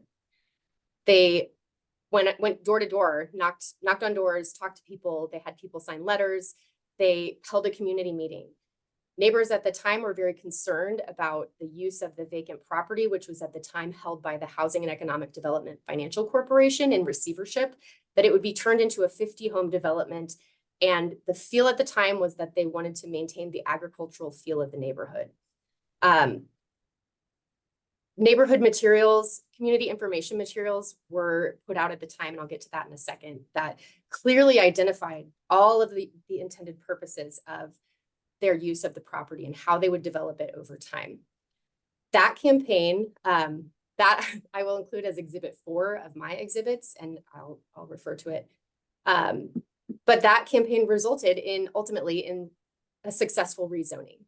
The rezoning required approval from the City Plan Commission, the Planning and Zoning Committee, and a full vote of the council. And I've submitted exhibits 2 and 3 to show that the city was fully supportive of the rezoning at the time, knowing all of its uses. So here, this is my Exhibit 4. I would have provided it to you in your packet, where you can see that the uses are detailed explicitly at the time. They were going to have produce sold on site. They were going to have a farm stand. They were going to, went back. They were going to compost and allow neighbors to bring their food scraps and their yard waste to the site for composting. They planned to build agricultural infrastructure, such as storage sheds, animal housing, a greenhouse. things like that were all explicitly outlined and resulted in broad neighborhood support. Most of the neighbors who lived there at the time of the rezoning still live there. Some have passed away. But what this map shows you, this is my exhibit 5, is that neighbors who lived there at the time continue to support the use of the farm for all of these purposes. What this shows is in green, neighbors who have signed, dark green is neighbors who have signed letters of support. So while Ms. Naneski was letting you know that there are people outside of Kansas City who support this use, neighbors also support this use, and you will hear from them directly in public testimony. Light green indicates on the map that the person is supportive, the household is supportive of the farm, but they have not signed a letter. There are still some vacant properties around here. So gray are vacant and blue means unknown. You can't probably see it very well. You would on my 11:17 glossy color print that I was going to hand to you. But there's red cross hatching for indicating neighbors who are opposing the composting or filing complaints about traffic. And as you can see, they are small in number compared to the large group of supporters for this cause. I also just want to note that due to the weather and due to technical difficulties and there may be some neighbors who were not able to join us and provide their testimony today. A lot of them are elderly. We were making phone calls to people yesterday to relay the time change, to help them understand how Zoom works, to help them understand that you can call in using your phone, you could listen through YouTube, and the fact that YouTube is not available might be a hindrance to some of those people to participate today. So I just want to make that clear again. And Madam Chair, I'll take this time to just note, I'm getting a note from our admin assistant that the 15-minute time slot is up, but if you wish to, provide the property owner more time, that is up to your discretion. Yep, I think we'll allow more time just with the change in location and some of the kind of shuffling of documentation, but kind of keeping that time frame in mind as we move forward, since we know we do have testimony as well that we want to be able to get to. Great, thank you so much. Yeah, and I can just quickly cover this. So here I've shown just 2 examples of letters. One from the neighbor who lives closest to the compost, 6408 East 55th Terrace, whom I hope will be joining us. He's on the other side of the world currently. Hopefully he can join remotely to provide specific testimony about how this use of the farm for composting does not bother him. And also Dan and Donna Morales, who live across Bennington Avenue, so immediately east of the site, talking about how they enjoy their little slice of the country in the middle of the city and are not bothered by the odors. I'll let those people speak for themselves. I also want to point out, we understand we're here today because there were complaints, and this is recently received information due to my sunshine request. My exhibits 9A through 9D, which were submitted prior to this, but you may not have seen, show that the neighborhood preservation department, animal control came out and did an inspection of the property and found no enforceable violations on the property. So I just want to be clear, we're not here to talk about that necessarily, but the complaints have been resolved. Okay, so thank you for allowing me more time, getting to the violations. I am going to provide you information to show that composting has been and remains an accessory use as approved by the city's letter. The definition, which Anna has already provided, of principal use at 88-810-1260 is about the chief importance on the lot. You can see from this photograph from Parcel Viewer that the majority of the property is used for agriculture. You can see the brown rows throughout the picture that show where they grow the crops. You can also see little dots all around the property. Those are trees. They have an orchard that they maintain and they grow fruit. There are 2 ponds on the property that they use to irrigate their crops. And those are all of these things occupy the majority of the property and are the principal use. Contrast that with the small area that is used for composting, the definition of accessory use she's already introduced at 88-810-03. But again, I'll repeat, it's subordinate in area, extent, and purpose to the primary use and is customarily found in conjunction with the principal use. So let's talk about each of those very quickly. Area. The area of the composting is contained to 1/4 acre of the 13-acre site, which is 2%. Extent, which is not defined in the codes, but is generally understood to mean oh, I'm sorry. When I try to scroll down, it switches my slide. It means the range over which something extends or the amount of space or surface that something occupies. And again, the composting is a cyclical process. Okay, the food scraps are brought in, the brown waste, leaves, and things like that are brought in, and they are within a limited extent of the property. They are contained within this agricultural infrastructure that they have built. I have an expert, Charlie Vega, is going to talk about that in more detail in just a few minutes. So while the extent of the composting activity may have grown since they started composting in 2010 and took on the collective composting in 2021, the farmers have always composted on the site, and the scope of their agriculture, the principal use, has also grown in proportion to the composting.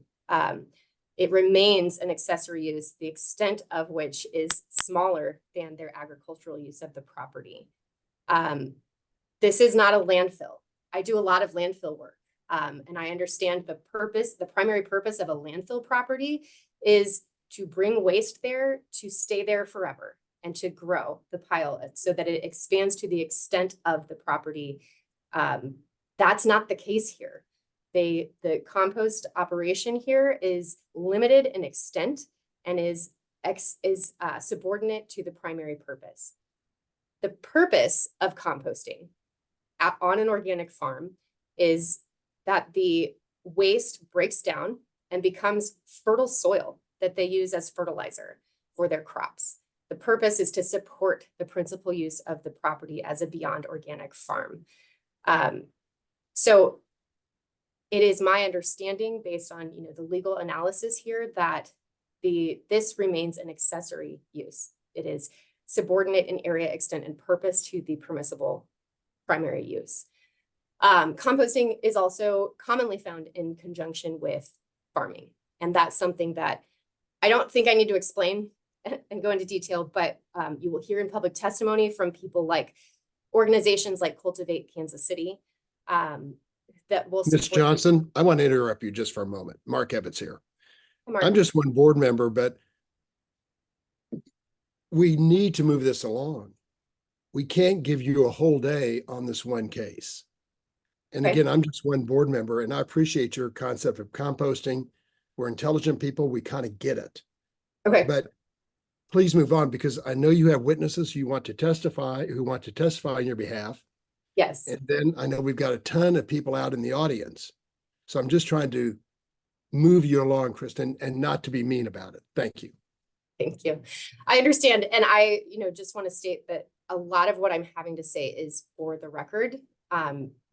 This is a vested right that my client has. And if their appeal is denied today, they have legal rights to pursue. And I have to get things into this record that would be supported in court later on. So thank you. I appreciate that comment, and I will go faster. I'll have you take notice, Anna provided the same letter, but the composting operation was specifically approved as was the planned expansion, and the planned expansion was described to be an annual volume of 1,500 cubic yards of compostable materials. I have 3 exhibits that I've entered. They're called 7A, 7B, and 7C that show the correspondence between the city for that approved amount. Our main point, bringing us to the point, is that the composting remains within the 1,500 cubic yard approval.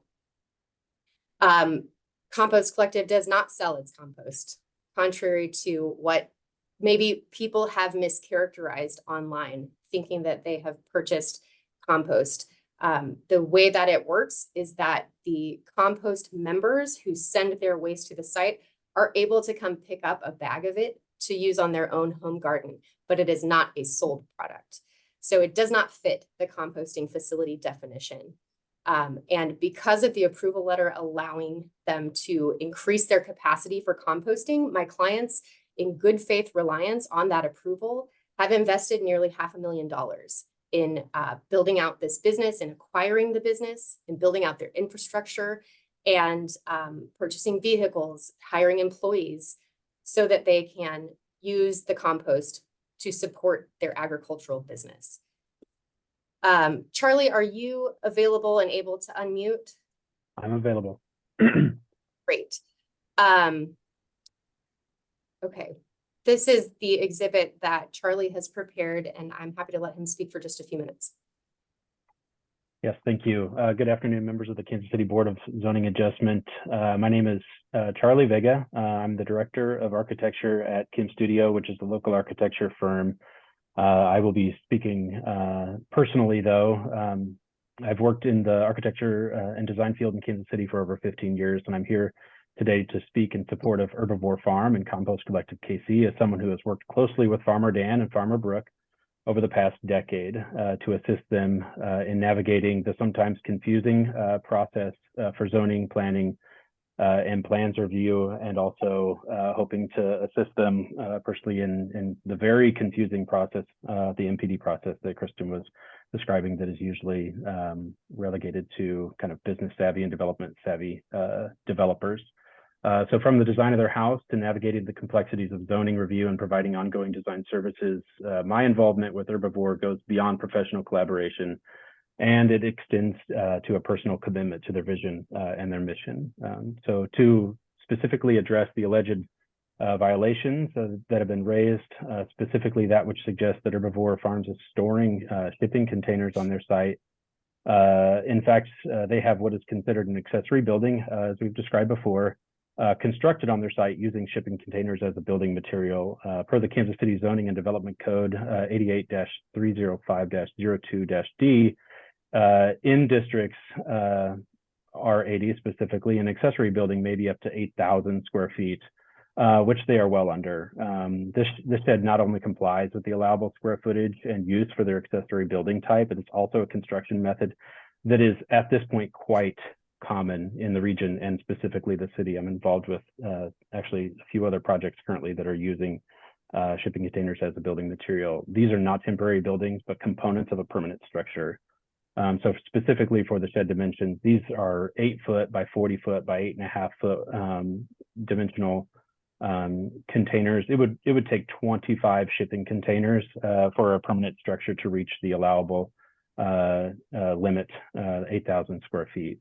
So, I mean, I'm personally aware of multiple projects within the urban core of Kansas City using such building techniques for new multifamily housing, commercial hospitality, event and entertainment, as well as single family residence.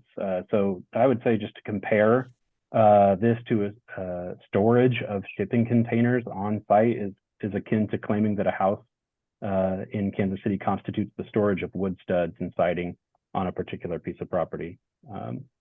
But then moving on specifically to the claim that Herbivore is exceeding the permitted use of compost, it's simply untrue. I urge you to refer to this diagram that's up on the screen right now. This diagram clearly demonstrates that Herbivore is well within the previously approved limit of 1,500 cubic yards. The current load, it says 1,148. We're also saying 1,147. It's a kind of whether you round up or round down situation here. I would just note that the meticulous planning and the adherence to the regulations showcase Dan and Brooke's commitment to sustainability and responsible practices within their community. So specifically here, you can see that there are 5 bays to the west. Each one of those is 96 cubic yards. I know we had a demonstration or an estimate of 1,800 cubic yards within those same 5 bays. I think there may have been an error in calculation of what cubic yardage is specifically. So you can see those dimensionally laid out on this plan. And then there's 4 bays that are larger at the same width that each constitute 167 cubic yards. So that's where you get the, if you're rounding up or down in each one of those, that's 1,148 cubic yards, which is noted under 1,500 cubic yards. So I just, in closing, kind of want to emphasize that, you know, Herbivore Farm has been a consistent and positive force in our community for well over a decade. The city itself has initiatives in place that to foster precisely the type of activities that Herbivore has been providing, and they have done so without prompting, and they have done so by the book. We should not be seeking to deter such actions, but rather understanding how to help and support them, in my opinion.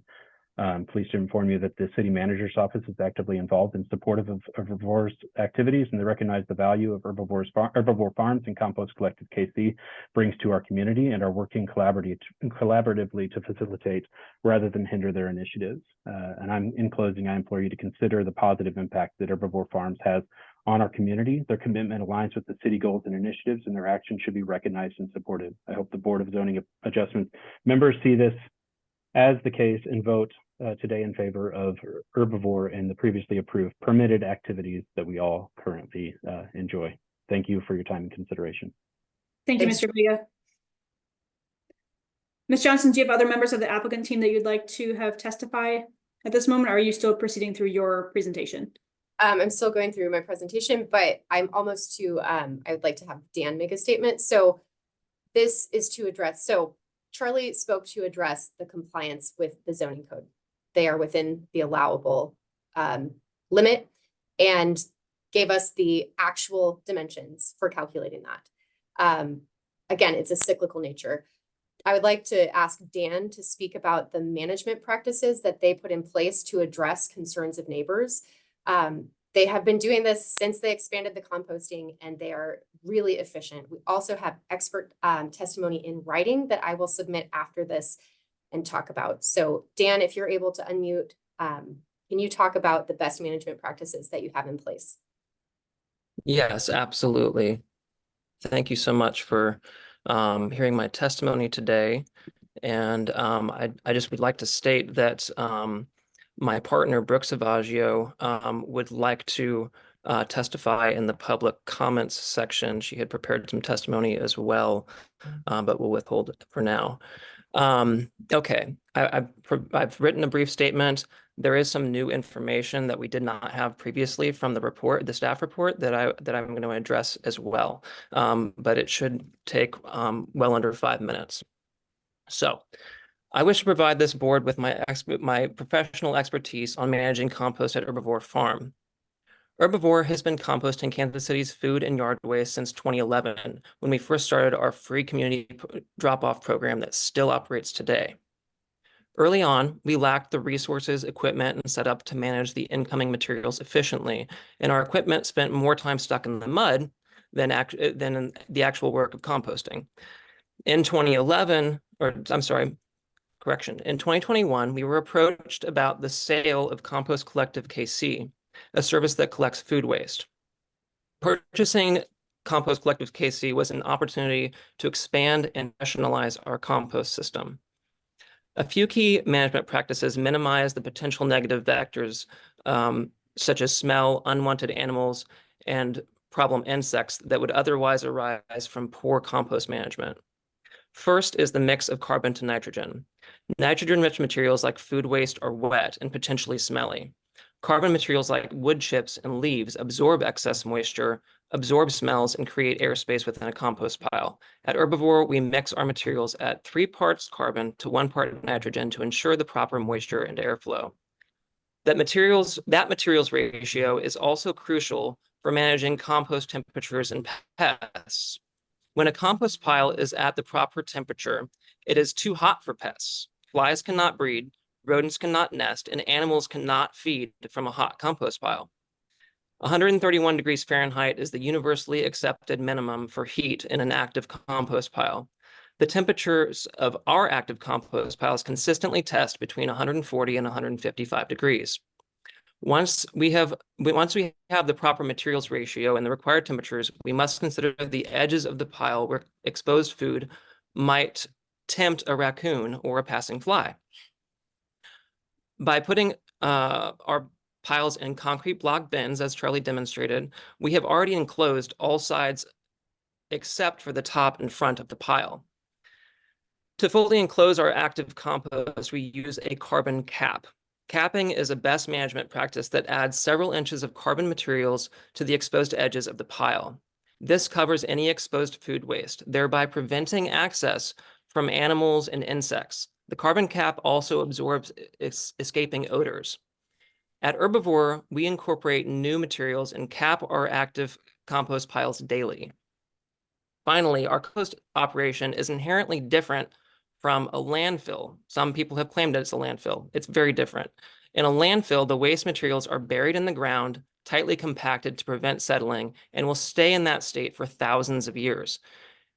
Post operation, the materials that we receive today will be fully composted and ready to apply to our farm fields in 4 to 6 months.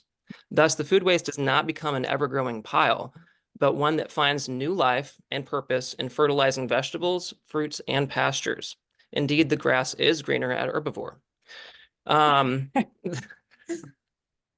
I would like to address the sale of compost, since it was mentioned in the staff presentation. I wasn't prepared to present on this because I didn't think that we'd have to disprove something that, or prove something that we actually don't do. And I didn't know that that was up for debate. So I think an important point to that is that when we bought Compost Collective KC in 2021, Compost Collective was engaged in what's called the compost give back. That means that our customers, our Compost Collective customers, actually receive back compost. They give compost materials to us, compostable materials to us for composting, and they actually get back some of the finished compost at the end of the composting. 2 bags a year. It's 2 bags a year. They get 2 bags for free of charge. When we bought Compost Collective, additional bags were structured to be for sale. It's possible that the person that commented online was confused about when they bought the compost and under what circumstances, but we do have evidence supporting the idea that we do not sell the compost and that it is in fact donated.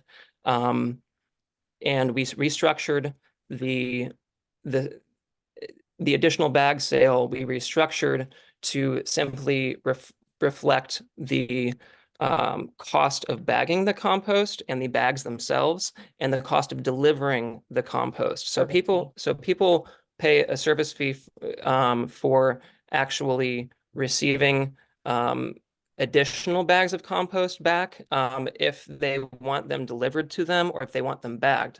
But we also provide free compost all year long, both from our compost bays and at the front of the farm. In fact, right now, presently, under snow, albeit, there is finished compost sitting at the front of the farm, ready for Compost Collective customers and neighborhood residents to pick up. Anybody is free to it. We advertise it a bunch of times throughout the year, and it's there ready to go, and it's for donation. And that is very hard evidence that the compost itself is always available for donation. Any fees that we might charge for delivery are for the actual delivery. I want to be very clear about that.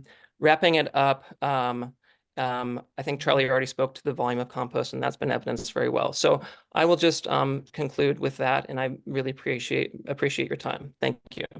Thanks, Dan. Thank you. Ms. Johnson, do you have, I think, was it Victor here was still on the line? I think we'd like to kind of keep this moving if we have testimony from other parts of your applicant team. Yes, I understand. Just 2 quick points here. I have exhibits to show compliance with all Missouri laws, the clean water laws and the solid waste laws. Dan went out of his way to make sure that this facility was exempt, and I have 2 letters that I will submit later by email showing that compliance. Also, I want to talk about traffic because that has been a concern raised by neighbors. But again, the traffic is minimal and small in scale. We're talking about pickup trucks as shown in this picture. There are 5 of them total. They leave the farm 1 time in the morning and they come back 1 time in the afternoon. And then monthly, there is a delivery by dump truck from Missouri Organic Recycling of the additional leaves and materials that they use to cap the compost, as Dan was describing the best management practices. So yes, in conclusion on the composting point, we believe that the city has erroneously applied the waste management capital C, capital F composting facility, which is a principal use provision, because this is not a principal use of the property. The city's explicit approval in the March 2021 letter of the compost expansion continues to apply. And Dan and Brooke relied in good faith on that approval to expand the facility and invest dollars, real dollars, into the composting operation. So that brings us to Victor. I'm asking you to find that the composting is actually in compliance with the codes. But if you decide to make a different decision, Brooke and Dan have been and will continue to work toward master plan development for the property to address this issue and are asking for time to do that. So Victor, if you are able to unmute, could you please talk to us about the status, your site visit, and the expected time for something like that to occur? Sure. Can everybody hear me? Yes. My name is Vic Burks, and I am the Director of Planning Services for GLMV Architecture. I'm trained as a planner, and I've worked both as a municipal staff and as a consultant for these issues. And we were contacted, and I don't remember exactly how we came into contact with Herbivore, but we were contacted and have been working with the applicants to develop a scope and fee, and generated a letter agreement and provided that to them. We have conducted a site visit, and we met with city staff, and there were quite a few people in there. Unfortunately, at the time I had COVID. But we've submitted that to them, and then obviously based on what happens here will also affect on how that moves forward. But to prepare an application for rezoning to the MPD districts. The expected cost on our estimation is going to be about $58,000 plus or minus, based on what we heard at the pre-application meeting and the requirements that they need for submittal. There could be other experts involved depending upon how that goes with city staff. And just based on my experience, I think we're probably looking at an 8 to 12 month timeline before we would get everything documents generated, and then the back and forth with city staff and the applicant to work out what would be a reasonable solution for that to move forward. So that's all I've got to add. Thank you for that. Ms. Johnson, do you have other parts of the applicant team to testify? I don't have additional testimony, and Charlie covered my points about the storage containers. So, I can cover that very quickly. I think we understand this component. So if there's other parts of your presentation, I think we understand the storage container aspect. Okay, great. The only point I would add is that the barn that is approved by a city permit on site has been approved for using shipping containers as a reuse in this manner. I'm not sure if Charlie fully covered that, but I wanted to show the pictures while he was talking. The vehicular use area, I have some pictures to show of, this is an area that we have been planning and will address through an MPD or through a different process. But the things I want to say are the existing city right-of-way from East 55th Terrace to the farm is a gravel road. And so going from a gravel road to a gravel driveway just makes sense. Gravel driveways are common in the neighborhood, and it's no less valid of an entry just because it's gravel. So the city has also approved 3 building permits on the property with the existing entryway, which is evidence that they have acknowledged the validity of the driveway as it is. And unfortunately, we submitted the sunshine request on December 22nd, but have not received information from the city with that information and the correspondence related that acknowledged using words like grandfathered for the driveway. So we don't have complete information at this time. And, again, we're willing to work toward a solution. So here are some photographs. These photographs, on the one on the left shows the view from East 55th Terrace toward the farm looking north. And the one on the right shows the view looking south from the farm property line almost toward the neighborhood. You can see the road is a gravel road. The next slide shows the view from on the farm property to the tree line, which you can see is gravel. This is not one where I'm trying to say this is a non-conformance. I'm not trying to say that we are in compliance with the codes as they exist. So I'm asking for time to develop an MPD or other solution to address this issue, since these are common in the neighborhood. It just doesn't seem to make sense to pave there, given the circumstances. Okay, I want to ask a question, I guess, about timing.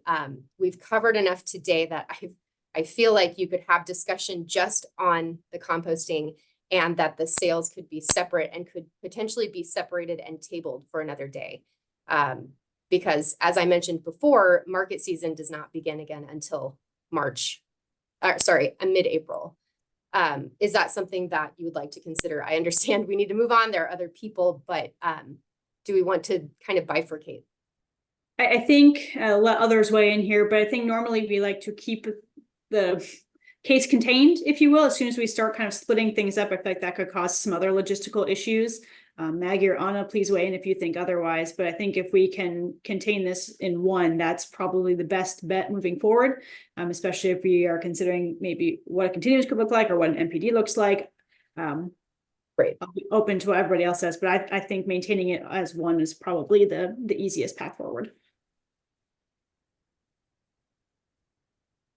Anna, city staff, do you have any other comments related to that?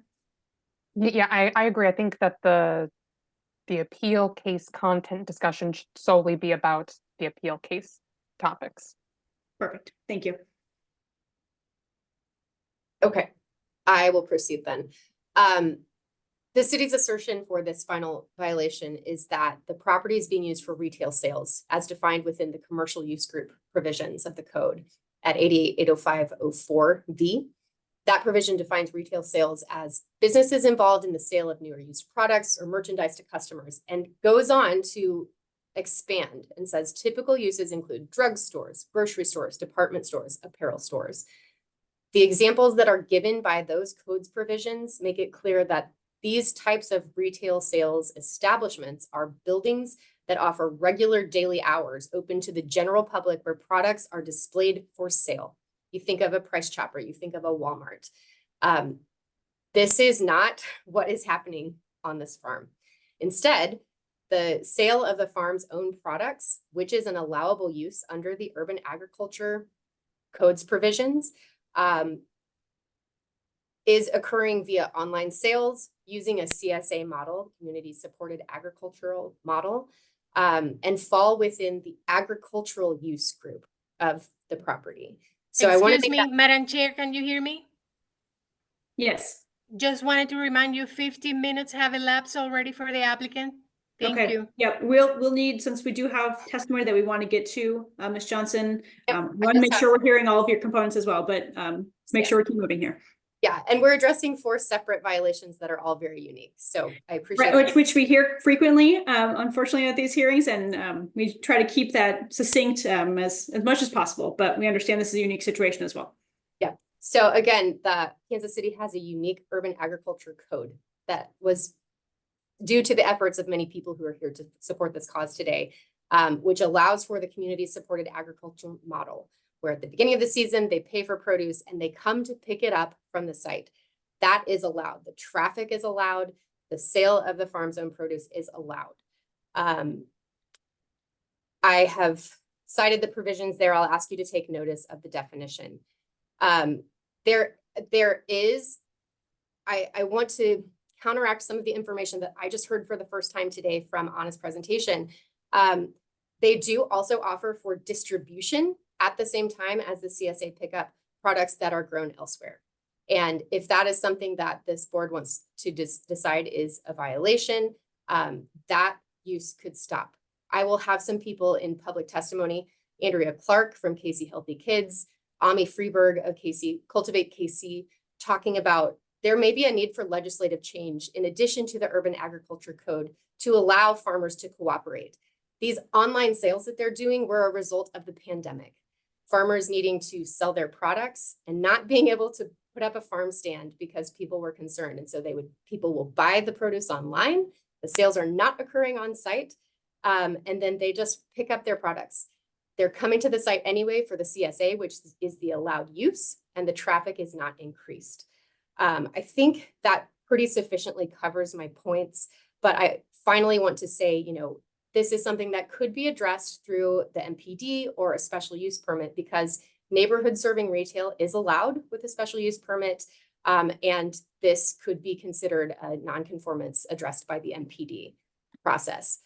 Just very quickly, they mindfully manage the traffic. And I know I've already said this, but one evening a week, they have CSA members come, and 1 hour on Friday morning. So it's Thursday evening and Friday morning for 1 hour. They ask their online customers to sign up for a half-hour window, and they only allow 18 customers per half hour, which typically it's less than that. It's about maybe 8 to 10 cars in each half hour that come and go from the property. They're following the laws. They are, you know, being mindful of kids running through the neighborhood. These are people who are coming to pick up their produce from a farm. The on-farm parking lot allows ample parking on the property, on their properties. So they're not parking on public streets. They're not blocking things. They're not blocking driveways. So, you know, I just wanted to show that. This chart shows the average weekly flow of traffic in a typical like July. So this is the peak traffic when the most people are coming to the farm. It might be about 100 cars, you know, over the course of an evening that are coming and going in orderly manner. So that's the end of my presentation. I don't need to beat it to death. Thank you so much for the extra time. We're asking that you find these are not violations, that they're in compliance. And if you're not able to find that for each separately, you know, we ask for continuance of anything to allow time for us to work toward that master plan development and address the issues. Thank you, Ms. Johnson. Anna, I see we still have a lot of participants, obviously. How do we want to approach public testimony in this case? Yep, and I have taken note of everyone who's raised their hand. It's maintained at a steady 15 and 14, so I think I have noted down everyone who wishes to speak. If you don't have any questions for the applicant team and want to move forward with public testimony, I'll roll call, you know, like 5 or so people at a time, and then we'll allow them to speak, and then do another 5, and just keep going so we can be as orderly as possible. Perfect. Board members, do you have any other questions for the applicant team? I don't. Anna, if everyone's starting to say the same thing, which it looks like they might, I'm not sure we need 40 or 50 people telling us they like the farm. I'd rather have negative comment from people in the chat area and be promoted those than I would. I know there's a lot of support out there. Yeah. And I make one more statement very quickly. Brooke and Dan and the applicant team have asked the general members of the public not to testify. And that's why you're seeing it pop up in the chat, because we needed a way to visually represent how many people do support it. But we have asked people who do not live in Brown Estates to not testify. I think I said that right and didn't do a double negative. So if you live in Brown Estates, we are asking those neighbors to testify, but not the broader public. And that was a very intentional choice to not be duplicative or irrelevant, talking about global warming and things like that. We're here to talk about these codes violations. Ms. Johnson, can you stop sharing your screen so we can expand the participant window again? Thanks. Yes. Any other questions from the board? If not, we'll have Anna start admitting some of the testimony. As Mr. Ebbets just noted too, we understand their support. We want to hear all of the things, but we don't need duplicates. I think we've got a lot of great information from the presentation and from the applicant team already. So if we feel that what others are saying covers what you're going to say, I don't know that we need another person repeating that same content. So just kind of reiterating that before we get started. I'll let Anna start promoting kind of maybe the first couple as you were mentioning, and we will go from there. And we want to keep in mind kind of this 2-minute time frame. We gave a lot more time to the presentation aspect, which I think was really important. But hopefully you can keep your comments within that kind of 2-minute time frame so we can keep moving and make sure we can get a decision on how to proceed today. So first, we're going to have Sarah Schumacher. I'm sending a promotion request. Deborah Neighbors will be next, followed by Molly Talbot.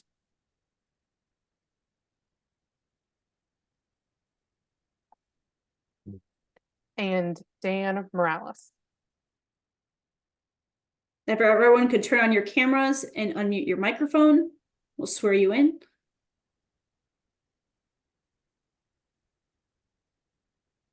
I'm not seeing Molly Talbot anymore. They still want to provide. Oh, okay. Molly's not going to provide testimony. Okay, so Sarah, you're on deck. I just see Miss Neighbors. Hello, how are you? Can you hear me? I can hear you, and I see Mr. Morales. Who else was it, Anna, that you were looking for? It was Sarah Schumacher. I do not see their video. Oh, there we go. They are connected. All right, so 1, 2, 3 additional people here at the moment then look to swear in? Yep. All right, if everyone can raise your right hand. Do you solemnly swear or affirm to tell the truth and nothing but the truth during this meeting today? I do. And please state your name for the court reporter. Deborah. Deborah Neighbors. Thank you. Danny Neighbors. Thank you. Sarah Schumacher, I do. Dan. Dan, you're muted. I do. Thank you. Anna, did Hey, you want Sarah, you're first. Thank you. Are there specific questions you would like me to address or just general statements? It's whatever testimony you plan to provide, hopefully within a 2-minute time frame. Okay. I just wanted to say that I have followed and supported them for probably 20 years at this point. I build websites for a living, and I offered my time pro bono to build out the website for them to offer this information. I'm sorry. Child interruption. I wanted to offer my time pro bono to build this out. That's how much I believe in what they're doing, and just exposing the evidence of what's just obviously looks like a lot of miscommunication that should and can be resolved, and they're working very, very hard to do that. And I am here to support them in any way I can. All right. Thank you, Sarah. Anna, who's next? Deborah. Hi, I am actually representing the Brown Estates Coalition. And so I was to come after everyone because I had a summary of what everyone else was touching on, unless you guys just want me to get into it right now. Do you feel that the whoever else was going to speak, that they need to speak, or do you think your summary will kind of encapsulate? Well, no, they absolutely do need to speak because we did split it up. Everybody is prepared to speak for 2 minutes, and then I get the 5 minutes as being the HOA representative. I'd like to object to that statement. There's not an HOA present, and this is not a legit organization. So personal testimony can be allowed, but this is not a representation of the neighborhood group. This is a representation, and I do have evidence to support said statement. Now, BZA board, you guys are in charge. Please tell me how you wish to proceed. Ms. Neighbors, I think since we already have you called up, I would like you to proceed as you were going to. And if we feel that the other people also need to comment, we can admit them as Anna goes through her list.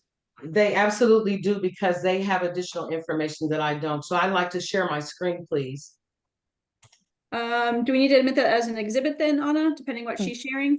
She has it. So we'll admit it as 17. Okay. Exhibit number 17 will be admitted. Go ahead, Ms. Neighbors. And we're going to have city staff maintain the clock on this, just so we make sure we can get through everybody in this process.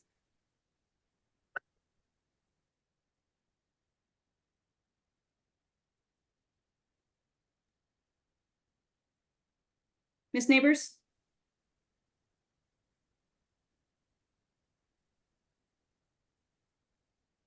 She maybe appears to be frozen on my end. Is that the case for anyone else? She does appear to be frozen. Okay. Can we move on to the next individual as she gets unfrozen? Dan? Sure. I'm Dan Morales. My wife and I have lived here on Bennington for over 45 years.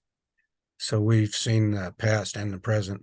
We're supportive of these of Dan and his operation over there. The earlier I heard testimony about the driveway on Bennington. That has been more of a right-of-way access than a driveway as long as we've lived here.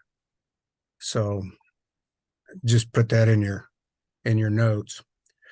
And as a certified arborist, I traveled throughout the Midwest over the last 35 years and witnessed a lot of different composting operations. And this one is extremely small by those standards and well managed. So that's basically all I really had to add, other than what I had sent in previously on the written statement. If you have questions of me, I'd be glad to answer anything that I can. Thank you, Mr. Morales. Any board members have questions? If not, Anna, do you want to? Yep. Next we have Andrea, Cultivate KC, Michael, and someone of FT George.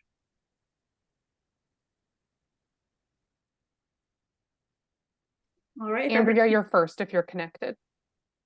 If we can get everybody to raise their right hand as well, turn on cameras. I just see Andrea, so I see, is that it so far? Cultivate KC is also connected. FT George is connected. Perfect. And Michael is connected. All right, thank you. If you'll raise your hand, do you solemnly swear or affirm to tell the truth and nothing but the truth during this meeting today? Andrea Clark, I do. Ami? Ame Freeberg, I do. Michael?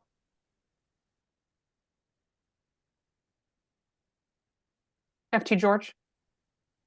I do. And can you please all state your names? FT George, can you please state your full name for the court reporter? Alicia George. Thank you. And Michael?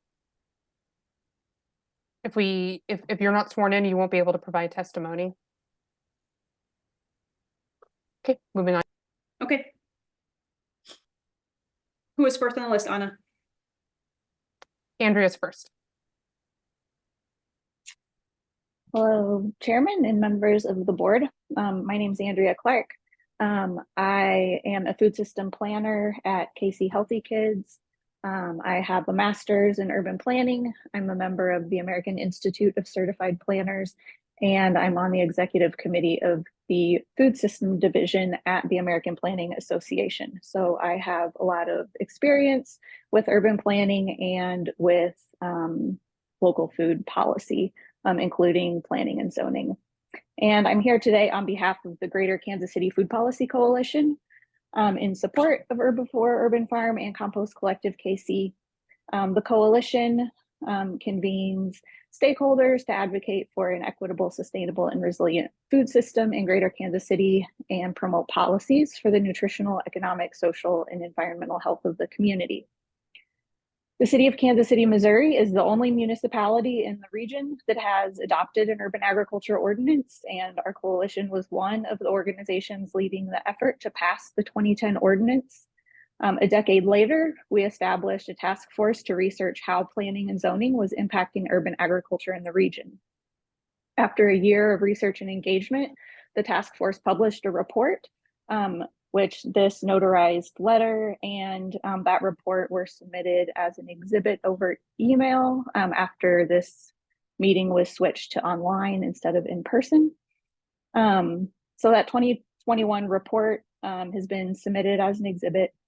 And it includes best practices, planning resources, and policy recommendations to address the biggest barriers to urban agriculture in the region, including improving regulations on the sale of locally grown food.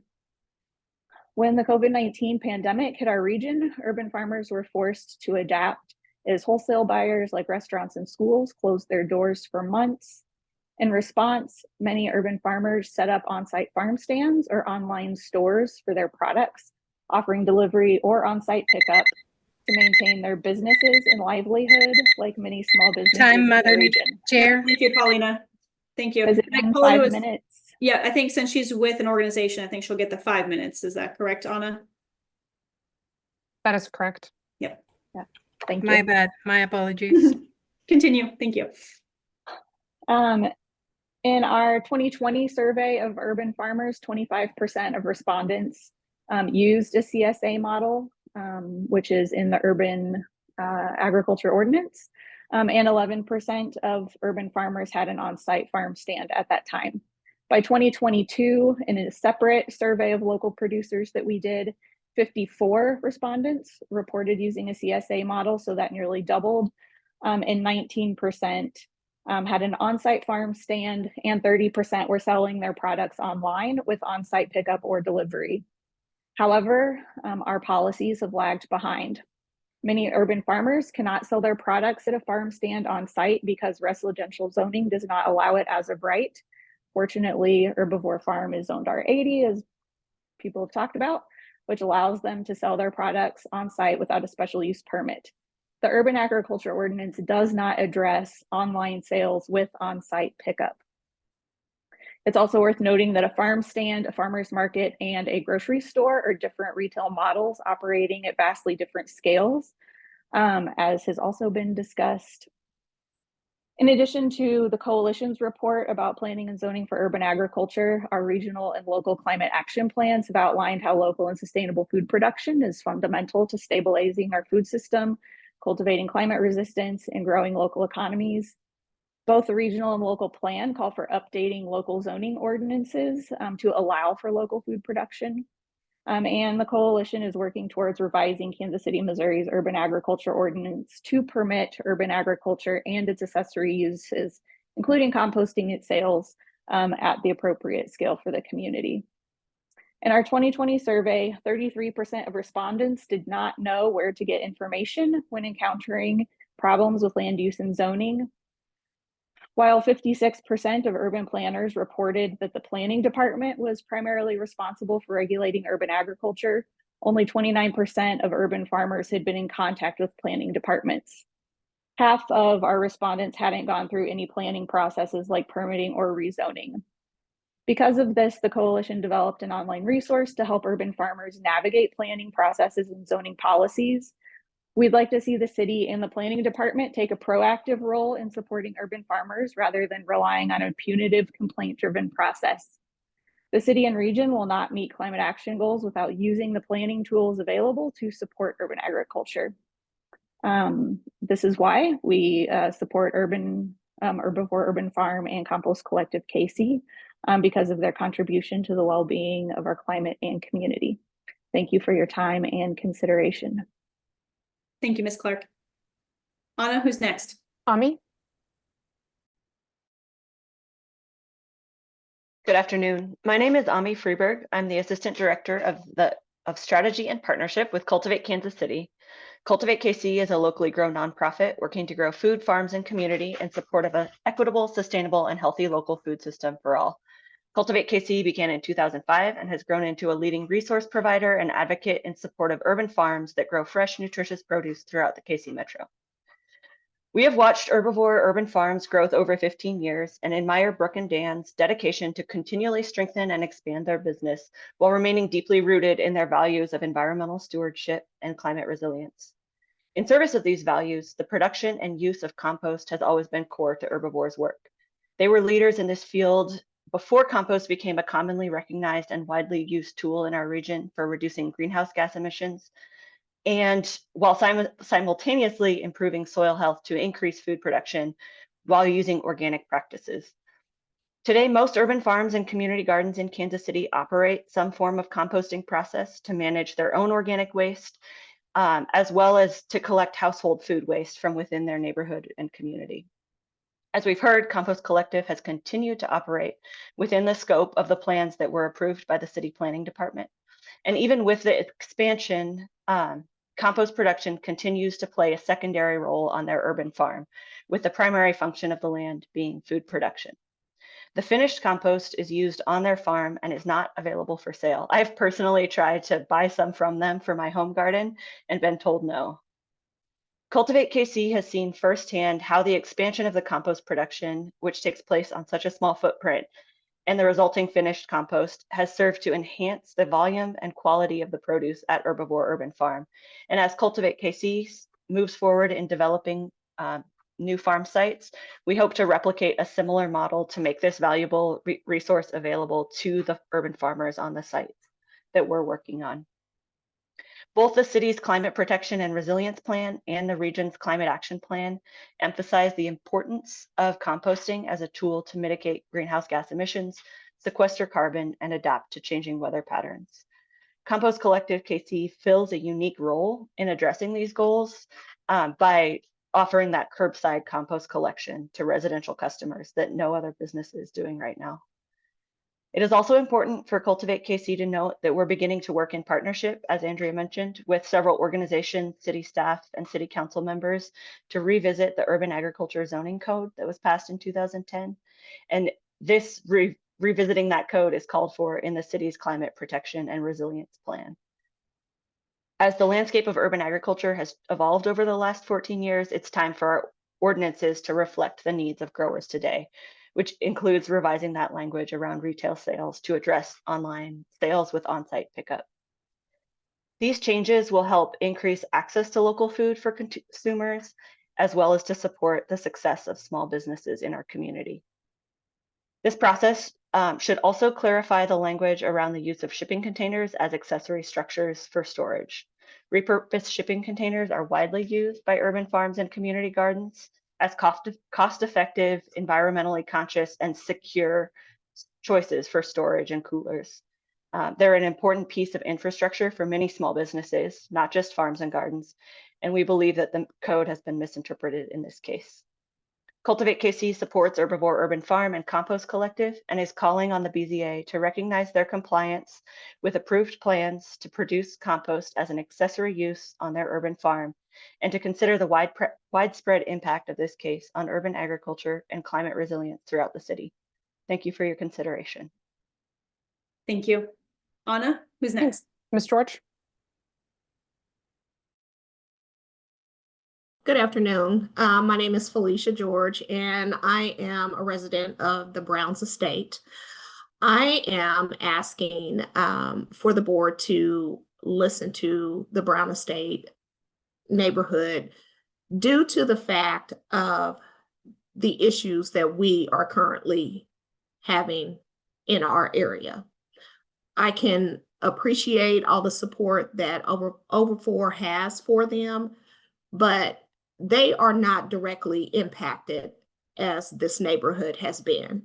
With the influx of traffic, with the influx of the smell, with the influx of everything that this compost, I use lightly, is having, this is not acceptable.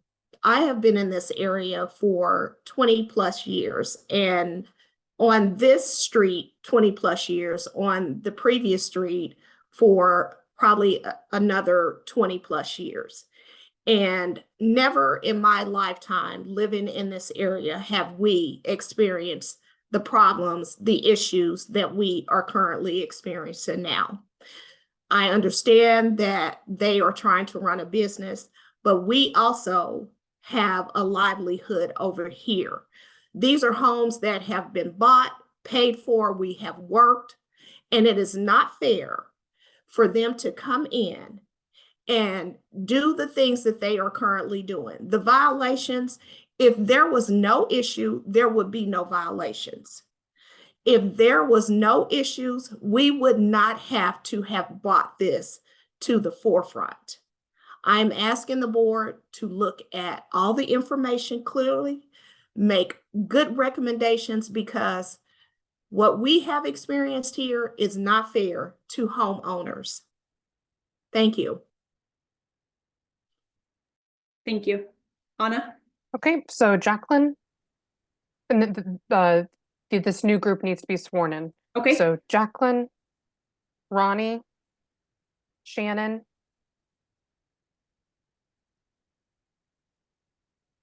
Anna, as a quick point of order, I believe that the person named Michael was trying to connect, but his computer does not have a microphone. So he does still want to provide testimony if possible by calling in. When that happens, we'll just need to know which phone number that is, so then we can allow them to speak. Okay, great. And if they hit *9, that should indicate also on their phone that the phone number wants to provide testimony. Great, thank you. And also just noting that Ms. Neighbors is back. Yes, thank you. Ms. Neighbors, since you wanted to go at the end, is that we can keep you for the end and kind of continue on with the rest of the group that Anna's been calling, if that's acceptable for you.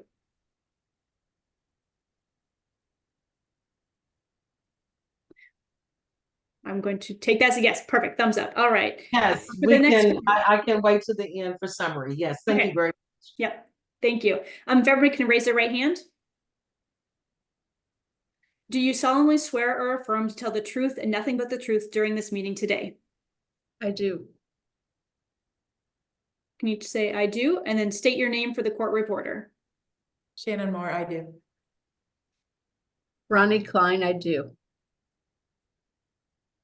Jacqueline Palmer, I do. Thank you. Okay, Jacqueline, you're first. Okay, my husband and I purchased land in 2012 that's on 58th Street. So if you go south on Bennington, that's kind of the last major street in the neighborhood. And I pass by Herbivore pretty much every time I come into the neighborhood, even though we don't live there, so that I can manage our land. I would like to say I use the compost drop, and it is well placed as you go down Bennington, and then you can drop your compost right there, and then you can exit the neighborhood at 55th or back at Bennington. So at least the people who use the compost bin don't really clutter the neighborhood with congestion and traffic. About 12 years ago, when they first acquired the Herbivore property, I was an apprentice for just one season, and it was neglected vacant land, of which there is still a fair bit in Brown Estates, and it encourages illegal dumping. And they have done something that keeps the neighborhood tidy at that 55th and Bennington area. It's almost like a park. It's not perfect because the grass is so thick, but they do keep it mowed. And then the orchard developing, I think, is gonna make it more park-like. The fence is very discreet. It's not like a massive security fence that's chain link or anything like that. Also, Kansas City has obviously had a history built on different agricultural practices and marketing, and Brown Estates has a history of flower production, so basically plant production for market, and I see Herbivore as kind of honoring that history. And lastly, I like to say, as far as any concerns about animals, most of the animals I encounter that are a problem for me are dogs off leash. Thank you. Time, Madam Chair. Thank you very much. And thank you, Paulina. Okay, Ronnie, you're next. Hi, I've been lived on the Bennington for 30 plus years. I was thrilled to see Dan and Brooke move in and do this farm. I use the compost regularly. I don't know what I would do without it. I'm there a couple times a week. There is no smell. I also go to the farm stand regularly, and there is no smell. I don't even see the animals other than the chickens. Such a valuable community resource. I would hate to see go away. I mean, it's, this is a community resource. I see people from all over coming and putting their compost in that bin, which is maintained regularly. So all support to them and their produce. Thank you. Okay, Shannon, you're next. Can you hear me okay? Yes. Okay, I live very close to the compost drop at the corner of 55th and Bennington. And in the heat of summer, it could be over 100 degrees. I've never had a smell. I'm probably the closest person, neighbor to it. I've never had a complaint whatsoever. They are stewards of our environment that we could all learn from. They've been wonderful neighbors. I just don't understand why there would be complaints when I've never had any problems. To what I think it was Jacqueline said, the only thing that I've seen are, as far as animals, are lots of stray dogs, and that's it. They have taught me how to be a better steward of my area, how I treat the land. I don't believe they even till the ground up, and they use the compost to build beds up. So all I could do as a neighbor is learn from them and commend them on what they're doing. Definitely want to support my whole neighborhood and speak out, saying that I've never had any problems at all in a few years. I've only been there for a few years. So Dan's 2 doors down from me. He's been there over 40 years and was also somebody who spoke on their behalf. So if you have any questions, I'm happy to answer, but that's all I really had to say. Thank you. Okay, then we're going to admit 4 more people before Deborah, who are on the list. We have Molly, who's already admitted. Someone with the username user, so we'll need to know their full legal name. Leah and Karina. I hope I'm pronouncing that correctly. Anna, before we go further, I mean, we're going to hear these 4. How many more? I'm not trying to be mean. We've got a big caseload today, and I seem to be hearing the same things: support, and a few non-supports. There's been lots of testimony given, and Miss Johnson gave a bunch in her presentation.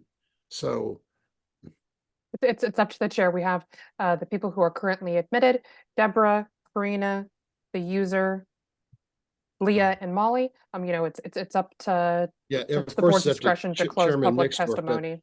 but perhaps, of course, we have one lady who wanted to give a summarization at the end. I'm not trying to cut her off, but I feel like I'm hearing the same thing. I'm just one board member. Thank you.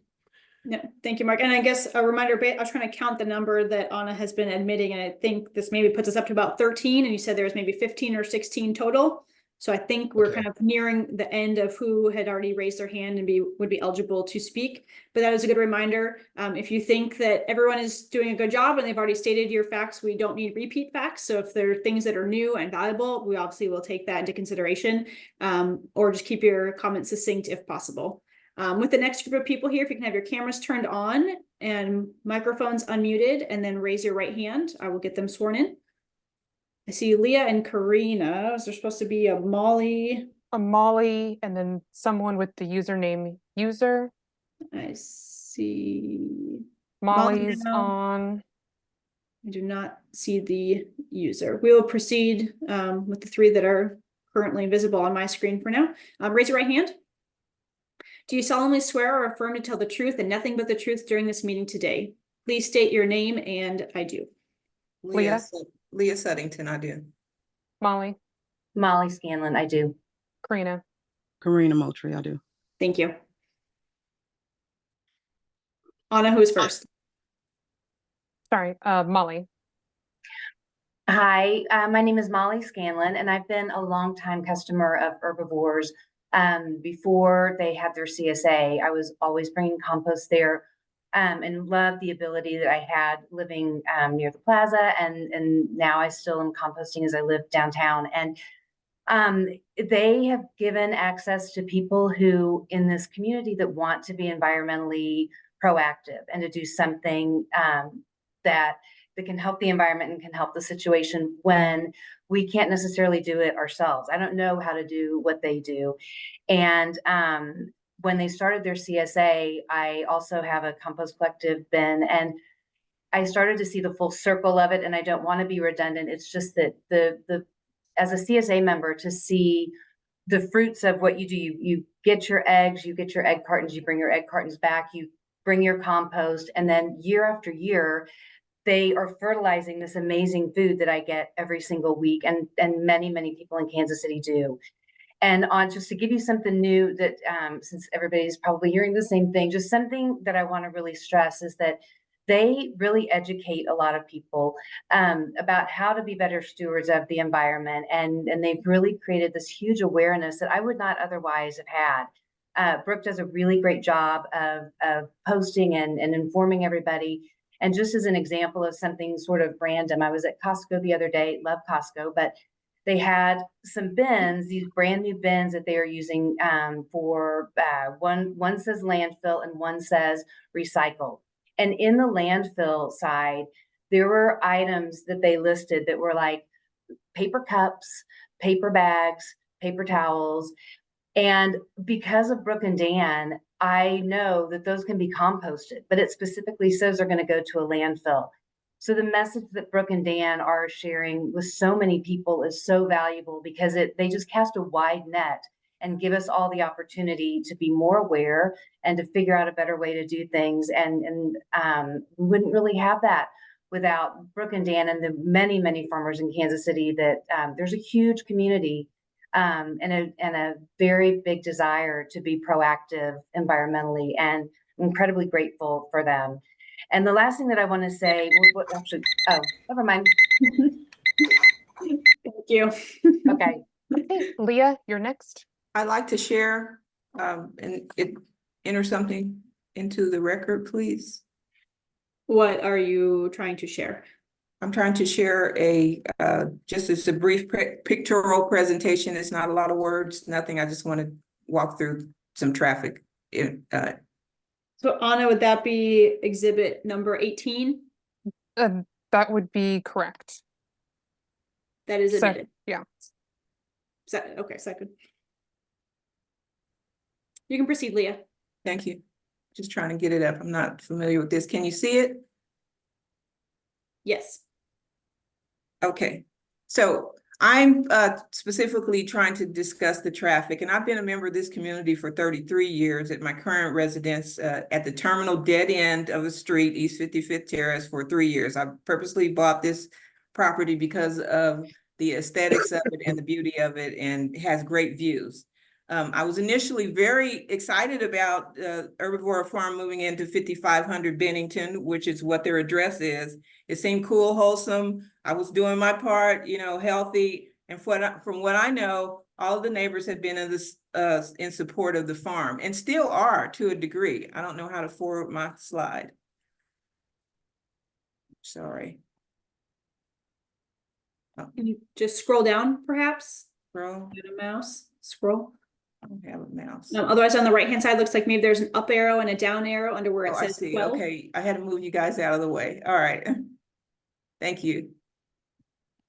So until I saw this sign, FedEx and UPS redirecting traffic from where they used to deliver right down here where the gentleman said it was a right of way. But here we go, front door on Bennington, up East 55th Terrace to this stub easement. And I just wanted to point out on this particular map that East 55th Terrace is how the road goes and it connects to East 56th Street. It doesn't exist past my house. That's part of, I purchased that property in 1990, and it's part of a development plan that I had as well as that stub easement there. It doesn't exist, so there is no right of way. The city has an easement there. It's private property. This is what we started with. So we go from here to here. This is the way our neighborhood looks. And yes, it's a winter picture, but it's still our neighborhood. This is the open trailers of garbage. I'm sorry if I could have more time because I was having some difficulty with my presentation. And then these are the other trips that are taken multiple times a day. This is out my front window. So I don't, people, I just want you to understand, because I am not a foe, to the farm. It's just these things are not consistent with the life that people have built on this street. Then we have the compost that's delivered into the farm, and all of the trucks. Some of these trucks are delivering material for the building that they're building now. So we still have trucks delivering and multiple garbage trucks every day. There is dust. I have some respiratory issues, and I'm not sure how that or any wind from any microbial things from the compost are impacting me. The cars are atrocious. Now, if you look in the bottom center, what I wanted to point out there, sometimes we have stood outside and counted the cars, 140 cars sometimes. So that means 300 traffic operations at this location.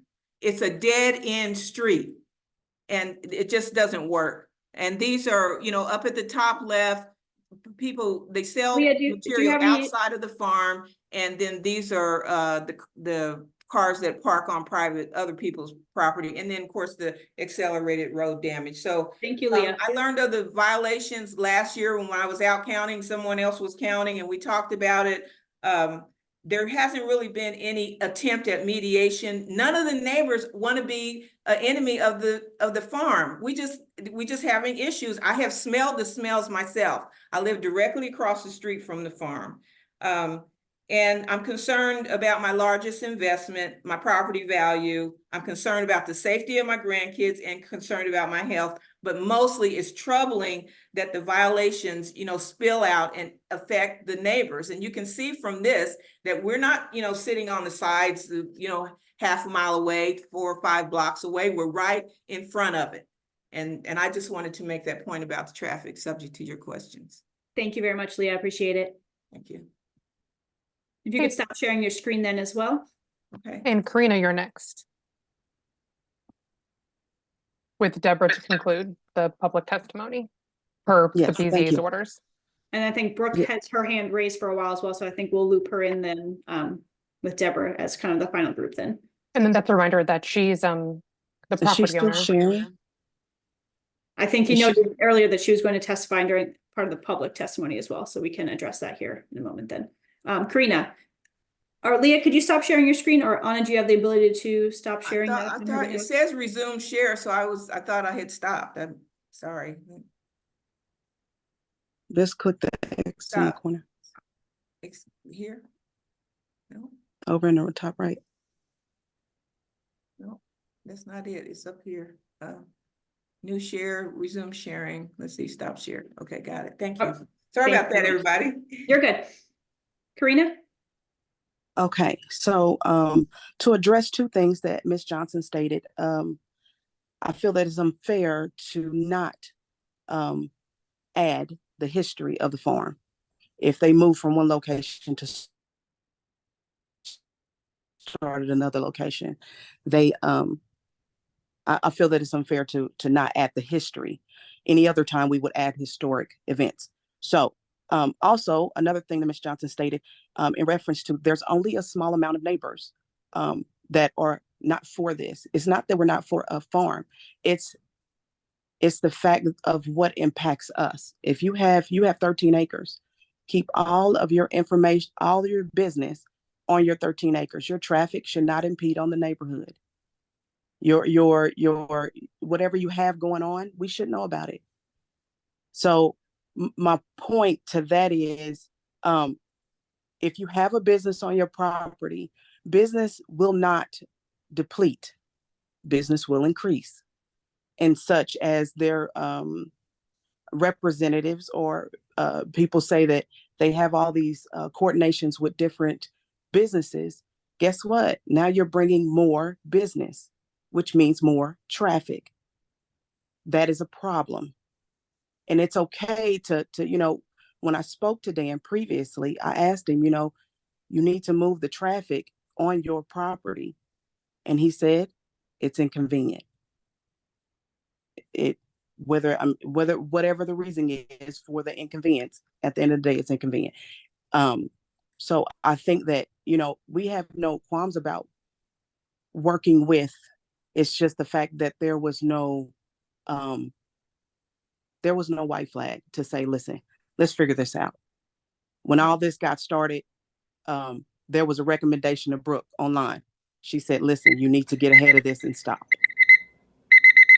Thank you for listening. Thank you so much, Karina. Deborah. Good afternoon. Thank you.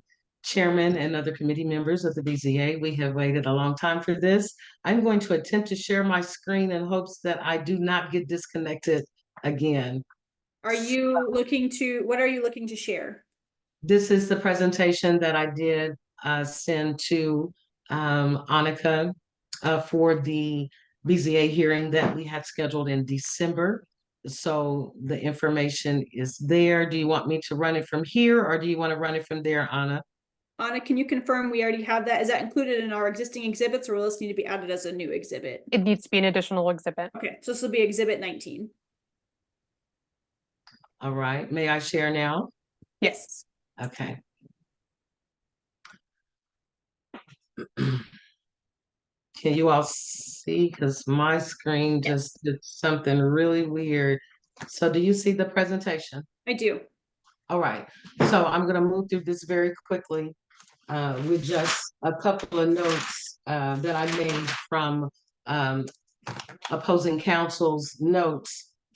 The fact that the forum has had since June the 13th of 2023 to devise an MPD and has still yet to present one. The fact that they waited until December to try to get their ducks in a row is not our problem. We have all been fighting this the same, and their lack of inaction should not continue our suffering due to their illegal activities. So I will move to the violations that we are opposing today regarding illegal commercial scale composting, illegal retail sales. The animals and things are an auxiliary of what happens because of the illegal composting, and the traffic is a residual of the illegal sales. This is a picture of what composting looks like when it's dumped into our backyards. It is not just in 4 bays, it is in 9 bays. This is my house circled here. You can see how minuscule it is to this atrocity. That is a full-size pickup truck that is in there. This type of structure is first permitted by a special use permit. That means that Dan and Brooke would have had to ask all of the neighbors that butt up against their property for the permission to build to get approval from the city once they got our permission to have such a scale of facility in our backyard. That did not happen. They started composting large amounts of compost in 2020, and that is before they sought approval for the city. When they sought approval for the city did not know that they had planned to do these 9 bays behind us. They only knew about the community dumpster that is down on the corner. Dan subsequently purchased and became the registered agent of Collective Compost in 2021. No one had regulated the construction of these bays. According to the state documents that they sent through, there were supposed to be barriers and various coverings that needed to take place so that when water, from the storm, rain, snow, what have you, would not just sit and melt through all of this. They promised the state that they would cover it. They do not. This is how they move things around in hazmat suits. When I asked Dan about why, he said it protects his workers from the dust and the bacteria. I asked him who is protecting the neighbors. Again, reiterating the type of traffic we get on our street. These trucks are delivering dirt and manure from another organization in the city. Missouri Organic delivers 4 dump trucks a year to the compost site back here. So they are not just producing compost, they're bringing in other foreign environmental material from someplace else, and it all gets dumped in our backyard. In Brooke's own words, the compost is hot and stinky. And I'll read this for you. Herbivore farmer Dan has been flipping food waste from bay to bay for the last 6 hours. The compost is hot and stinky. It's a dirty job, but someone has to do it. He's in the shower now removing the stench. At least we finally found a job dirty enough to make Dan take a shower. The smell, even though they say it does not exist, it absolutely does. Those are her own words. Another example of how they are not covering the compost as they are supposed to. Brooke says that her dog eats from the composting pot.